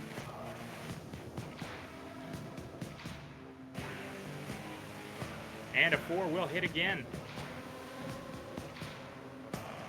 This time for an 8, which will do fuck and all.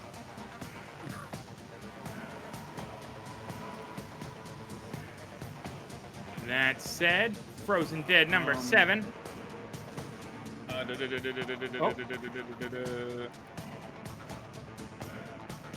You moving I'm in gonna, attack? You I'm have gonna, something I'm else gonna fire my protection up. That's freebie. In case this- that would have applied a third action to I your. wouldn't. I can do it freebie. Slinger. Oh, that's yeah. You're right. I'm sorry. Go ahead.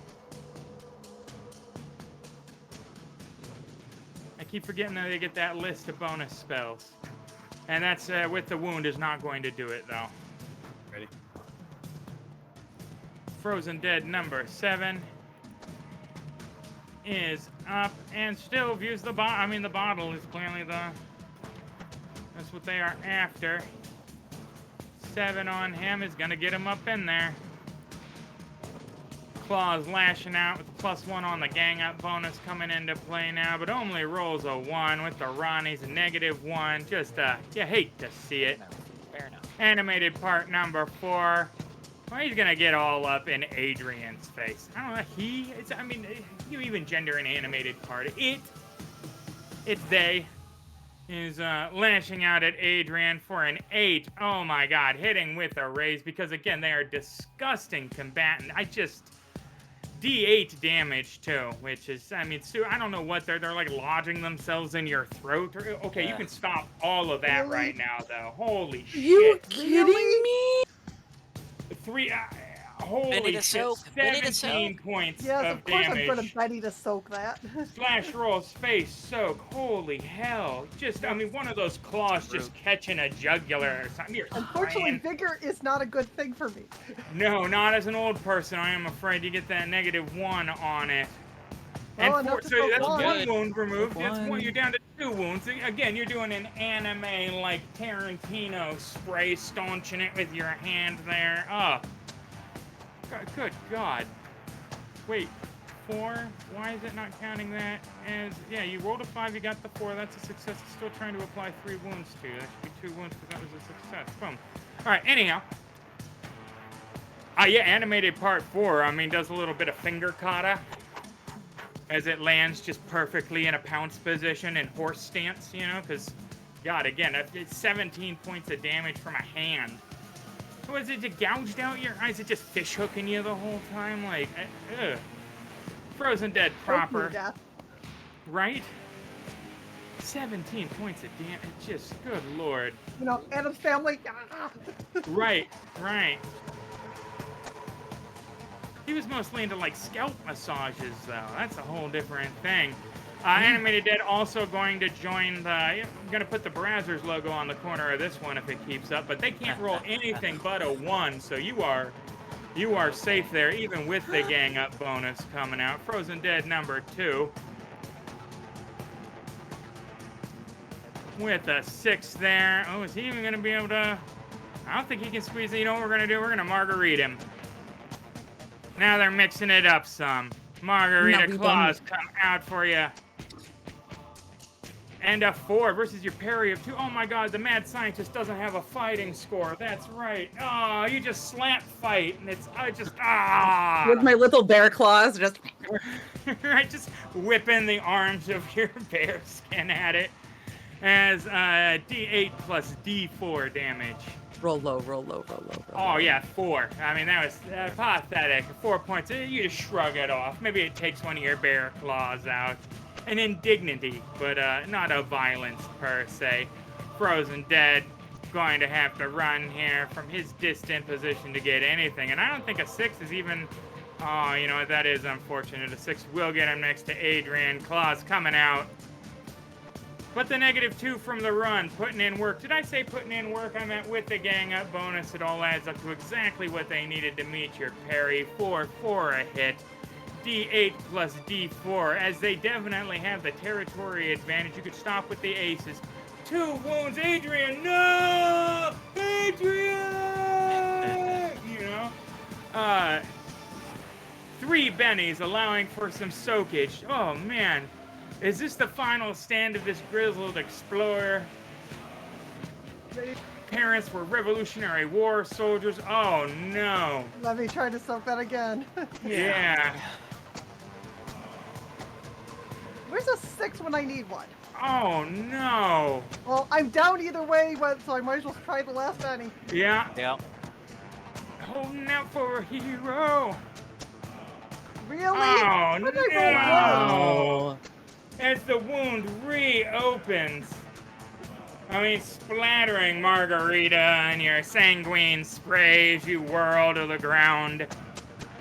Incapacitated, bleeding out, and permanently injured, even if you are revived at the end of this. Let's roll on the injury table to find out the nature of your new reality. Really? Oh, It is a No, I grievous don't. head wound, hideously scarring you. I guess up from the neck, running along the side of the face. If you manage to survive this, you will be permanently #ugly. I can make it look good. Right. Well, I mean, it's after a certain get age, rid. isn't it? Kind of like a, you get that like. It's a mark of honor at my You age. know how I got this scar? It's a pretty good It's story. a mark of honor when you're Assuming, my age. we got the whole bleeding out thing, so we'll see how that pans out ultimately. But Margarita, you are up, covered now in the spray from your downed companion. Just kind of sticky. He's so You ever been gross. covered in a fluid and you don't want any part of yourself to touch another part of yourself, right? Because it's like tacky. Yeah, just covered in Adrian. Just Adrian soup. It is yours. You might want this back. I do not want it. So I have a question. If I just swing around to the, so I'm not moving away from Frozen Dead number 2 in front of me, but if I Yeah. just move to the other side of him so that way I can cone out the side. Yeah.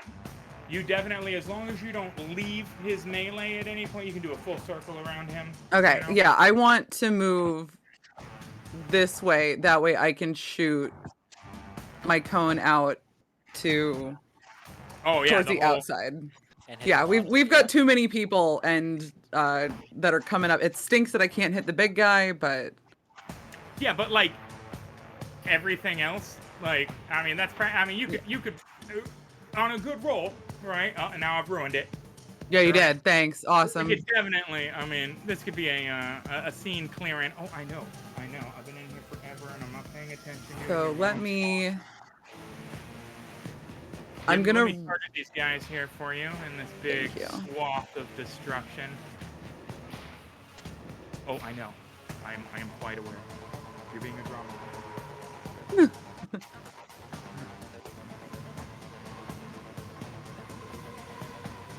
So many targets. Oh, I know.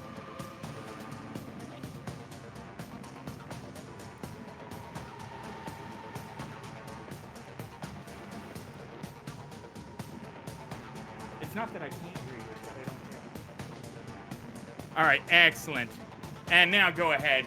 And are we going to do the extra damage? Yeah? All right. Yeah, All right. Margarita, There's she 4 just- power she- points. Grips this stuff off of her, and she's like, I do not want this. You may have it back. And then just you hear that, and she tries to give someone a bad day here. Mm-hmm. I like it. Oh, yeah, that's a hit. Take it, I'll take it. And the animated part 2 was just 4 was too small to hit. But literally everything else in that stack was hit. So I am going to need 5 damage rolls. Okay. All right. So 1, First roll here. 2, Unharmed. 3.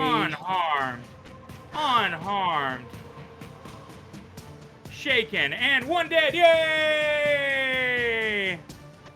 Oh, that's brutal. As it comes raking out, putting most of its power into one of the targets. Let's see here. Excellent. Incapping Frozen Dead proper, blasting him away. And was that all of them? No, there was a shake in there too, wasn't there? Somewhere? I still have one more So many damage roll. targets. That's only 4. Oh, yeah, give me one more. Wait, yeah. Yeah, that would explain it. Oh. Okay. So I have 2 bennies. Can I use bennies to re-roll my damage and see if I can hit them all for more? Yes, and I am almost certain, then, since it's just the one attack that has done it, that it literally will re-roll the set. Like, as opposed to having go, well, at least re-roll damage on this one for a Benny. It's the one attack. So, yeah, you can spend a Benny And give me 5 damage again. Reroll all 5. Mm-hmm. All right. That said, it will be... I'll have to assign them all manually, but that's fine. We'll go down the list. We just got to get things out of here. Mm-hmm. So, damage on Frozen Dead number 6. Oh, wow. It's going to actually go through the list again. Never mind.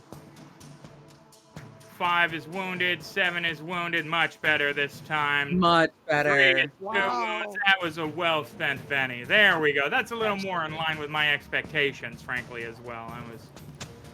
And I think I took a light out. That light was already out, I'm afraid. Damn. That's one of the ones that was, that's the one he shot. The ones that are still up have a faint blue glow around them that you can see on the map, tentatively. Alright, and he is dead. And he is dead. Much better. Much Already better. dead? And you're dead, and you're dead. Deader. Yeah, well, yeah, rededulated. But with that, animated part number 3 is up. And, I mean, it's going to have to try and stab Margarita in the eyes after that, right? I mean, you know. We can be friends, That only little makes one. sense. And again, because she doesn't have a fighting score and has a parry of 2, that 3 with the gang up bonus was It's more with than a raise. through. That's just... That's gross. Hey, that could have been way worse, though, as you are just shaken by the thing. Okay. I don't know, it's probably doing that. It's like climbed up your pant leg, right? It's under your shirt. You're trying to like hammer it out. It's climbing all over you, you know. The thing when they get the centipede up there, you know, like whatever Yeah. that kind of deal. Yeah. Accidentally cutting my face with my bear claws. Right. Animated parts number 2 is up, and I mean it's the same deal though, unfortunately, because you're right there, and you just nuked like half the army. And a 2 with the still a hit with a raise, because literally everything's a hit with a raise if you don't have a fighting score. And the gang us putting in work there. Oh Jesus. That's going to be 2 wounds, I'm afraid, from that one. Definitely finds a better location. I only have 1 Benny left. Do I use it for a wound, or if I try? Yeah. I don't even know if I'm gonna get an attack. I mean, that's the Right? problem. I mean, it's I'll try tough to to say. We got a Even lot half of dozen. bottles to take out still, don't we? Like, Lose the negative. Oh God, what do I do? it all I depends, don't- really. I mean, this one's down to the next initiative step, almost. It feels like to me. You can't kill anything or take out a bottle if you're dead at the bottom of the initiative next round. True. Does Let's fast. try to soak. Yeah, I know that well. Yeah. Yeah. I can't get this. 17 damage is. That's brutal. These guys are very brutal. That's 1 wound off. That's not bad. All right. So just That's 1 not bad. wound. I wonder why it's not giving the. It's interesting. That's fine. Excellent. And animated parts progenitor, the prime one, is up, and I think he is going to go for Dawn Carnage. Cool. Oh yeah, and he's easily in there, no problems at all. Doing his flail bite kick. I mean, several of those things don't seem possible, Yeah. given that they're hands, but... Is it going to... Oh, I see. It's the blood spatter was on top of you. So I was trying to roll it on the blood splatter. Not working. Nail scrape flick. All right, and that is a hit, even with the -2 from the run. I keep I'll take playing it. these -2s on them, hoping to help you guys out, and Fantasy Grounds says, no, never mind that, but I got you. Don't worry. D8 damage coming out. Fucking what? Are you? Of course, the aces on the damage. 13, 2 wounds. Love Danny. These hands have been so lethal. So lethal. 1 wound, I meant, not 2 wounds. It's been brutal, man. This has been a very brutal session, for sure. That is the last step of this initiative step. Ooh, guys, we are... This right here determines whether we survive another round. Yeah. I hit Not even this whether we button win, and it's just whether we survive another Just if we live. round. But if we're all at the bottom of the initiative order with no bennies, Yeah. No Bennies left. I'm a dead man. bad news. Animated parts and then Margarita. And then I mean, Lansford's way down there. That's good. Several people get to go before, well, two living We'll people see. get to go before Lansford. Let's see. Lansford hasn't been killing us. No, Lansford's just kind of been Like, like it doesn't matter. I mean, Lansford, like everything's deadly right now. It's like, he does like 9 billion damage too. It's, yeah, no, these animated hands, they're putting in way more work than and you generally only face one or two at a time. What's fucked up is that there's a greater animated hand variant too that's just even more. But like D10 fighting on just a part, right? I struggle like with the lore of it, finding a reason to ascribe this ability to violence people from them. You know, It doesn't. It's crazy. Make sense. It's crazy. That said, animated part number 2 is going to try and attack Margarita. And a 4 is, an 82. It might as well be because she has no parry. 4 plus 2. It almost hit that 6 again. My God. Unharmed, fortunately. I saw that. It hovered on that. Let me explode. Ugh. My heart is just pounding. No, this is... Again, I have about a 50%. 50% of people beat this module, right? So it's a tough one, right? Especially at the end here, you start to get the attrition down, right? You have to clear the bottles. Lansford is super tough. These hands, though, I've never had them. They've never been. Most people have plugged them outside the house, right? They haven't made the ingress like they've been a big clearing wave, like the one you did with the blast there, but happened way more opportunely when they were toned up out front. It's the first time I've had Lansford peel off the whole front wall of the house either, though. So there's been quite a few things here. I mean, I went third from the bottom. It sucks. Yeah. Animated part number 4. I mean, Oh, wait a minute. No, that's right. Yeah, Alice, you thought you were hiding back there. He's being coy, had himself all removed from the situation. Now he's got 6. Yeah, no, hits with a raise. Why wouldn't it hit with ha ha ha ha ha? And so they have a size bonus, too. Since they're small, they get an advantage to hit medium creatures. There's just a lot going on with them. But I think they should be D6 damage and a D6 fighting, frankly. And I almost don't wonder if that's supposed to be a D8 fighting and they're taking into account the size thing and the stat transcription. But I don't know. I'll have to read through it later. Shaken, though, which isn't bad. Could have been worse. Animated parts proper is going to go for Dawn Carnage. There we go. And that rolled all kinds of fucked up numbers before a 3, which will still hit with the gang up bonus. D8 damage for 6 points, hitting with a wound versus that tough. That's it. Yep, got one more. Guys, I'm cautiously optimistic. As animated parts number 3 is up. And this one is definitely engaged in melee with Margarita. Gonna try and finish the job here. And a 1 is still enough for it to hit. Hey, but guess what? A 1 doesn't give it the hit with a raise with all the gang up bonus and the small versus normal bonus. That's fine. So it's not a hit with a raise, so it's just flat D8 damage for the first time against you. That's wonderful. And look at that, too. Didn't even need to kick it away. Ew! That's what these things should be. 2 damage. No, I actually hit with 7 raises.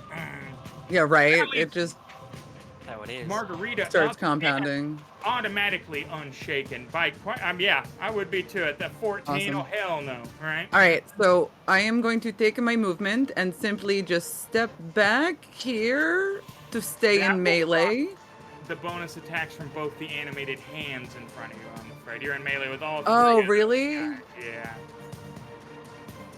Shit. Then I'm just gonna swing my cone at the 2 hands and him in front of me. And Lansford, yeah, that seems like the play for sure. Yeah, that's all 3 of them. That makes sense to me. That's a. I guess Clear the targets here and reapply the proper ones for you.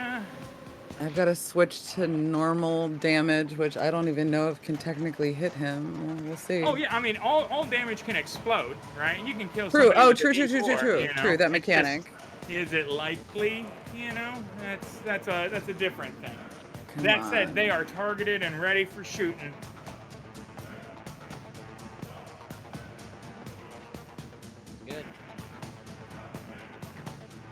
Oh, so it only hit him.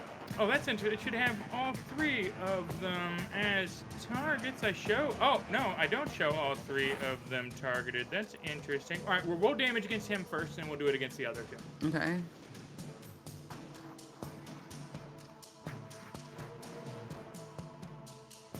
$10 points. One short of what we needed. Yeah, I know, tough 11. Either of those had been a 6, just one more, we would have gotten that exploding dice. But again, Fantasy Grounds wanted to punish you for your insolence for thinking you could even assault Lansford Hastings, right? Even thinking. And so let me drag this over the animated part 2, animated part 3. All right, now they're target. Give me the attack against them with the burst, please.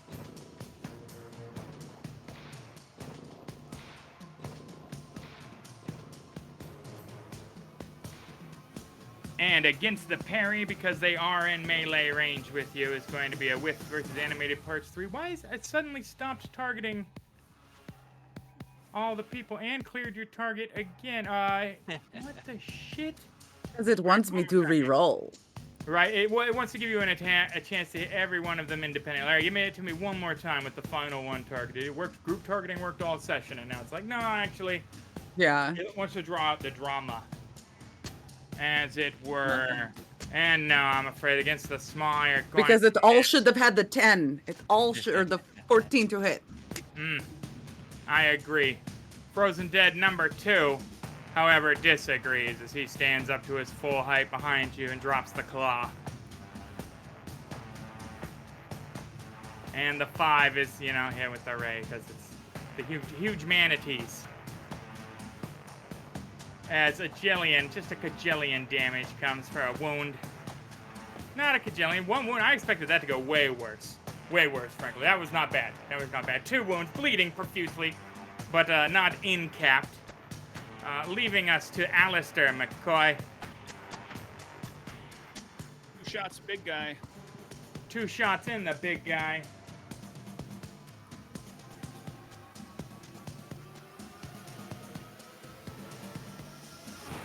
And that's a hit with the first one.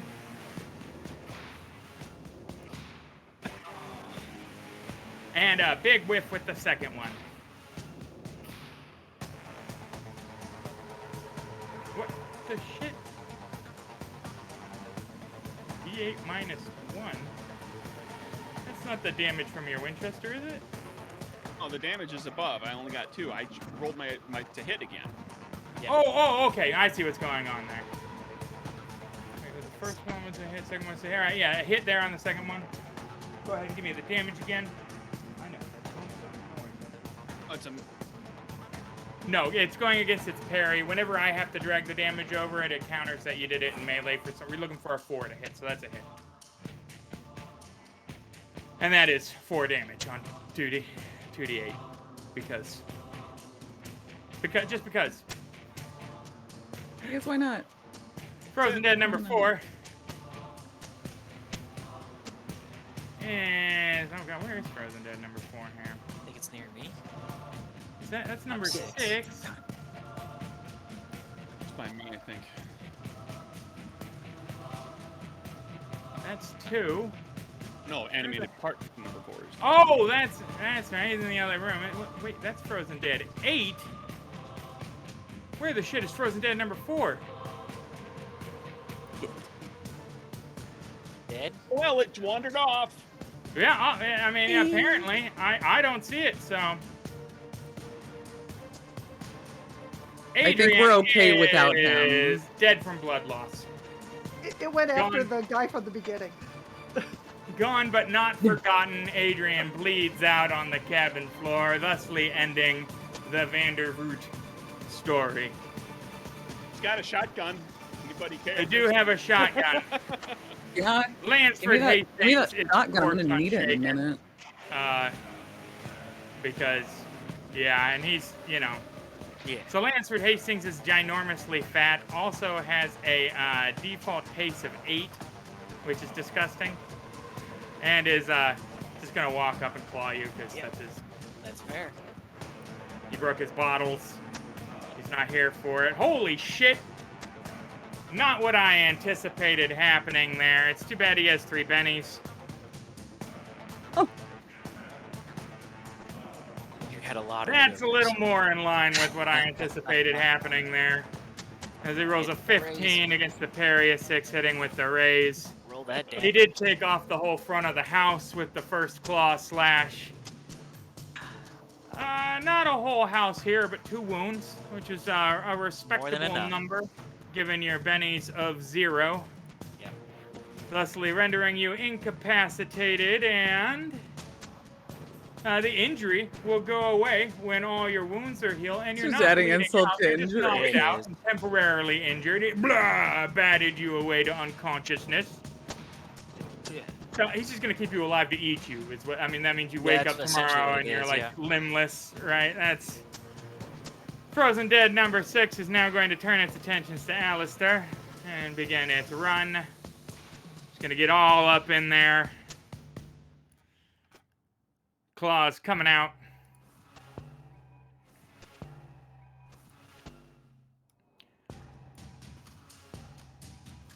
As of course, 5 is going to beat the parry, 4 to hit, D8 plus D4 damage.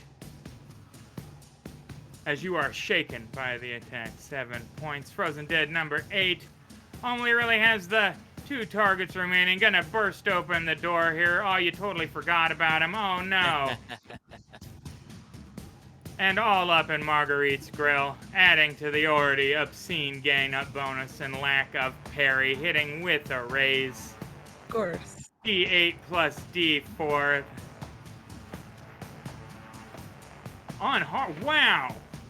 I mean, you've been getting hit by everything, but just been getting, like they're tearing off bits of your clothes. You're covered in brass that's coming off. I need that gun, Yeah.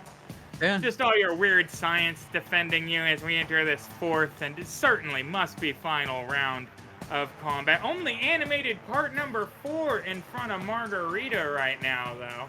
Yeah, and I'm at the bottom, so here's the end, everybody. Animated part number 4 going to try and end Aleister Mccoy, rolling Jesus Christ, a 9 on its D10 for a 12. A 12 with the small versus normal and gang up bonus. D8 plus D6 because of raised damage coming out. Only 1 on the D6 shaken result coming through. Are you currently shaken? Yep. Oh my goodness, you are. There comes a wound knocking through, knocking you down to 2 wounds. Still standing technically as Margarita Worthington becomes naturally unshook.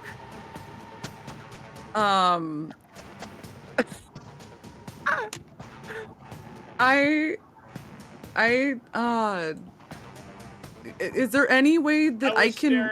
Aleister yells, "Run, save yourself. I'll hold them off." I can't run. I'm going to get 4 fucking attacks if I try to move.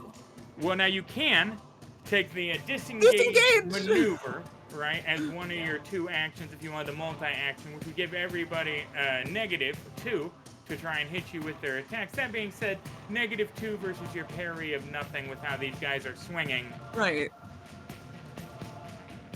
Can I try to turn my gun into essentially a nuclear explosive and set it on?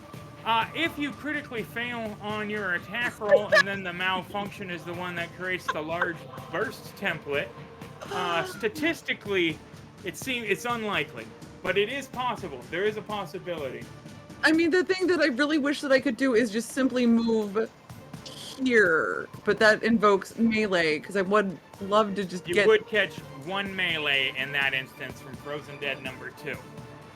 You could But- do your last-ditch effort and just attempt to target Lansing, and whatever happens after that. Well, and that's the thing. If I just take 1 step back, that will literally get all of them in my cone. But it procs. Attack of opportunity, and you're at 2 wounds. I'm at it's, 2 wounds. I would stay where you are. Oh, just go for and Lansing. you also, I I forgot was to mention, here. you failed your spirit roll to unshake. What? Yeah, if you look at the chat log, I Get didn't even shaken. pay attention to it. You were shook. Oh, as you fast told me around. I was not shaking. I was 100% mistaken there. So I can't do anything. Yeah, you don't have a Benny. You literally have to sit there and watch as they murder everything you love out of your fear of the end moments. Yeah, no, that's... They're gonna kill all of us right now. Yeah, Yeah, this no, is it. This is it, literally, because you're I'm at last the in order. it's There's us. like 8 things to go. Yeah, no, I mean, at this point, literally, I think we just fade to black Yeah. on the failed mission. Just go here. down with the sound of bear growling and Yeah, it's just explosives. splatters of flesh flung against walls and gurgling shrieks, and Lansford Hastings lives to haunt the Donner past for time immemorial. Fun fact, he's still technically around in the Hell on Earth times that happen in like 2150, so you're not really supposed to take him out anyway. He's a canonical figure in the distant He future. is. But, fantastic run, guys. I'm sorry that I murdered you all. Right? I hope Worth you it. enjoyed Worth the it. experience. I'm a little sorry I murdered you. I like it when it's a little closer than that. And for a moment there, I thought you guys were still going to be able to pull it out like 2 rounds I ago. felt pretty good like the first half hour of the game. Yeah. Yeah. We were just hanging around telling stories. It was great. Like, I survived the North Pole. I survived the North Poles. I survived the jungle. I get my face ripped off by a hand.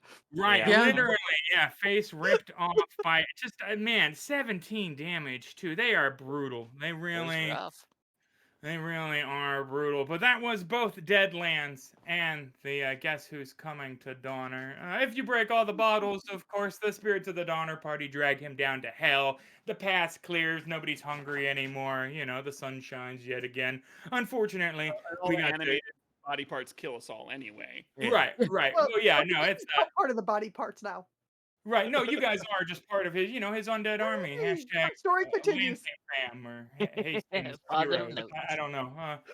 But thank you so much for allowing me to kill you. Rook and Rest, thank you so much for having me. I appreciate Hell the of a opportunity. time. We should Hell of a time. do this Amazing. again. Check out the League of Rakantor Explorers if you like my style of storytelling. I do it 3 times a week with both Dungeons and Dragons and Savage Worlds. And from that, from me to y'all, may your dice always roll hot. Thanks for watching, guys. Have a great night. You guys, you rock. Skull didn't do anything. No, it was just an old skull he liked to keep around because it was George Donner's skull. Yeah. Yeah, I can't actually turn off the stream, so I'm just gonna keep here. Yeah, no. Bye, Bye, guys. Thank you so much.